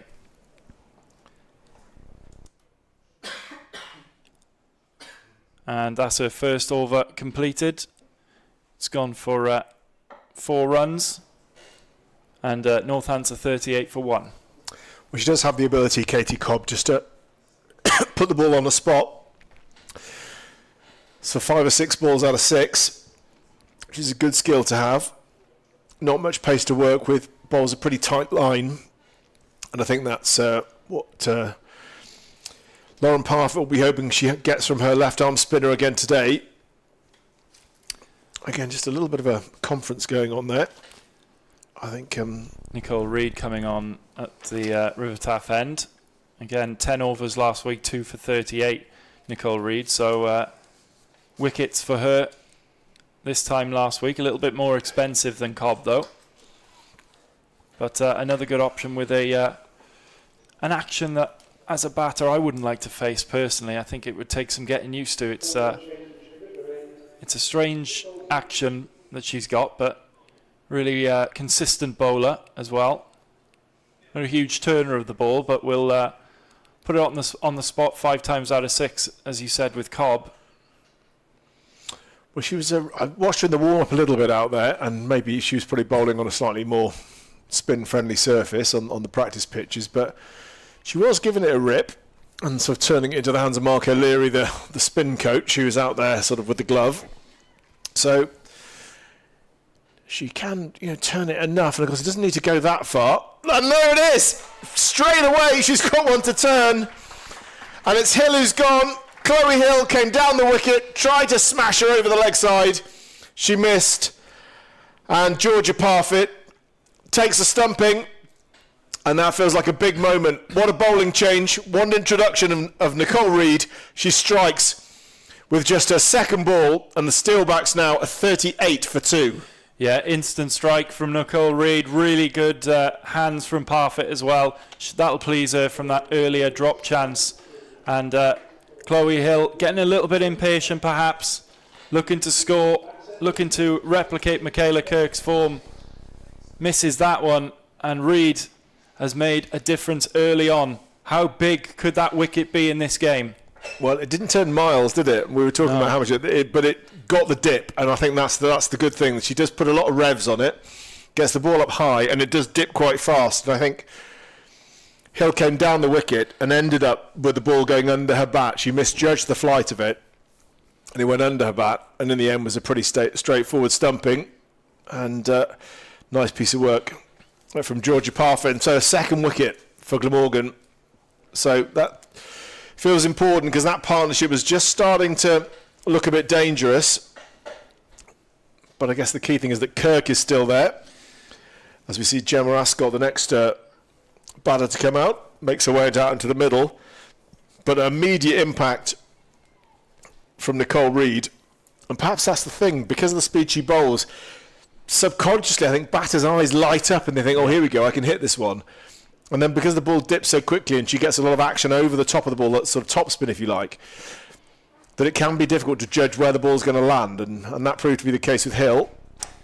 Yeah, it's a huge part of a spinner's arsenal, isn't it, if they can get the ball above that eye line and dip in down in front of the batter. That's a huge part of spin bowling. And as we see Ascot come to the crease now, we haven't seen her. She didn't play in the game last week. Unsure of the reason, perhaps had a slight knock or an injury, but in the penultimate game, pool game against Yorkshire, she had a 100 partnership with Michaela Kirk and 86 not out herself. So this partnership could be the key in this game. Well, what a start for Nicole Reed. And that's a wicket maiden for her. Well, a fantastic opening over. And a good hand from the crowd here at Sophia Gardens for the leg spinner as she opens her account with a wicket maiden. Yeah, and that over maybe wrestling a little bit of that momentum back the way of Glamorgan just after Northampton got a couple of overs where they'd had 2 boundaries in the over. Michaela Kirk starting to put her foot down, and maybe that's just wrestled the momentum back to the home side. It's going to be a fascinating watch, isn't it? It's going to ebb and flow, this game. Yeah, well, these important middle overs. And so I think Gorgan not just looking for control from their spinners, but wickets too. And again, I think we saw similar to when Glamorgan were batting. I think they trust Katie Cobb to bowl quite a tight line. They've got 5 fielders saving 1 on the offside, and they're inviting the batter to see if she can hit the ball through it. They're probably not quite as tightly packed as they were when Glamorgan were batting, because they've got Eve Jackson's just behind square at sort of short third, but still the gaps are quite tight, and if you're going to get any success with a cover drive, you've got to thread it through. or go over the top, potentially offering a chance for a catch. Well, that's a loose ball, and that's been put away. Well, it's the first one really that Katie Cobb has overpitched. It was a low full toss, and Kirk doesn't miss out on those. And I was just about to say, through those first three balls of the over, that's what Katie Cobb and Nicole Reed at the other end need to do. Just frustrate Michaela Kirk, make her make a mistake. Don't give her any freebies. And that, exactly as I was about to say, that is a bit of a gift from Cobb, and just lets the pressure off Kirk a little bit. As Gammon and Parfit having a fairly heated discussion, it seems, a little bit down there, as to now putting Gemma Porter out to deep backward square. Just giving Cobb a little bit of protection on that side. That's shorter, and that's pulled out to that region. Can they stop it? Well, yes, a good bit of fielding from B. Ellis. Saves another boundary, just dropped short again from Cobb. Well, it's interesting there. They put the deep square leg back. I don't know whether she's coming up again. So for when Kirk was on strike, and I wonder again, maybe they perhaps trying to encourage her to play the sweep shot. Yeah, perhaps. I wonder whether that's why. And so they're providing a bit of protection, but they almost maybe don't mind her playing a cross-batted shot, because as we saw in the Glamorgan innings, quite a few sweeps went up in the air, top edges, and so on. And so maybe that's just a little tactic. Lauren Parfit, the Glamorgan captain, is saying to Michaela Kirk, well, go on, try and sweep a couple of straight ones here, hoping that she may decide to go to that option because there's a bit of space out there. And they hope she might miss it. Bold LBW, but also quite a few have been top edged and gone up in the air and offering catches. So maybe that's the sort of thing, that a plan that Lauren Parfit is working on. Yeah, and even if she does get a sweep away, if they can just give her one, limit her to one, and keep her off strike, that surely would, especially as Ascot is just feeling her way into the innings so far, definitely a plan for the next few overs or so, I'm sure.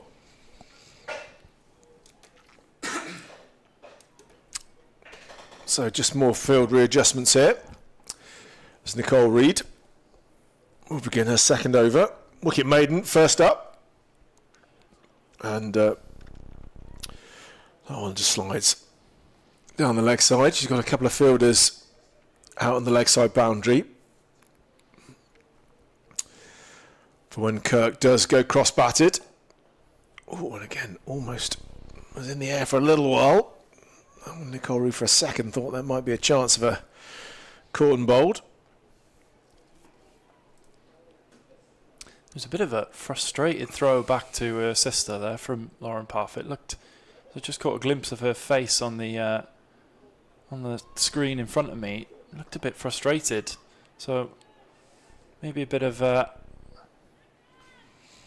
frustration on the face of the captain here. Maybe a few of those chances that have been missed. A few of these field changes having to be made. Just need a good quiet period here, settle it down a little bit.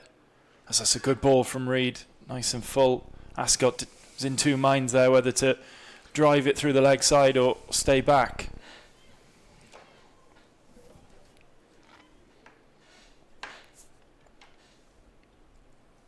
Trying to work on a plan here for the new batter, Ascot. She's faced 6 balls and yet to get off the mark, so they're keen to keep her under pressure, keep her down there, try and build up the frustration levels. Hope that she'll do something desperate to get off the mark, maybe have a dash.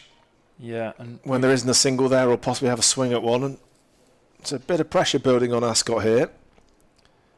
I think Reed just needs that squirts through, and another wide. Reed just needs to just bowl that off stump line to Ascot at the moment. Make her make a mistake, make her play a shot. She's got that protection on that offside ring field, and just giving freebies away like that is not the way they're going to build pressure.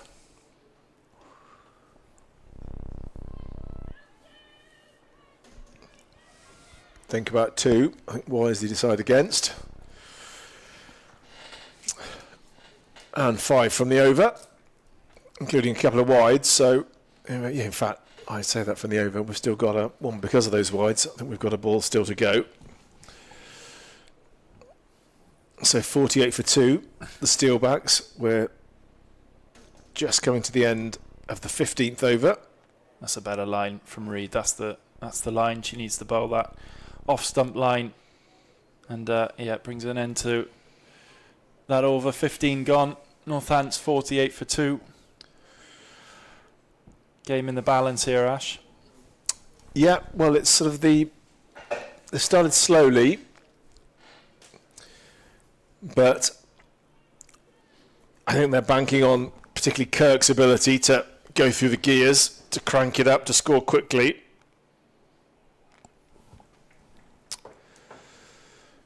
And she's still there and is looking good.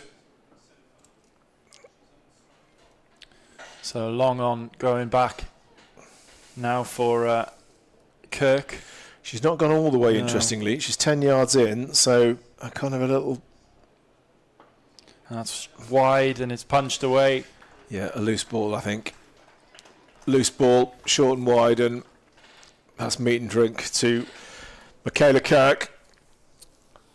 So she's already into the 30s, and before this game we sensed that she might be the danger batter,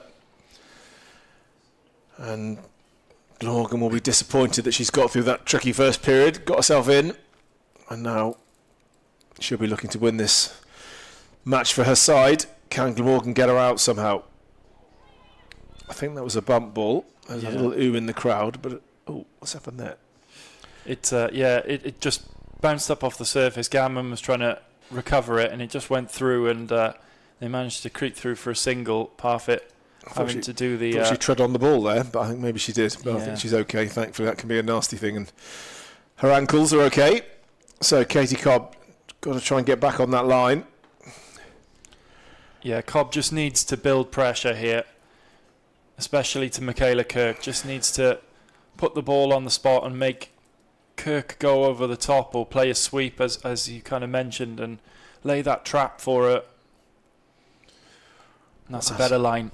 Well, Ascot's still not off the mark. 10 balls here, so she'll be desperate to see a 1 or any other number apart from a 0 on the scoreboard. It's 10 balls so far. Not managed to get a run off the bat, and that one sort of skids on straight, really goes on with the arm. Yeah, this is better from Cobb. Exactly what she needs to do. Just looks to Parfit for a bit of guidance and maybe another field change. No, happy to carry on. Last ball of the over. Ascot desperate to get off the mark, can't get that one through. And end of the 16th over, Northants 53 for 2. Well, Steelbacks reached 50 in the 16th over.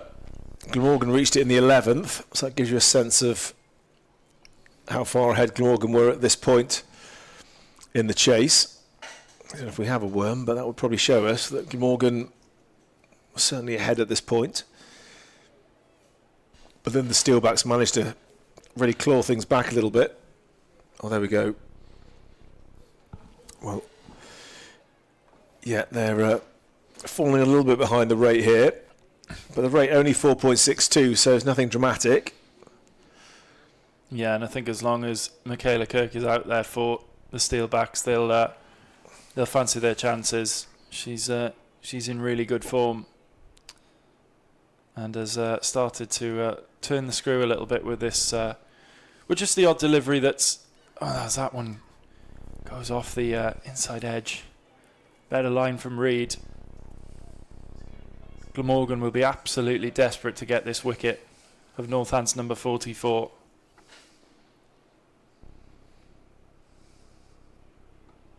That's good bowling from Reed.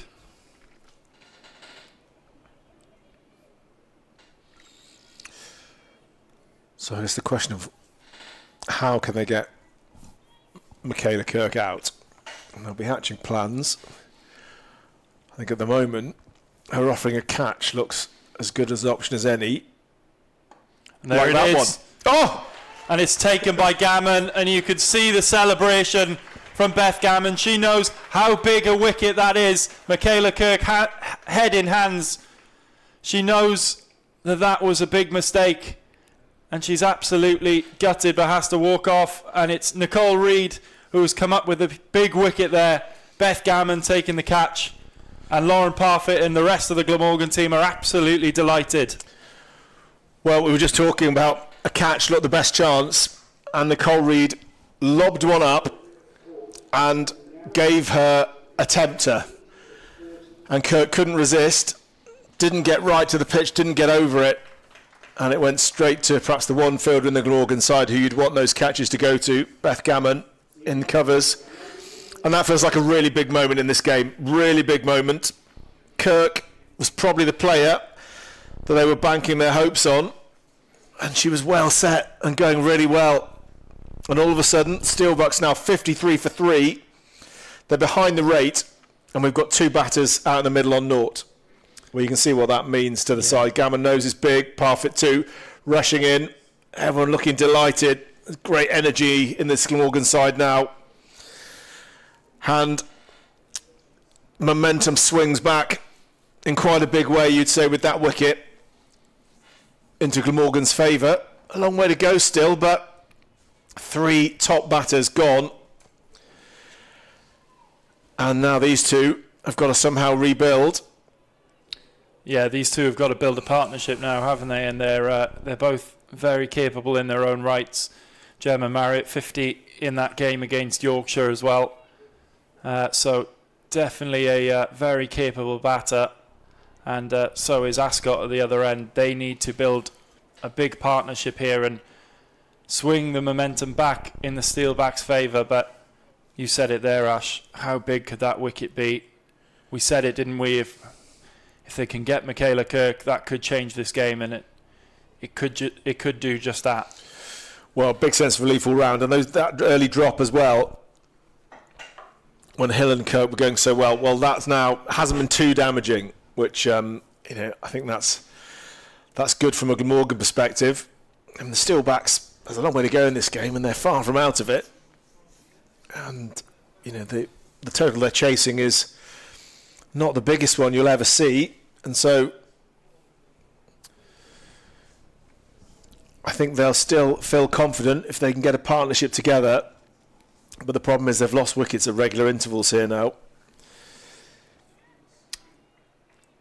Yeah, wicket made in that last over from Nicole Reed. And Katie Cobb here will look to add on the pressure from the other end. She seemed to find her rhythm a little bit in the last over.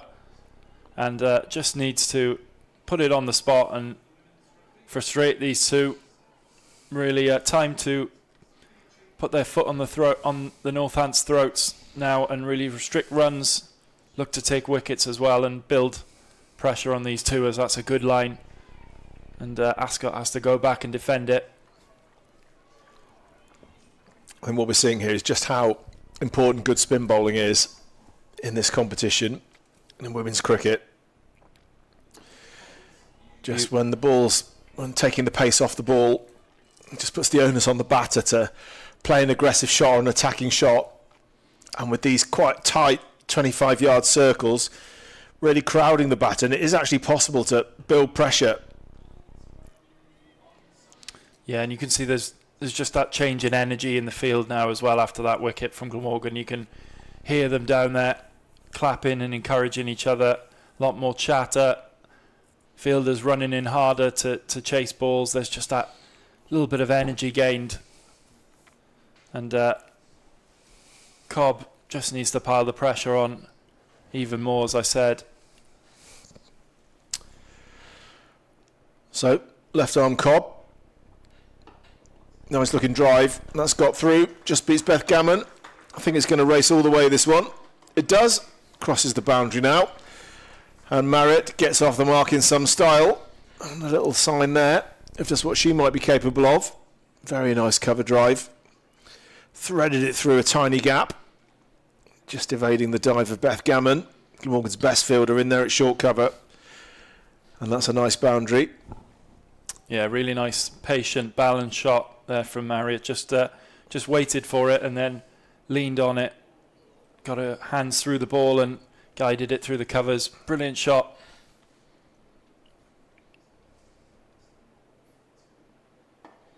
Looks to go again, and this time doesn't get all of it. Good over from Cobb again. 5 from it, but plenty of dots in there as well. Yeah, she's maybe been a little bit expensive. Katie Cobb, I'm sure she'd set high standards for herself, and if she looked on that, she probably would think that she's given away a couple of easy deliveries. I think that was a good shot in the last over that went for VAR. You wouldn't blame Katie Codd in particular for that. It was just a well-played cover drive. I was just about to say it was by Marriott. But in the previous over, there were a couple of loose balls that were put away to the leg side, and I think she'll be disappointed with those.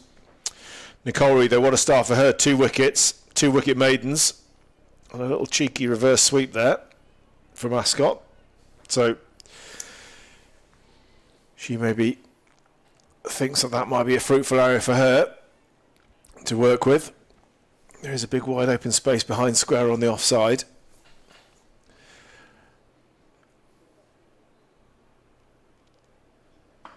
Full toss and another wicket. Well, Nicole Reed, she'll be delighted with that. It wasn't the best ball she's ever bowled, but it was hit straight down the throat of mid-on, and she all of a sudden has a 3rd wicket in the space of less than 4 overs. Well, she played a big part in this game last week, and she's doing exactly the same this week. As you said, not the best ball she'll ever bowl. Usually gets the treatment, but doesn't get enough of it. There's Marriott, and she's mistimed that one. Or was it Ascot? Sorry, I'd missed who that was. That's Marriott, sorry. Marriott, yeah, caught by Bethan Ellis. Just on the top of the bat, wasn't it? And a really simple enough catch. Taken and a big wicket again for Glamorgan. Well, that does feel like a really big momentum swing, and we talked about Kirk going, but Marriott, another dangerous player, in form, has had some great innings this season. Now she's gone as well, and suddenly we're just over a third of the way through, and the Steelbacks have already lost 4 wickets. So the power of the Glamorgan spin twins here, who tend to bowl together in tandem in these middle overs. Cobb and Reed, and this time it's Reed who's really enjoying the spoils. What incredible figure she has. Yeah. 3 for 6 from 3.2 overs, and she really has made the difference here. And again, bowling what appeared to be inviting deliveries, tempting batters into playing loose, rash shots, and she's picked up 3 wickets. So impressive stuff from the Gorgan leg spinner. Yeah, Lenny Sims it's into 2-2. Wow. And she's gone. First ball, Lenny Sims. And Northants, from a position of being in this game and probably ahead of the momentum within a few overs, are really in trouble now. Flighted up from Reed again. Almost a carbon copy, really, of the one that got Kirk. Oh, well, Sims will be disappointed in that shot, I think. Just almost, rather than blocking it, just gently swung through and just ballooned it up in the air. And that was a very easy catch in the end for Beth Gammon. And so, wow, suddenly Nicole Reed's on a 4-fer. She's bowled less than 20, well, I think she's bowled about 20 deliveries already, so and she's on a hat-trick ball, so it's all happening. Hat-trick for a fifer. That's absolutely incredible, isn't it? Well, some days your day. Yeah. And it really is her. She's bowled well, but you can tell it's her day when even the ones that weren't such good deliveries were getting wickets as well. The full toss previously to get Marriott out, well, she'd normally hope to land it on the pitch first, but that one was pitched up and again drew the false shot. And a 4th wicket for Nicole Reed. Well, now, they've brought the slip in. There's a short mid-wicket in as well. But other than that, not too many changes for the hat-trick ball. So Nicole Reed on a hat-trick. Can she do it? Oh, and yet a brave leave in the end. If that ball had gone straight on, things could have been interesting. But Presslin read it off the pitch, banked it with turn, and luckily for her it did. Yeah, it's one of those on a hat-trick ball, you're just quite happy to leave, aren't you? But as this time she tries to work it away to point or backward point. But yeah, excellent over from Reed. 59 for 5, Northamptonshire. And this game has turned on its head very, very quickly, hasn't it? What an over from Reed. 2 wickets in it, 1 run. 4 for 6 from 4 overs. Well, no wonder she's getting a big round of applause here from this crowd here at Sophia Gardens. She really has made the difference. Outstanding. And, well, she's still got another 6 overs to go. And I can imagine that she's just going to go straight through. Yeah. Here, doing an absolutely fabulous job. You can see bouncing around Beth Gammon there. She's a bit of a jack in the box at the best of times, but now she's just taking some crucial catches as Katie Cobb continues from the Cathedral Road end. Would love to get in on the wickets herself here. Ascot sent back there and had to scamper back. A good throw from B. Ellis in the deep. So Sorry, Ash. Everything going the way of Glamorgan at the moment. It is, and the Steelbacks, well, it's going to be difficult for them now, but, I mean, run rate is still within the realms of possibility, but they've just got to get a partnership now. Get a partnership and try and work it round. Well, what a dramatic swing it's been. And now Katie Cobb also looking to get into the wickets. A nice time to be bowling as well, you'd think. As we said, though, that run rate required is only just under 5 and over, so it's not totally done for Northants, but obviously wickets the main concern for them now. But if, as you said, if these two can build a partnership, then they're definitely still in this game.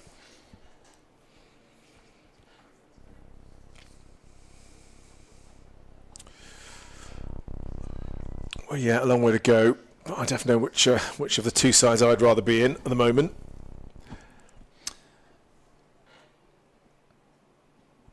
Good over again from Cobb, just 1 from it so far. Last ball, and just outside the off stump, and really good over from Cobb.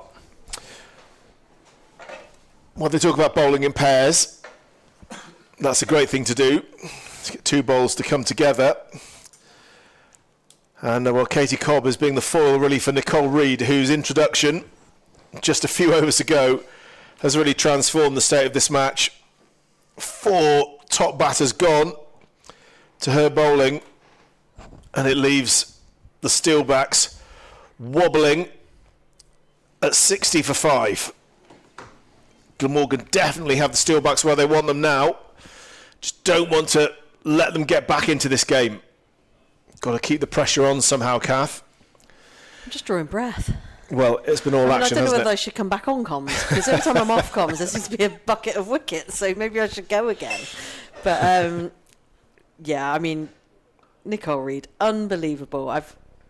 When I was coaching at Cricket Wales, fantastic then, she's fantastic now. I just love the way she gives so much flight to it, puts that element of, should I come forward to it, should I go back, attack, and she's absolutely rinsed the Northants batting lineup, and she continues to bowl here and get some wickets. I think this is asked too big for Northants now. I think hopefully Glamorgan will look to turn the screw quite quickly and try and get another really quick wickets. But absolutely brilliant bowling from Reed. Great fielding as well. Great energy in the field after each wicket. They've clearly had some plans, and they've executed those really well. So I think for me, Glamorgan, it's about skittling these last few down as quickly as possible. Well, the Northants do have to take it deep, don't they? I think that first they've just got to try and take this game as deep as they can. Yeah. I mean, I suppose that is the danger, isn't it? When you're 5 down and suddenly you just completely collapse. They just got to somehow try and rebuild in a gradual way. And it's true. I mean, they don't have to get many singles per over to stay pretty close to the rate and try and put away the bad balls. It'll be harder for these lower order batters, but it's just that wicket column, isn't it? They've like run well there. It's, 5 down. It means you can't take the chance. You can't necessarily always play the shots you would normally play. No. Because you want to try and, exactly as you said, consolidate a bit more, but then that slows down the run rate, puts a bit of pressure on you as a batter to then go forward. So I think it's really tough way back from Northamptonshire. They aren't out of it, but I think for me, Lauren's going to be looking to just get another 2 quick wickets where she can, and then, we're into the tail then. Well, perhaps that last over was something of a blueprint about how this recovery might happen for the Steelbacks. 4 singles from it, and they were scampering through, not hitting the ball very far. But maybe that's the way. A few nudges and nurdles. Yeah. Try not to offer up any catches, run hard, and they could all of a sudden start accumulating a decent score. Yeah. It's when they've attempted to hit it through or over the infield is when they've got themselves out. So they're pretty much all caught, all the wickets. There was a stumping early on, but the rest have been caught. Great stumping. Definitely feels like spin for the win today, doesn't it, I think? And Glamorgan have got plenty of options here in their side from a spin point of view. I mean, Lauren Parfitt's known to turn her arm over every now and then, so, who knows? Back yourself. Well, a bit of a race between Gemma Porter and Eve Jackson here. Who's going to win? It's Gemma Porter. Just beats Eve Jackson to it. Oh, they're looking for 3, but it's a mix-up. But safe. Well, she's very keen to get down the other end, was Beth Ascot then. But thankfully was sent back by her partner. What they don't need at this point is an unnecessary run-out. I think that would be labelled as calamitous at this stage. Just need to calm things down a little bit here. Try and get a bit of confidence and a bit of calm back into the dressing room. Definitely. And, they're taking pace off as well, so it's even harder for these 2 new batters at the crease, 1 on 4, 1 on 5. You take that pace off, it just makes it all that more harder to get those runs. They've gone for a quick single. This could be thrown down the stumps, but safely home. It was a good throw. I think it was a direct hit in the end. Unless that was Jan Parver just clipping it with her knees, but good in the end they were home, I think. Yeah, good intent from Northampton. Like you say, they only do need, if they can hit 3 to 4 each over, that they're pretty much there on the run rate. So I like their intent of trying to scamper those quick singles when it just on the edge of the inner ring. And that might be the way of doing it. So Morgan again pressing in with 8 fielders saving 1. But that sort of loose delivery is not going to help them. And that's gone all the way. So welcome boundary to Beth Ascot. And that means they've got 7 from the over. And so 1 loose delivery and a couple of singles. Well, that's all they need. Yeah. But what they don't. And that probably, again, is a good blueprint. Just bide their time, be patient, wait for the bad ball, put it away. And don't try and hit the good balls in the air through the infield, which has been the undoing of the top order. And so can they learn from what they've seen here? But certainly I think for them it's just the wicket column, all to do really for them. We're approaching the halfway stage where we're 22 overs gone now, for 50 over match of course. 71 for 5. The rate just a shade under 5 now. Nicole Reed continues at the River Taff end, and rightly so. You wouldn't want to take her off anytime soon, but you might want to hold her back maybe 2 overs. You never know, to bring her back in 5 to 10 overs time. So again, flighted up. It's great bowling. Such a teasing flight. It just catches out. It catches out so many batters, and she does it consistently well.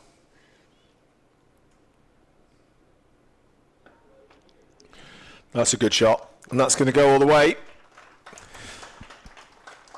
Nice shot from Alicia Pressland. Timed it well, just got a low full toss, I think, in the end. Yeah. And put that away. Yeah, timed it nicely, threaded it through. Despairing dive from Eve Jackson. Yeah, nice shot. So the downside of flighting it is ensuring you hit that length every time. You can just slip. And it's a fraction, turns it into, like I say, a low full toss. So that's still attacking Glamorgan. They've got the slip in here. I think they recognise that wickets really would kill this thing off. But there are plenty of runs available. If they can just stay around for long enough and just be sensible. Yeah, and I think with the plenty runs around as well, it gives a bit more licence for, well bowled, for Lauren to, like I say, play around with the field a bit more because they're 5 down, because they've only got 77. You know, for at least 30, 40 runs, you can do some really dynamic, crazy, what are you doing that for kind of field placings, which always puts that element into, just edge through slip, but the slip is wide, so Abby Freeborn chases that down. This is turning into an expensive over, this one. Yeah. 8 from. That brings the end of the over 8 from it. So Northampton Steelbacks 79 for 5 off 23 overs. Well, some signs of a slow rebuild here. Trying to get a partnership together just to keep things going. And actually, they're not doing a bad job, this pair. There is a change of bowler. So Ash, we've got to work out no shirt number. Is it Bethan or? So is it Bethan Ellis? Yeah. I think it's Bethan Ellis. Like is she going to have a bowl? Yeah. Bethan Ellis. Well, that's been confirmed by Lawrence in the score box. I used to work for Lawrence. I recognise that voice. Yeah, that from booming many voice management meeting over the tannoy at the BBC back in the day. Got myself a nice gig now in the a stand-in announcer when Andrew Hignall's not working here at Glamorgan, but does it very nicely as well. Yeah. Lovely man is Lawrence. Nice to hear his voice. And he confirmed that it is indeed Bethan Ellis, Glamorgan's top scorer for their innings. Got a very well-made 70 earlier on today. And now she's going to bowl a few of her medium paces.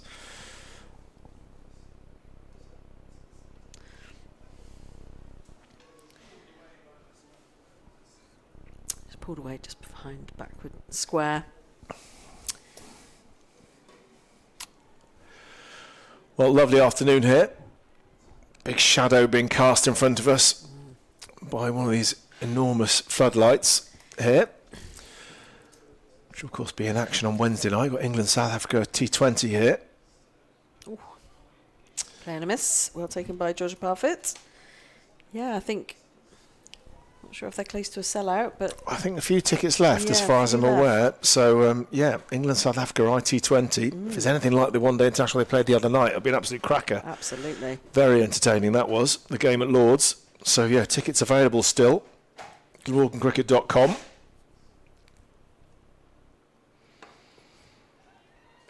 Much better line from Bethan Ellis. It should be a good one. And here today, Glamorgan have put themselves in a really good position of reaching the final of the Metrobank One Day Cup League 2 competition. Steelbacks still in a spot of bother here, despite this partnership worth more than 20.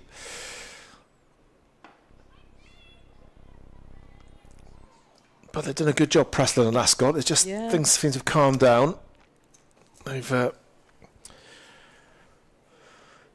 managed to sort of get rid of that sort of slightly frenetic sense that there is when wickets are tumbling at regular intervals. And you've got to be quite. I remember these types of games when you used to play back in the day. You suddenly get 4 or 5 wickets quite quickly. You can become quite complacent.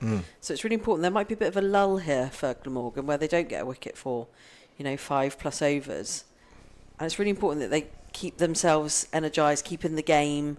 It's only going to take one more to then, have that knock-on effect. But there could be a lull here where they don't get a wicket for a long time. And like you say, suddenly President and Ascot could be creeping up to their 20s, 30s and creating, a really good partnership between the two of them. So you just need to be mindful when you're in these situations when you take really quick wickets. It's almost like being 4-0 up at half-time in a game of football. You think, 4-0 up, and then suddenly 4-1, 4-2. It's quite hard to tell. Your subconscious knows the truth, even if you tell yourself, keep focus. But it's just difficult to keep that intensity, as you say. Yeah. Well, Bethan Ellis did well there. Just a single from her over. Nicole Reed's going to keep going as well. She might. Looking for her 5th wicket. What a moment that would be. 4 for 18 from 6 overs at the moment. I feel she's going to get it, is what I'm going to say, Ash. I'm going to be bold. What's that thing? Ascot dance down the wicket, is it? Yeah, I know what you mean. Yeah. I feel it's... You feel it in your waters. Yeah. So, only one sweeper out, deep mid-wicket. Yeah, still attacking with a slip, aren't they? And she's got a chase on now, Abby Freeborn. It'll stop before it gets to the boundary, but they'll come back for a comfortable 2. Well, a few have gone between keeper and slip there. I was just going to say the same. It's kind of, I'm trying to see what the angle is where... She's standing quite wide at slip, isn't she? Abby Freeborn, so I wonder if she'll go a little bit straighter. Yeah, she looks like she has done. In the air, but safe.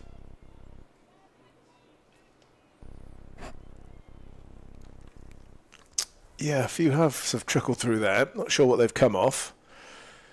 But I think you don't really want to be beaten on the inside as a slip. I suppose around the outside, that's okay. But, and again, just going right back and trying to play the turn off the back foot there. Just picking the length, that seems to be the key with Nicole Reed. Yeah. It's just can deceive you in the flight. Sometimes you play 3 or 4 shots in your mind before it's got there. I think that goes for the reverse. Oh, that's a well played. Yeah. Bit of improvisation. Switch it. Yeah.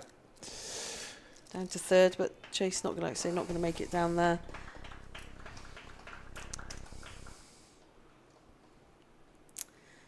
So yeah, I think 6 off that over. Yeah, and 86 for 5, and that's the halfway mark. So it's time for drinks. A chance for us to reflect on, well, a very eventful first 25 overs here. Glamorgan extremely well placed.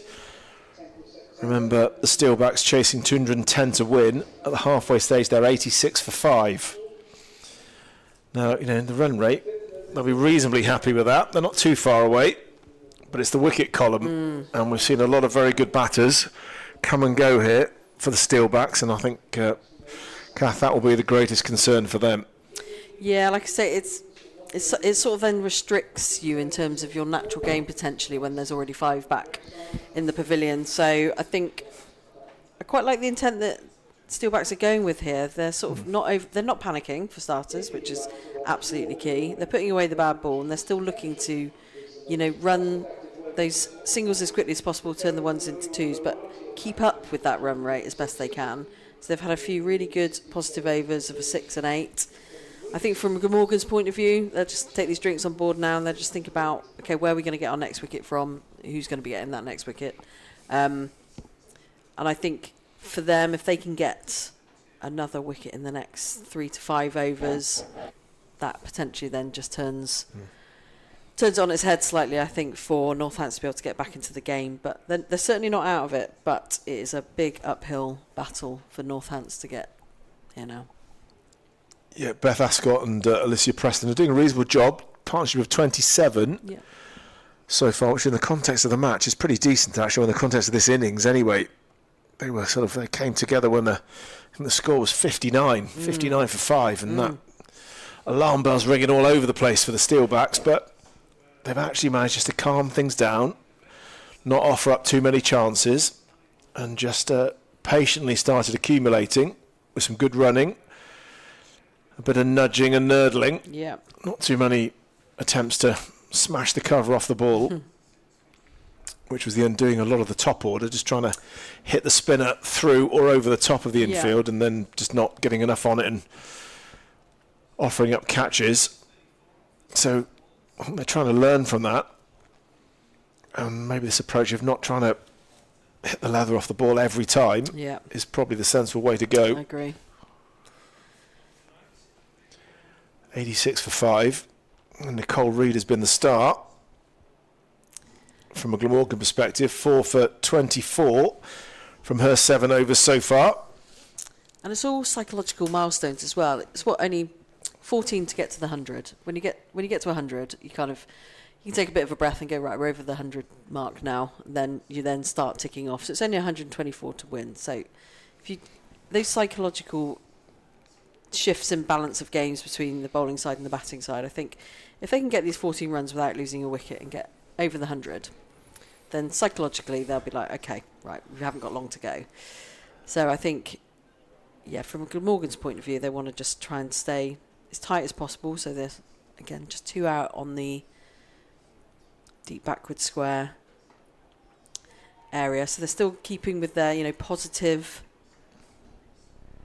field placings here from Lauren Parfitt. So just keeping that pressure on in the inner ring, not letting anything hopefully get through unless it is, drifting down leg side, and then they've got hopefully the cover there to protect those boundaries. But I think for Northants, just get 40 more runs without losing a wicket, get over to that 100, and it just feels a bit more positive for them, I think.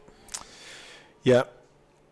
So 100 for 5 definitely seems better than 86 for 5. I don't know what it is, just about 3 digits or something. You get past the milestone. 59 for 5. That was, at that point, wasn't it? Well, that is the way you can often approach batting in as a pair in little targets, can't you? So let's get to 100 and then let's see if we can get another 10 and get to 110 and just do it in that way. Break it down into small bits and that's what this pair need to do here. There's a wide one there. Oh my word! Oh, it's just gone down. It was a brilliant attempt. Brilliant attempt, yeah. I think it's Bethan Ellis at backward point. She went full length to her left. Oh, just spilled out. It was a brilliant attempt. Well, it's not Bethan Ellis because she's bowling. So who was that? That must be Emily Burke, I think. Is it? Someone who hasn't got a shirt number. Yeah, must be. It's Emily Burke. It was a great effort. It was. That was flying to a non-catching hand as well, going to her left. So she's just slightly backward of point. But fantastic effort. But that would have, potentially turned this. It could have been a match winner, a clincher. Still, it was. It definitely would have gone for 4 if she hadn't got a hand on it. So on that level, it was a good stop. So it does bring a change. So Lauren's pushing out. Oh, up and over, backward points. So that sweeper collects, and they've gone for 2. But the I think it is Emily Burke who did that brilliant attempt. Who has gone out to do the sweeping roll. So a bit of a let off there again for the Steelbacks. Narrowly survived. Would have been one of the catches of the season. That would have been if it had stuck. Definitely. Great effort actually. I think kind of felt like it kind of went in. It certainly. It's when you land, isn't it? Your arms hit the ground. Yeah, the elbows, and it just bobbled out. Bobbles out, doesn't it? Good try. Oh, and that's gone through everything. Oh, what's happened there? Is that Boulder? I think it's Boulder. That has just clipped the stump. She's turned around the peels.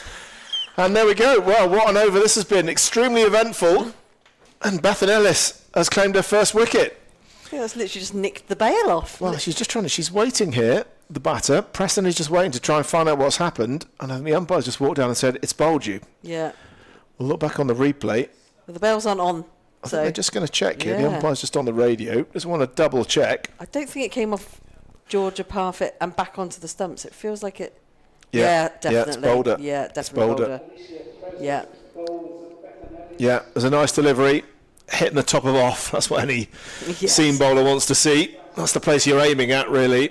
And she did that very nicely. Lovely for Bethan Ellis, who now has made an important all-round contribution in this match. Not only 70 runs with a bat, but also a wicket now. And a very important wicket, just as that sixth wicket partnership was getting going. She struck with a beautiful ball, clipping the top of off. And the Steelbacks now, well, they're in trouble. 88 for 6. Yeah, literally took off the... You can see why she might have been asking the question, but yeah, just whipped off that leg stump bail. But it was funny, Georgia Parfitt was kind of just wasn't quite sure herself, and so she was probably a tiny bit nervous that she'd knocked it off with her pads or something. But I think, when you look back on the replay, it was bowled fair and square. And we've got our next challenge, Ash. You know, names are our favourite today, so we've got Reed to Reed. Reed to Reed. Yeah. This is good. Yeah. Both spelled the same way as well, R-E-I-D.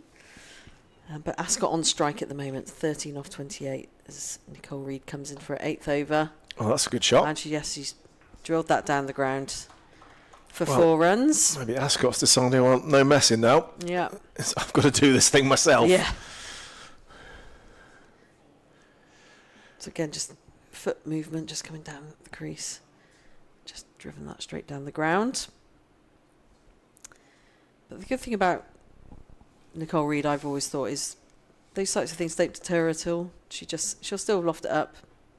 She'll still bowl it in the areas where she wants to bowl it, whereas traditionally, and speaking on behalf of myself as a spinner, if I got hit for 4, the next ball was a quicker ball, and generally then went for 4 as well. So that's just cracked through to... Yeah, that's the thing about a leg spinner. I'm sure you'll have coached a few young leg spinners over the years, but that's the thing, is that particularly when young leg spinners are learning the game, it's such a difficult skill that you do inevitably bowl a few full tosses and trackers and some half trackers that do tend to go for 4 and 6, and it's easy for a young spinner to get disheartened or even to give up and decide to try and bowl something else because it just feels too difficult to get the thing under control. Absolutely. But actually, I think the longer you realise then, the longer you get into the game, a good spin bowler is worth their weight in gold, aren't they? They really are. So it's that perseverance, exactly as you've just said. It's not being put off by being hit and just continuing.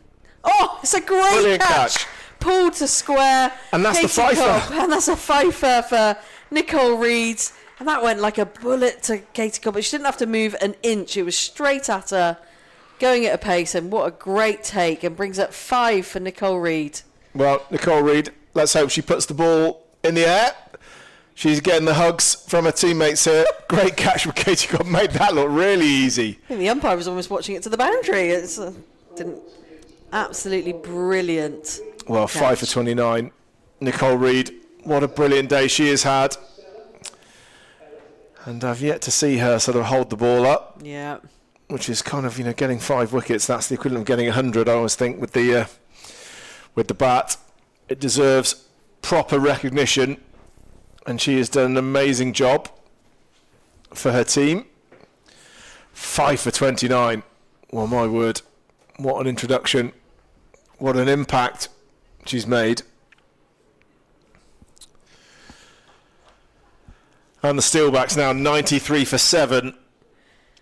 And, well, Kath, is your sense you were fairly pessimistic about their chances 20 runs ago, and I don't expect you've revised your forecast. No, I think those 2 quick wickets, as I was, almost predicted. I think it's just too big a challenge for Northampton to get back now. And like I say, I think Glamorgan's just going to turn the screw here and try and get these last 3 wickets as quickly as possible. But, hats off to Nicole Reed. What a absolute bowling performance from her. Well, 5 for 29. So much to like about this spell from her. And she really has given her team a wonderful chance. Surely, if Glamorgan do go on and win this, being for a shout for player of the match, it's been an absolute match-transforming spell from her. And the Steelbacks now, well, they've got a puncher's chance, you'd think. It's going to take something pretty miraculous from here. Yeah. One batter's just got to have a golden day, like they've never had in their lives. Yeah. Swing at everything and hit most of it for 4 or 6. It's hard to see how they can come back here. Wide ball. Will it go all the way for 4? Well, that'll help. I think it's slowing up, though. I imagine this is going to be called wides as well, is it? It was, yeah. Yeah, it is wides. So there's a few more onto the total. They all help, but I fear there's potentially a bit too much to do here. the required rate, I mean, that's the one thing. It's still under 5.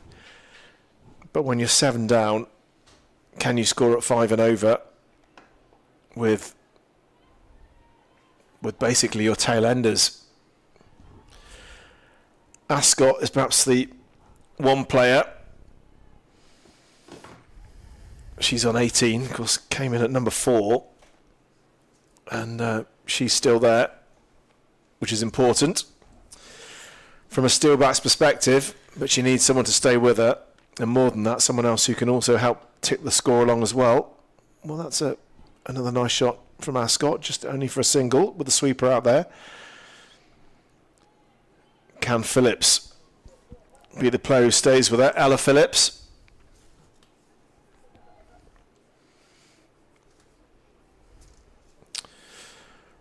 .97 for 7.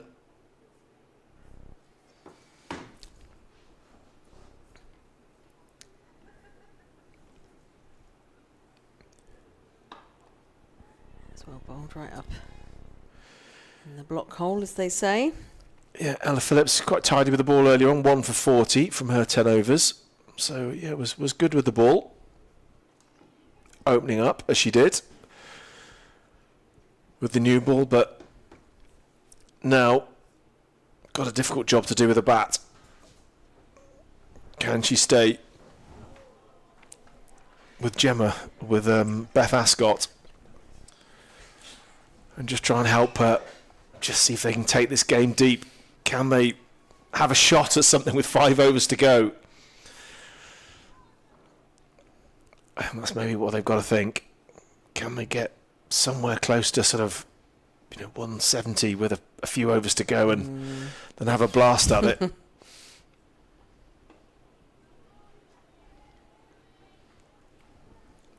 I think, for Northampton, it's kind of what do you do from here?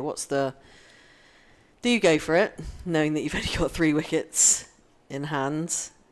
Do you try and frustrate Glamorgan and just sort of tick off 3, 4 and over? The run rate's up to just over 5, so it's still not ridiculous. Well, I mean, that's the weird thing. I don't think they do need to whack it. No. I mean, they don't need to go crazy. That's the thing. It's careful accumulation, pushing into gaps. If you can do that, then it's certainly possible. Obviously, when you say it, that sounds easy when we say it like this, and obviously Glamorgan are onto that, and therefore they've got a field set to make that extremely difficult to do.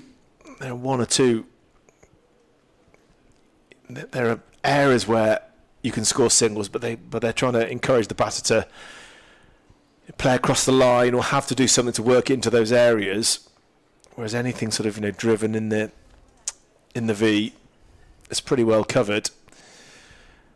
And they won't mind at all if these batters try to take risks and try and hit it over the top, because that's been the undoing of the other top batters. And again, there, Ascot maybe hasn't quite learned the lesson of what's gone before. Has a swing at that one. He's lucky not to be bowled. Fielders on the leg side thinking they might be in the game.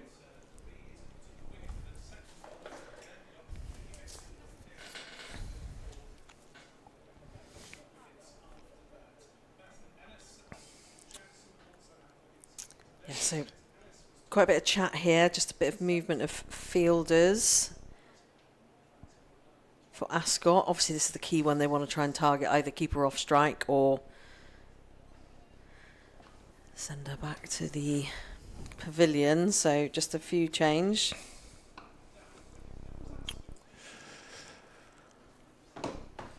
So content, I think, to let the odd single go down there. Yeah.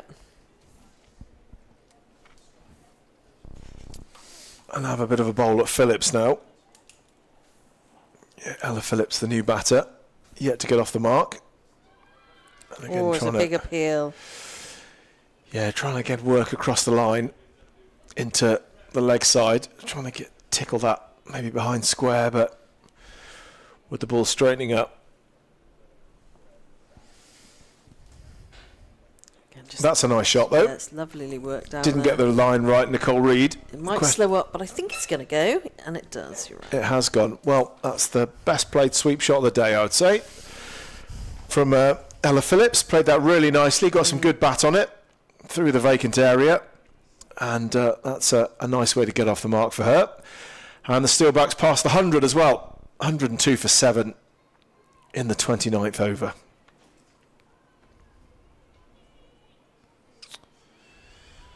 So remember, 210 is what they need. So, again, run rate, they're there or thereabouts. Just the wickets. Can they not lose any more wickets? Glamorgan just need 3 for victory.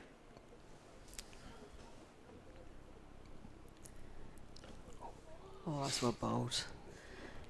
5 off that over for Nicole Reed, so 5.34 off at 9 overs. And Northants currently 102 for 7 off 29 overs. So runs to win 108.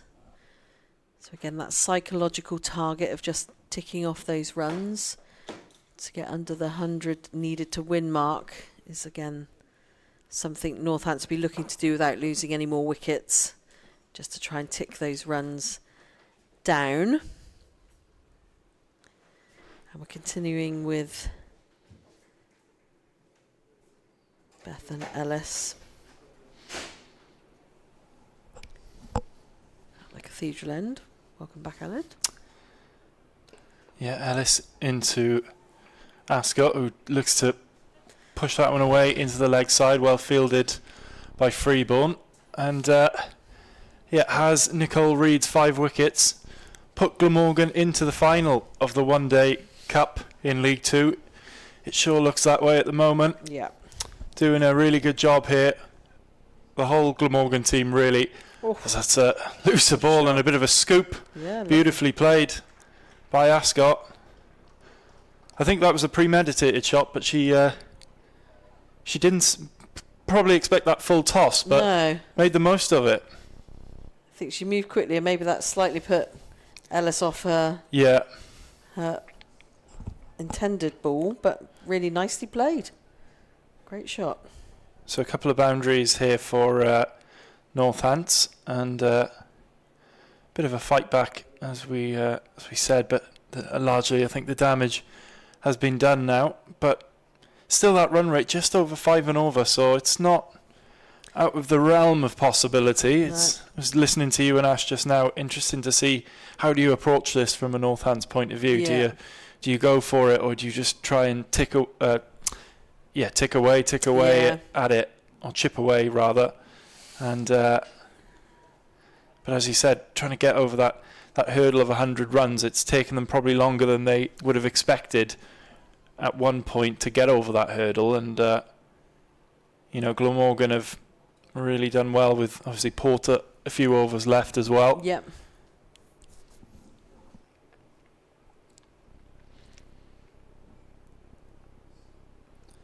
Ascot looks wide, that'll be a wide. She's frustrated with that one. She thought that was on the on the mark. Look at the disbelief. On the blue, as they say. Still discussing it with the umpire. Yeah. I don't think she's going to change her mind. No. I don't think I've ever known her to change her mind. So. It looked wide from here. We'll see it on the replay. Oh, it is just on the line, so marginal call. You can see why she is a little bit upset, but let it go. Next ball. That's what matters. At this stage in the game, surely she won't be too upset with that. Slightly fuller, but chipped over and smashed away for 4. So another slightly loose delivery from Beth Ellis. I mean, now she'll be annoyed. Yeah. Dot 4, given a wide, which was probably on the cusp, and then full toss, smack for 4. Yeah, that's the second full toss she's bowled in this over now, so needs to just regain her control. Just need to take a breath here, get a line in length back. Ascot's going nicely at 28 off 38. This is the wicket they will be looking to either keep her off strike to build that sort of frustration and target the other end, or place their plans. So on 1-1-1 for the suspicious amongst you may want to lift one leg. But yeah, I think just making some fielding adjustments here. Just dropping deep, fine. Yeah, well, Beth Ascot was the one to really bring home the victory against Yorkshire in that penultimate pool game, 86 not out on that day. So she's very capable of definitely bringing it home. And if Phillips here can play an Eve Jackson-like cameo at the other end, it could be interesting. Yeah, I think if anything, Ascot just needs batters to stay with her. Yeah. Because like you say, she's more than capable of scoring the big runs. And that one on the on the border as well. This time the umpire gives the bowler the benefit of the doubt. Yeah. Maybe one back, as they say, for a previous error. Perfect. Thank you, tech team. We asked for a worm just to see where those key wickets have fallen for both sides. But you can see, obviously, the blue line is Glamorgan. You can see it right at the end there, those 4 wickets going to end the innings for Glamorgan before the end of the 50th over. But if we just look at the red line there, Alid, you can see where those key partnerships have been broken. So there's 3 wickets in the middle, and it's then that cluster, isn't it? That cluster, and then that double wicket just towards the end of the worm there. So between 15 and 20, that cluster of 3 was the big one. It was Kirk, Marriott, and Hill, was it? I'm struggling to remember which ones were which now, but was it? Oh, Sims, perhaps. Sims, maybe. Yeah, it was that first bowler, wasn't it, with Sims? But the big one was Kirk, and Definitely. It felt like the game changed at that point. And Nicole Reed now into her final over. Yeah. She has been perhaps the standout performer in this game. 5 for 34 from her first 9 overs. Outstanding from that River Taff end. Yeah, she'll be looking hopefully to get one more if she can in this over. That's a beautiful drive. Oh, it's a misfield, so they will get 2. Yeah, slight misfield there from Parfitt, but it's not bad enough that it goes away to the boundary. Glamorgan standards just dropping slightly here. There are a few loose deliveries in the last over, a few fielding errors. They can't afford to rest on their laurels, can they? No, like I was saying earlier, you can almost get into a bit of a lull when you take wickets really quickly in a game and you get 5 down and they don't get any for a while. The batting side can get themselves back in the game, but then luckily, Glamorgan have then taken those 2 wickets. But it's you've got to still be on this. If you're from a Glamorgan point of view, you need to still be every ball in it, expecting it to come to you, and cutting down those quick singles where they can. Oh, that's well bowled, just under the bat. So 1 more to come from Nicole Reed. Can she turn that 5 into a 6? Well, it would be the send-off she deserves, and ends with a dot ball. But what a magnificent spell from Nicole Reed. She gets a huge round of applause from everyone in attendance here and her teammates. 5 for 36. And has been the game changer really in this second innings, in this run chase. She's the one that got that key wicket of Michaela Kirk. And as we've mentioned, it felt like the game changed at that point. Fantastic contribution from Reed again. She's been so consistent for this Glamorgan's women's team this year. Yeah, absolute brilliant asset to have in the team. Katie Cobb's coming back into the attack at the Cathedral end. So she's bowled 6 overs, no wickets as of yet, 0 for 27. So bowling to Ascot, who's currently going well at 28 off 41 balls.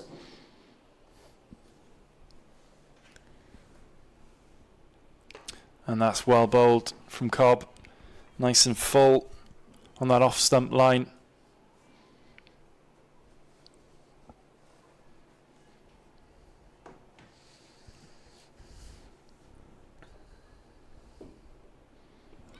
And a big shout in front, and it's given. Katie Cobb gets a breakthrough, her first wicket of the game, and you feel that that is the wicket that will put Northants out of this game and Glamorgan into the final. It's Ascot, trapped straight in front of her stumps. As that one just straightened, yeah, she knew it, didn't she? Easy decision for the umpire. And you'd have to feel that that is Glamorgan with 1.5 feet into the final now. She kind of politely asked, was that out? Whereas everyone else was out. But yeah, very polite ask from Katie Cobb to the umpire there. But yeah, never in doubt. That was only going onto the stump. So a great wicket for her.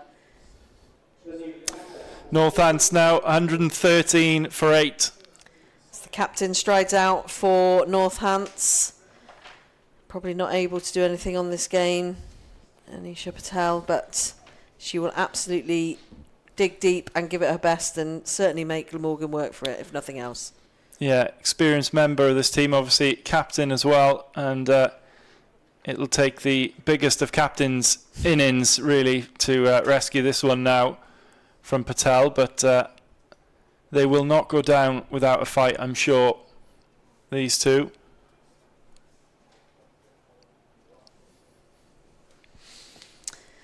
So, dot wickets for Katie Cobb. She comes into bowl to Anisha Patel, who plays it nicely straight back to her.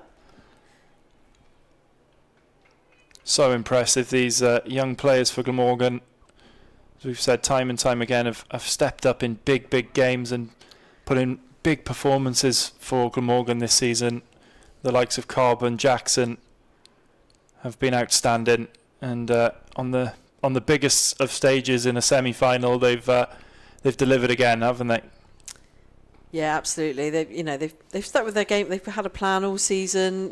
Just to not only just see what this tier's all about, because they've got another year, but they can observe what's going on in Tier 1 as well. But just bring this squad into a big shout. That's very close, I'd say. Yeah, height may be the issue there. I think it just came off the wicket maiden inside of the thigh pad. Yeah, it's an Cobb. excellent over from Katie Cobb. But yeah, I think they've had a real sense of what they're looking to achieve this year in all the different formats, and they're just executing those plans. And they've got a really young squad, but also there's a few older, more experienced players who've been around on the Welsh circuit for 10, 15 plus years, and that just really gels a team together when you've got a mix of both. Both Parthits have been playing probably for Wales for at least 15 years not between them for forever. They've sort of come through the ranks, and yeah, I think it just shows the depth of squad that Glamorgan have got. And again, they've got another year to just understand more about what they want to bring to this competition, so when they turn professional in 2027. Yeah, and here comes one of those experienced members of this team again, Gemma Porter. 0 for 16 so far off her first 6, and you almost get bored of talking about how brilliant Gemma Porter's been this season for Glamorgan. She's just the hallmark of consistency, especially with the ball. Her first ball is just on the money again. Yeah. I don't think I'll ever get bored of talking about how consistently brilliant she is.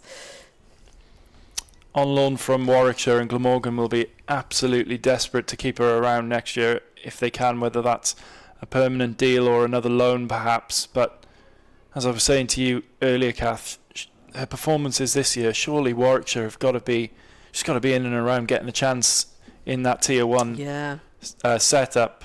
So they're certainly going to have eyes on her, how well she does in this competition. So that's up in the air and it's deep. Oh, just chipped over Katie Cobb's head at fine leg. So she is on the ring, so it just was over, but maybe didn't quite anticipate it enough when it kind of went up in the air. Really hard to judge sometimes, isn't it? Yeah, I think initially she thought, oh, I'm in the game here, and then about halfway through the flight of that ball realised, nope, that's way over my head. I've got no chance with that one. So Porter in again, slightly straighter this time, and just worked into the leg side. Freeborn is there to prevent it from scoring.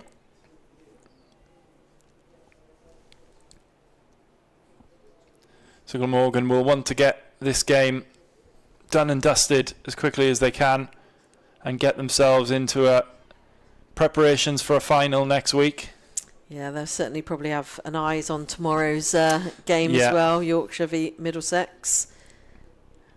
That's the other half, or the other semi-final. So the winner of that will play the winner of this game. Or it's through and well taken by Georgia Parfitt, but ends the over. It's only 2 off that. Northants 115 for 8 off 33 overs. Yeah, and just on that other semi-final, Middlesex top in the group at the end of the pool stage. Yorkshire finishing 4th, but I think Yorkshire won the T20 competition. Is that right? And yeah, don't have it in front of me, but yeah, I think you are right. Yep.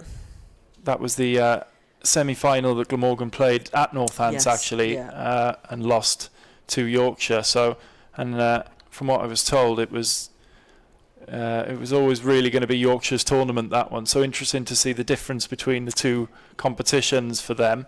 Different players, perhaps, different personnel, but that'll be a really interesting game tomorrow. And as you said, I'm sure these Glamorgan players, when they see this job out, or if they can see this job out, will have one eye on that one tomorrow. Cobb back in for her 8th over.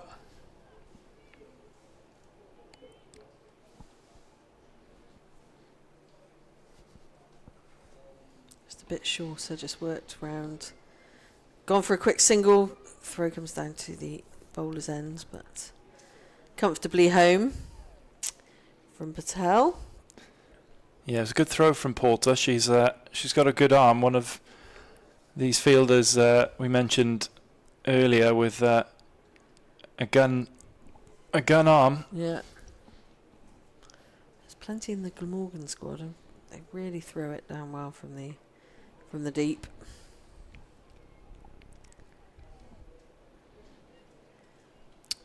Phillips now just absorbing a little bit of this pressure from Cobb. She's 8 off 22, just trying to get something going here for her side. As that one's on the leg, around the legs, and she can't get it away. Yeah, I mean, if you're looking at the screen now, 94 to win off 97, you'd be like, oh, doable. The problem is only 2 wickets in hand. Yeah. So if that was 4 or 5 wickets in hand, you'd be leaning towards the batting side. So Northants in that respect, but they just don't have the batting to back up. No. At the moment, unfortunately. So again, it's deciding what's the game plan here for Northants in terms of, do you try and just go for it, or do you try and knock those off and keep Glamorgan out in the field as long as possible?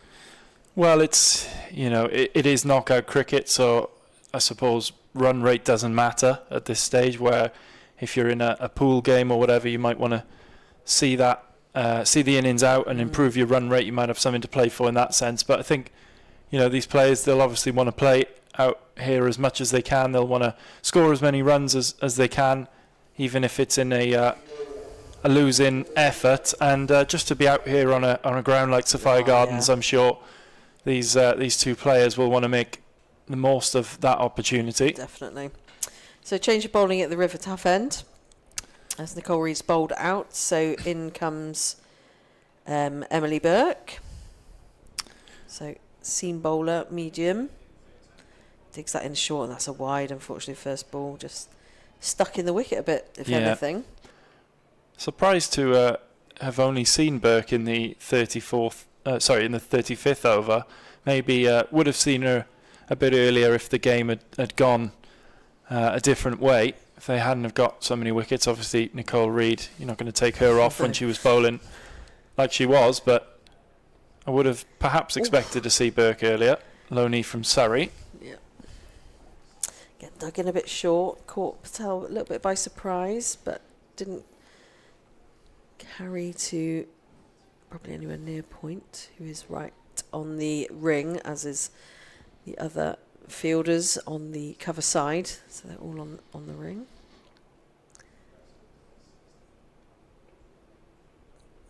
Oh, and that one just gets an outside edge, maybe out to short third man.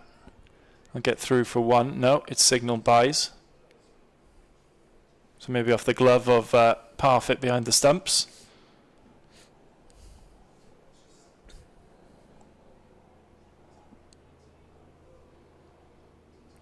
Almost a V-shaped field, really, when Patel was on strike.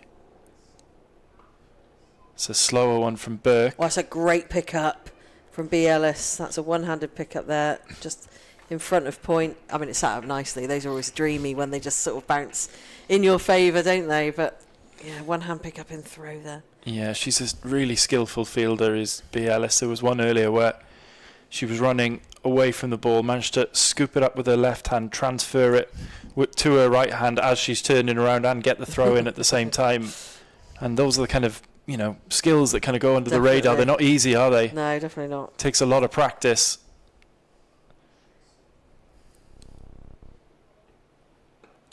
A bit uppish, but through mid wicket area, so just for a single. Bit fuller and a bit quicker, I think, from Burke on that occasion, and Patel didn't get all of it, trying to drive it down the ground as mid-on goes back to long on for Phillips, and fine leg comes up into the circle.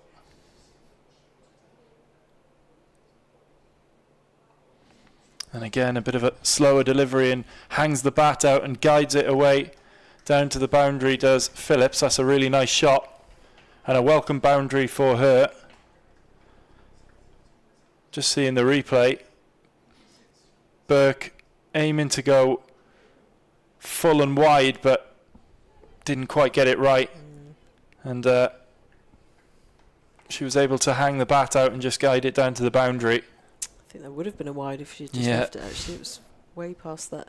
The blue line. So the blue line is the indicator for the wides. You can see, just hopefully see on the screen.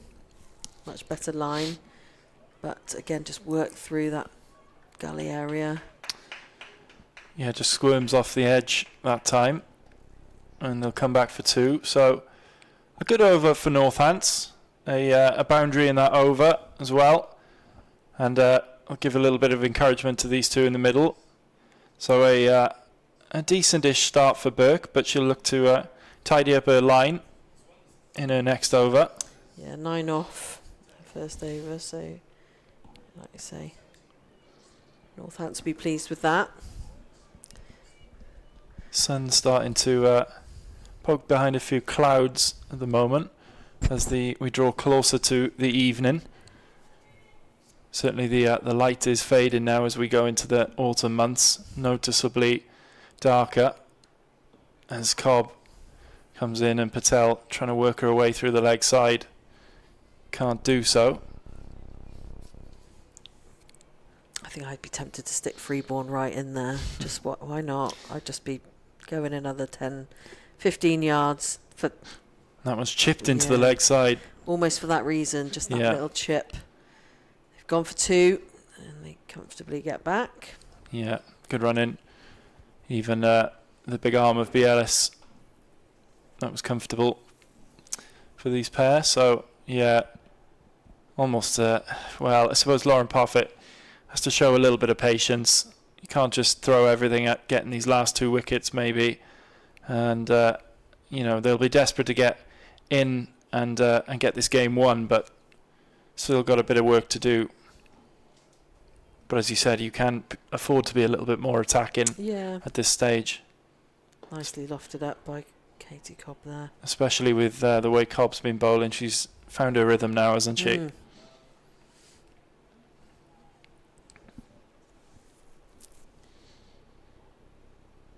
Oh, it's a shout. I think it's probably too high, but yeah. Patel trying to work that down to the leg, but didn't connect. So it's a great ball. Again, it's building. You feel it's building. Yeah. It's going to be something, whether it's a huge 6 or a wicket. Time will tell. Or a dot ball. Textbook forward defensive there from Patel to end the over from Cobb. Only 2 from it. It's 128 for 8.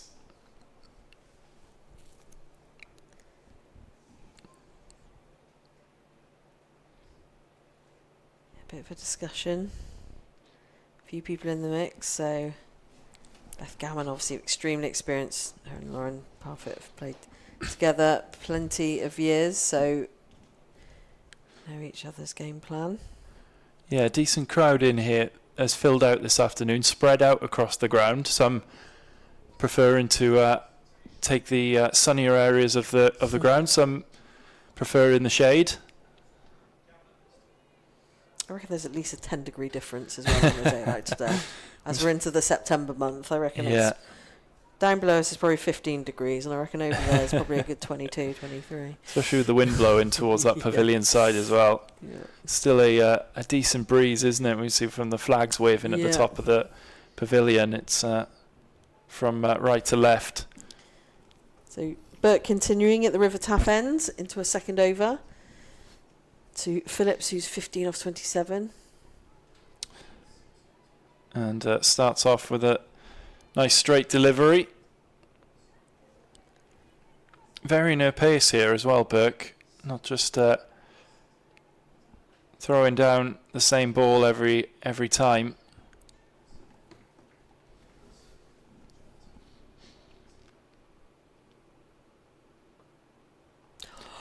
Oh! And that one just falls short of Freeborn at short third man. And gets away with one there, does Phillips. Bit of a loose shot. It was a very loose shot. I think it was a great ball from Burke as well. Just like I say, she's varying her pace. So it was a bit of a flash shot that went just sort of deep gully area. But Freeborn is on the ring, so it just dropped short. But could have been a chance. But great effort. Good throw in. Ooh. Georgia Parfitt fancied that one, but I think Phillips was safely in. Didn't slide her bat in though, really. As someone who's a big fan of the basics of the game, that tends to annoy me. Yeah, I think if that was a direct hit, like you say, without sliding the bat, could have been a very different situation. So we're just watching that on the replay. So pretty short. So she starts off slow. Oh, there was a little bit of a slide, but bit of a dab at the end. Yeah, more of a tired slide as they take another quick single this time. Gammon's in there, good underhand throw into Parfitt, but good running again from these two. And at this point, that's all they're able to manage is quick singles in that ring, which are risky. And when you have to sprint to the other end every ball, it's not a really sustainable model, is it? Dug in, short, it's chipped up. Oh, didn't unfortunately go to mid or the bowler. So Burke was running back, but wouldn't have got there. But again, she dug that one in. And Patel didn't know what shot to play and ended up chipping it back up over the non-striker. Yeah, and Burke just ran into the non-striker Phillips there. Nothing she could do. But I don't think she would have got there anyway, as Burke fires one that's a wide. A scuff of dust from that wicket there as well. Drying up a little bit now. But Burke has just struggled a little bit with her line at times. Few wides. That's a line, yeah. That's a better one, and Gammon's in there to prevent the quick single this time. And the end of the over. Northampton 132 for 8, 13 overs remaining. And Northampton are right in this still, 78 off 78. Yeah, run the ball. Wicket's the issue, but they are in it. Yeah, run a ball at the moment, and these two have dug in pretty well. Found it difficult to score runs at times, and difficult to get runs away to the boundary, but they are digging in. Phillips and Patel, Captain Patel, and they've not made it easy for Glamorgan in this last couple of overs or so, as Cobb is into her last over, and that's a wide ball. So just a bit off from Katie Cobb. Glamorgan will want to keep standards high here and get this victory in the bag as that flash goes past Parfitt and the stumps. It's a really good ball from Cobb. It beat Phillips.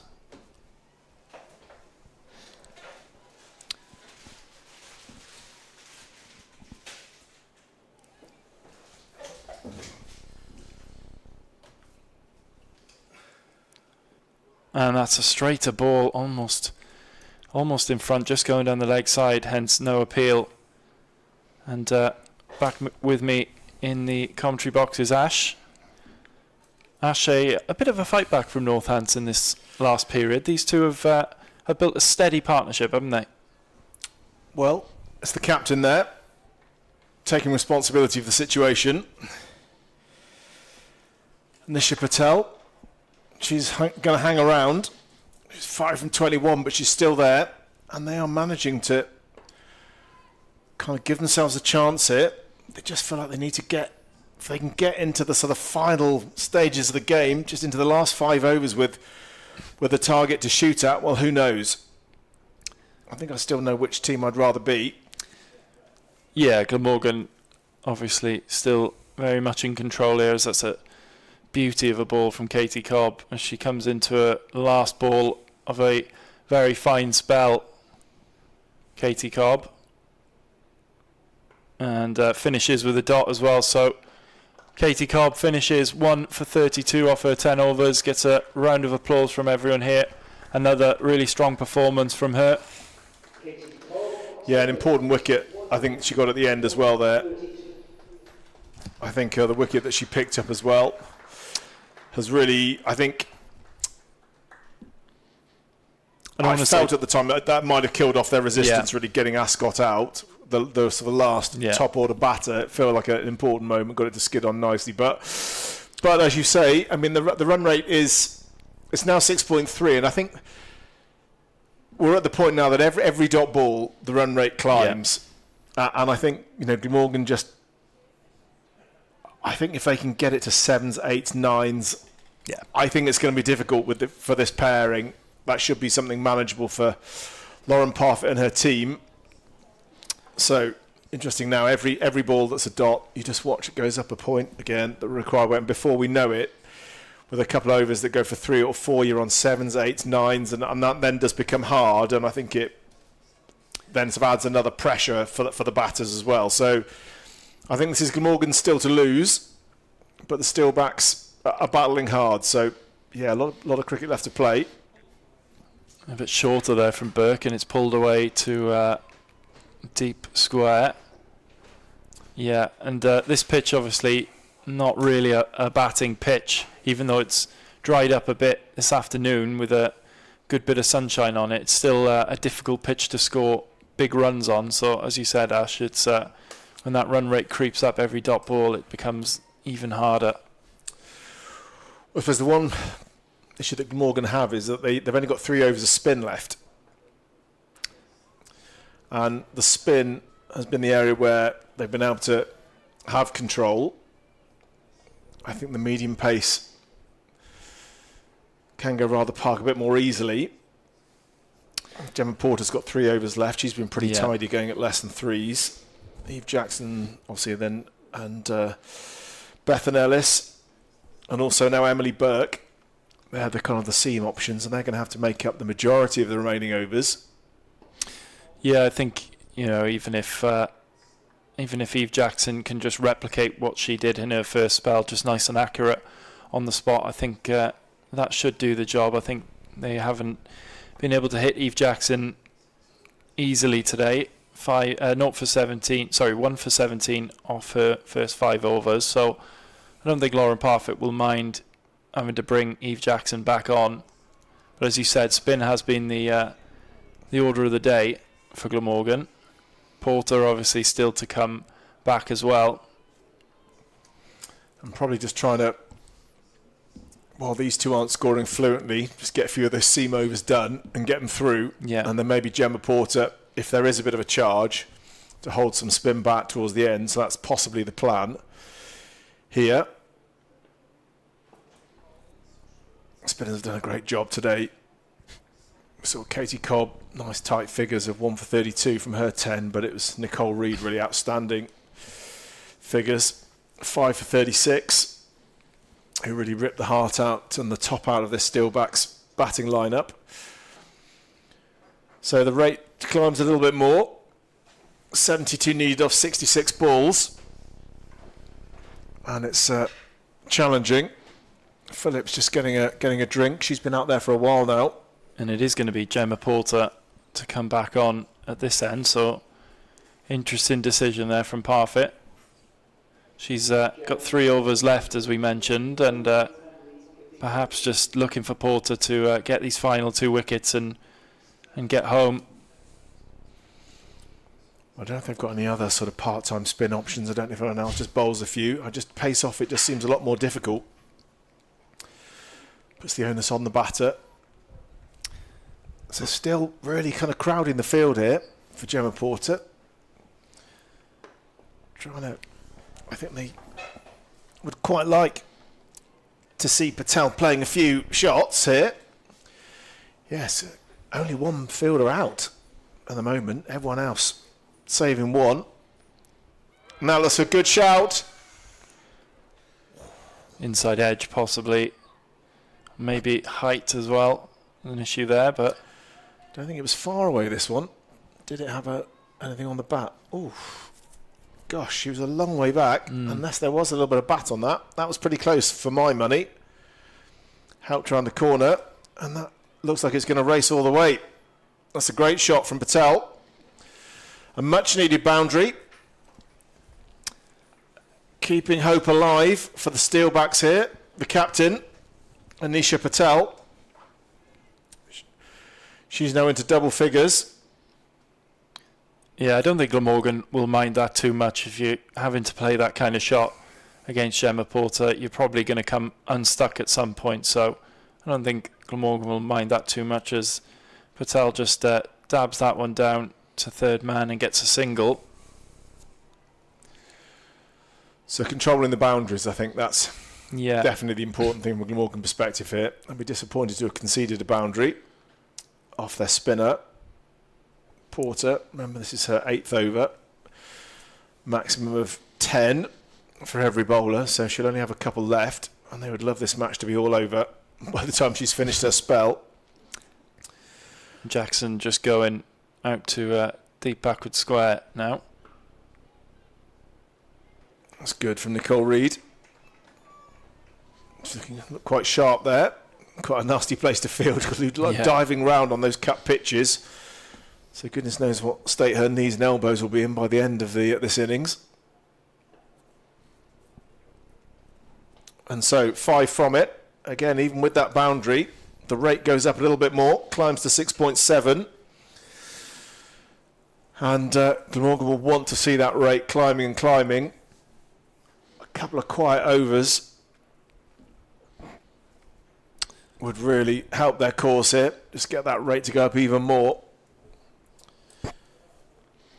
Yeah, and I can see why Lauren Parfitt has turned to Gemma Porter, as we mentioned, with that run rate in mind. If I know she went for a boundary off that over, but if she can keep those overs to 1, 2 and really build the run rate, build the pressure, again, it's going to be a really tall order for Northants in the twilight of this innings as Burke comes back and starts off, and that's a bit short and wide. Got away with that one, Burke. It's an interesting note. They're relying on Burke to bowl a pretty tight line here. There's no sweeper on the offside, so that ball's off short and wide outside off stump. Doesn't have to get much bat on it, and it could potentially race away for a boundary. Yeah. So they want her to bowl pretty straight here. That's the field they've got set. Off stump line. Again, another wide one. And so wide that it's called a wide by the umpire. So needs to get her line sorted here. There's Burke. Yeah, I might be tempted to put that sweeper out and bring Beth Gammon around a little bit just to cut off that drive. Just with the way Burke is bowling at the moment, wide of off stump. She'll want to bowl that sort of off stump, fourth stump line. Oh, gosh. And that one's short and tries to pull it away. Patel gets a top edge and it goes over the top of the wicket-keeper. They'll come through for one. So gets away with one there, does Patel. So there's lots of cover. I mean, you'll see sort of in the Glamorgan men's white ball team, they'll often have this sort of, and won't mind using the middle of the pitch, and will actually be encouraging the batters to play square of the wicket because they're long boundaries to defend, long square boundaries, and they've got cover out there, the sweepers out in the leg somewhere, so they don't mind that, them playing a shot for one, and often when they can often induce a top edge or hit the ball up in the air and will bring those sweepers into the game as catchers as well. So that could be a tactic. I think where you really don't want it with this field is short and wide outside the off stump. Yeah, and that sweeper is out now for Phillips. And Gammon back in. That's a shorter ball. And Phillips tried to, almost pulled out with that shot. She went to pull it into the leg side and at the last moment seemed to pull out of the shot. Well, she doesn't look incredibly comfortable with the shorter ball here. I mean, it's not express pace or anything, but still, it's not particularly in control of those cross-bat shots into the leg side. So it's Katie Cobbs waiting for a potential catch at short fine leg and two out on the boundary as well. This one's fuller. Big appeal. Slower ball there from Burke as well. Good variation of pace. Fooled Phillips. She went to clip it off her pads and mistimed that one. It's a nice variation of pace. Well, just needs to exit the over well now. Just 2 runs from it so far as the rate climbs above 7. And a dot ball here. Well, they'd be delighted with that, and the rate would go up that little bit more. I think it's just going to be a single. So not a bad over, though. Just 3 from it. Steelbacks 146 for 8. And the equation now, 64 to win from 54 balls. Yeah, Glamorgan will want a breakthrough here. This partnership building now. And they'll be keen to get down to the number 11. Just checking what this partnership is worth. 31 at the moment. So 32, sorry, as the stats just update. 14 from Phillips and 13 from Patel. So a really steady partnership here from these two. It's come off 56 balls. So 9 overs to go. Definitely game on still. Gorgan, of course, just need 2 wickets. 64 required for the Steelbacks. And she's bowled her, and Porter has struck. And will that be the decisive blow? Porter claims her first wicket, and it's Phillips who's gone for a well-made 21. And Glamorgan now surely very close to reaching the final of the Metrobank One Day Cup.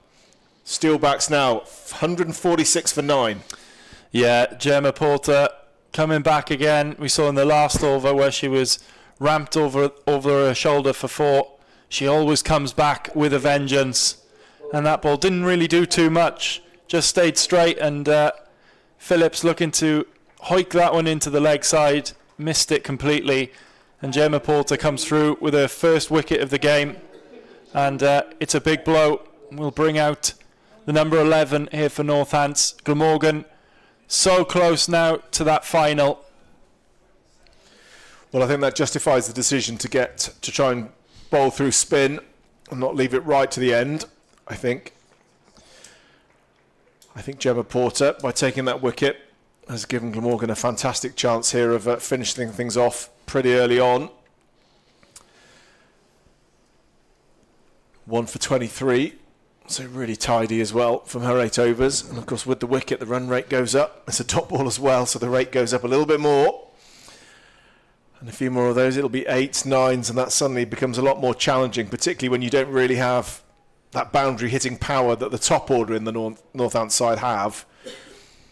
And I don't know whether Robinson's got that sort of power on her. She's a tall batter, so long levers. I imagine if she catches one, it will go, but... Tight line there from Porter on that off stump. runs it away Robinson, they'll get back for 2. So decent start here for Robinson. But Gemma Porter will be really eager, I'm sure, to finish this off for her side.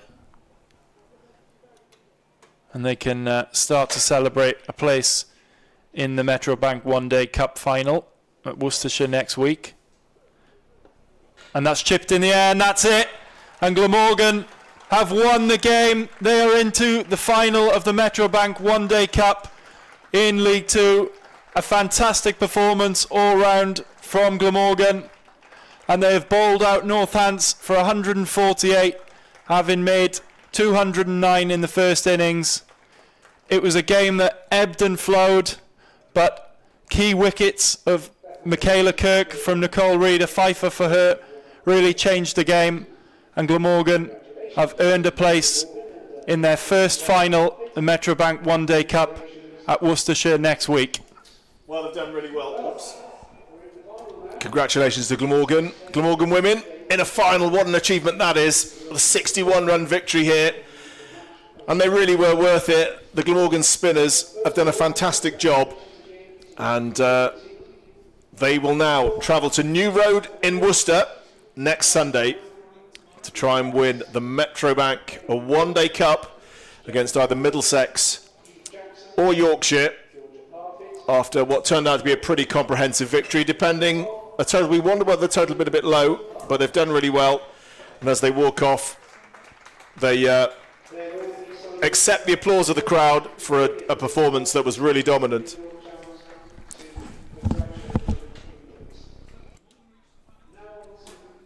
So the team's shaking hands. There's Nicole Reed, the star of the show. 5 for 36, surely a candidate for player of the match. I think we would probably agree here, as Kath rejoins me again just to reflect on this victory, that Nicole Reed probably the player of the match, certainly from my perspective. How did you see it? Oh, absolutely. I think, those key wickets are the key moments in the game to break up those partnerships. We saw the worm earlier. Those 3 wickets that came at that crucial point just turned this game on its head, and it was just too much of an uphill battle for Northants to then get back into the game themselves. And I just love the way that Glamorgan have gone about their season, gone about this competition. That, like I said earlier, they've got young players coming through who are learning. They've got the great experience around them with, Lauren Parfitt, Georgia Parfitt, plenty of other players. Rachel Priest as their coach, Amy Rees, all the backroom staff, just bringing that experience that they can. And, what an achievement for them to get in their first season as Glamorgan to the final next week. Yeah, very well done. And it was the spinners who really did the damage. And Reed there particularly taking out those big names at the top of the order. It was Chloe Hill and Michaela Kirk and Gemma Marriott. They were the ones who we were really expecting to lead the charge. But when Reed was introduced, well, she rattled through the top order and really kind of took the heart out of this Steelbacks chase. And it was, in the end, a very good bowling fielding performance. We talked about how the two fielding sides would compare. Yep. And actually Glamorgan held on to most of their catches, didn't they? And we were lucky that that put down of Kirk didn't then go on to, we were all worried thinking, crikey, is that going to cost Glamorgan at the end? But like you say, Nicole Reed certainly came back and got those wickets. But, it's the margins. When you're moving towards the professional game, it's the small margins that make the biggest difference in these games. And, like I say, Northants probably gave away 30 plus runs through some misfields, which potentially is the difference. Glamorgan were cruising to 230, 40, 50 and still only got to 210. But, the fielding outfit of Glamorgan's really strong, really tight. A couple of misfields. They're only human at the end of the day. Yeah. But overall, just an absolutely outstanding performance. Well, the outstanding performer, Nicole Reed, 5 for 36. And Porter came back well to take 2 crucial wickets to finish things off at the end. And the rest of the wickets shared round. Eve Jackson kind of led the seam attack on her own, really. Great performance from such a young player with the rest of the main seam attack missing for this match. But then very tidy stuff for Cobb. She got a well-deserved wicket as well. And 1 for Ellis as well. So, no doubt about the start. Nicole Reed, 5 for 36. And an outstanding performance for her.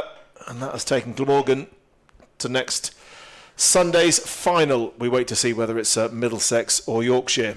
And so there's the summary Glamorgan 209 all out, with Bethan Ellis leading the way on 70. And then the Steelbacks in their chase, well, they were up with a rate, but just kept losing wickets. And the end, thanks to that incredible spell by leg spinner Nicole Reed.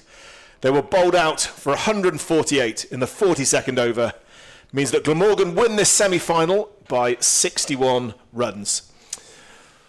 Well, Kath, to make a semi-final in your first year, that's a great achievement for the Glamorgan women. Yeah, I think, and what they've gone toe to toe with everybody. That's the great achievement of this season. Not only to get to the semi-final and go to the final next week, but they've gone toe to toe with some really established counties already, into their game. So it's nothing but positive from here on in for Glamorgan. And as I said earlier, they've still got another season to just watch what Tier 1 does.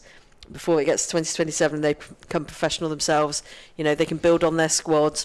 The younger players will be slightly more experienced, slightly older as well. So it's nothing but going up for Glamorgan in my eyes. It's really fantastic. And that final, which of those sides, if you were Glamorgan, would you fancy playing, or were you not bothered?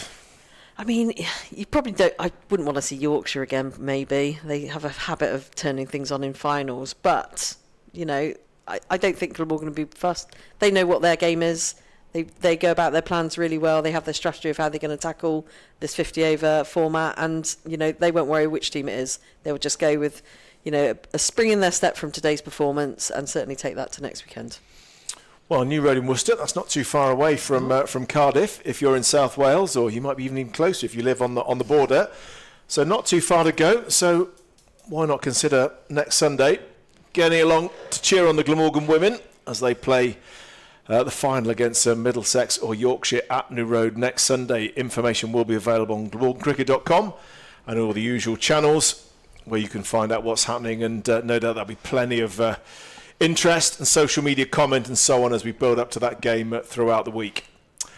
But I guess it just remains for us, for Kath Wilkins. Yeah. Thanks, Kath. It's been great to spend quite a bit of the summer with you, really, enjoying this first season of white ball cricket for the Glamorgan women here. Thanks, Ash. It's been really good to watch this team grow throughout the season and now reach a final. Thank you too to Aled Hopkins, who's been an excellent guide to today's match, and from me, Ashley Crowther, as well. Thank you very much indeed for joining us this afternoon. I hope you've enjoyed our coverage as Glamorgan make the final of the Metrobank One Day Cup in their inaugural season. It's a great achievement, and we wish them well for the final next weekend. Commiserations to the Steelbacks, who put up a great fight, and I'm sure they will fight again before too long.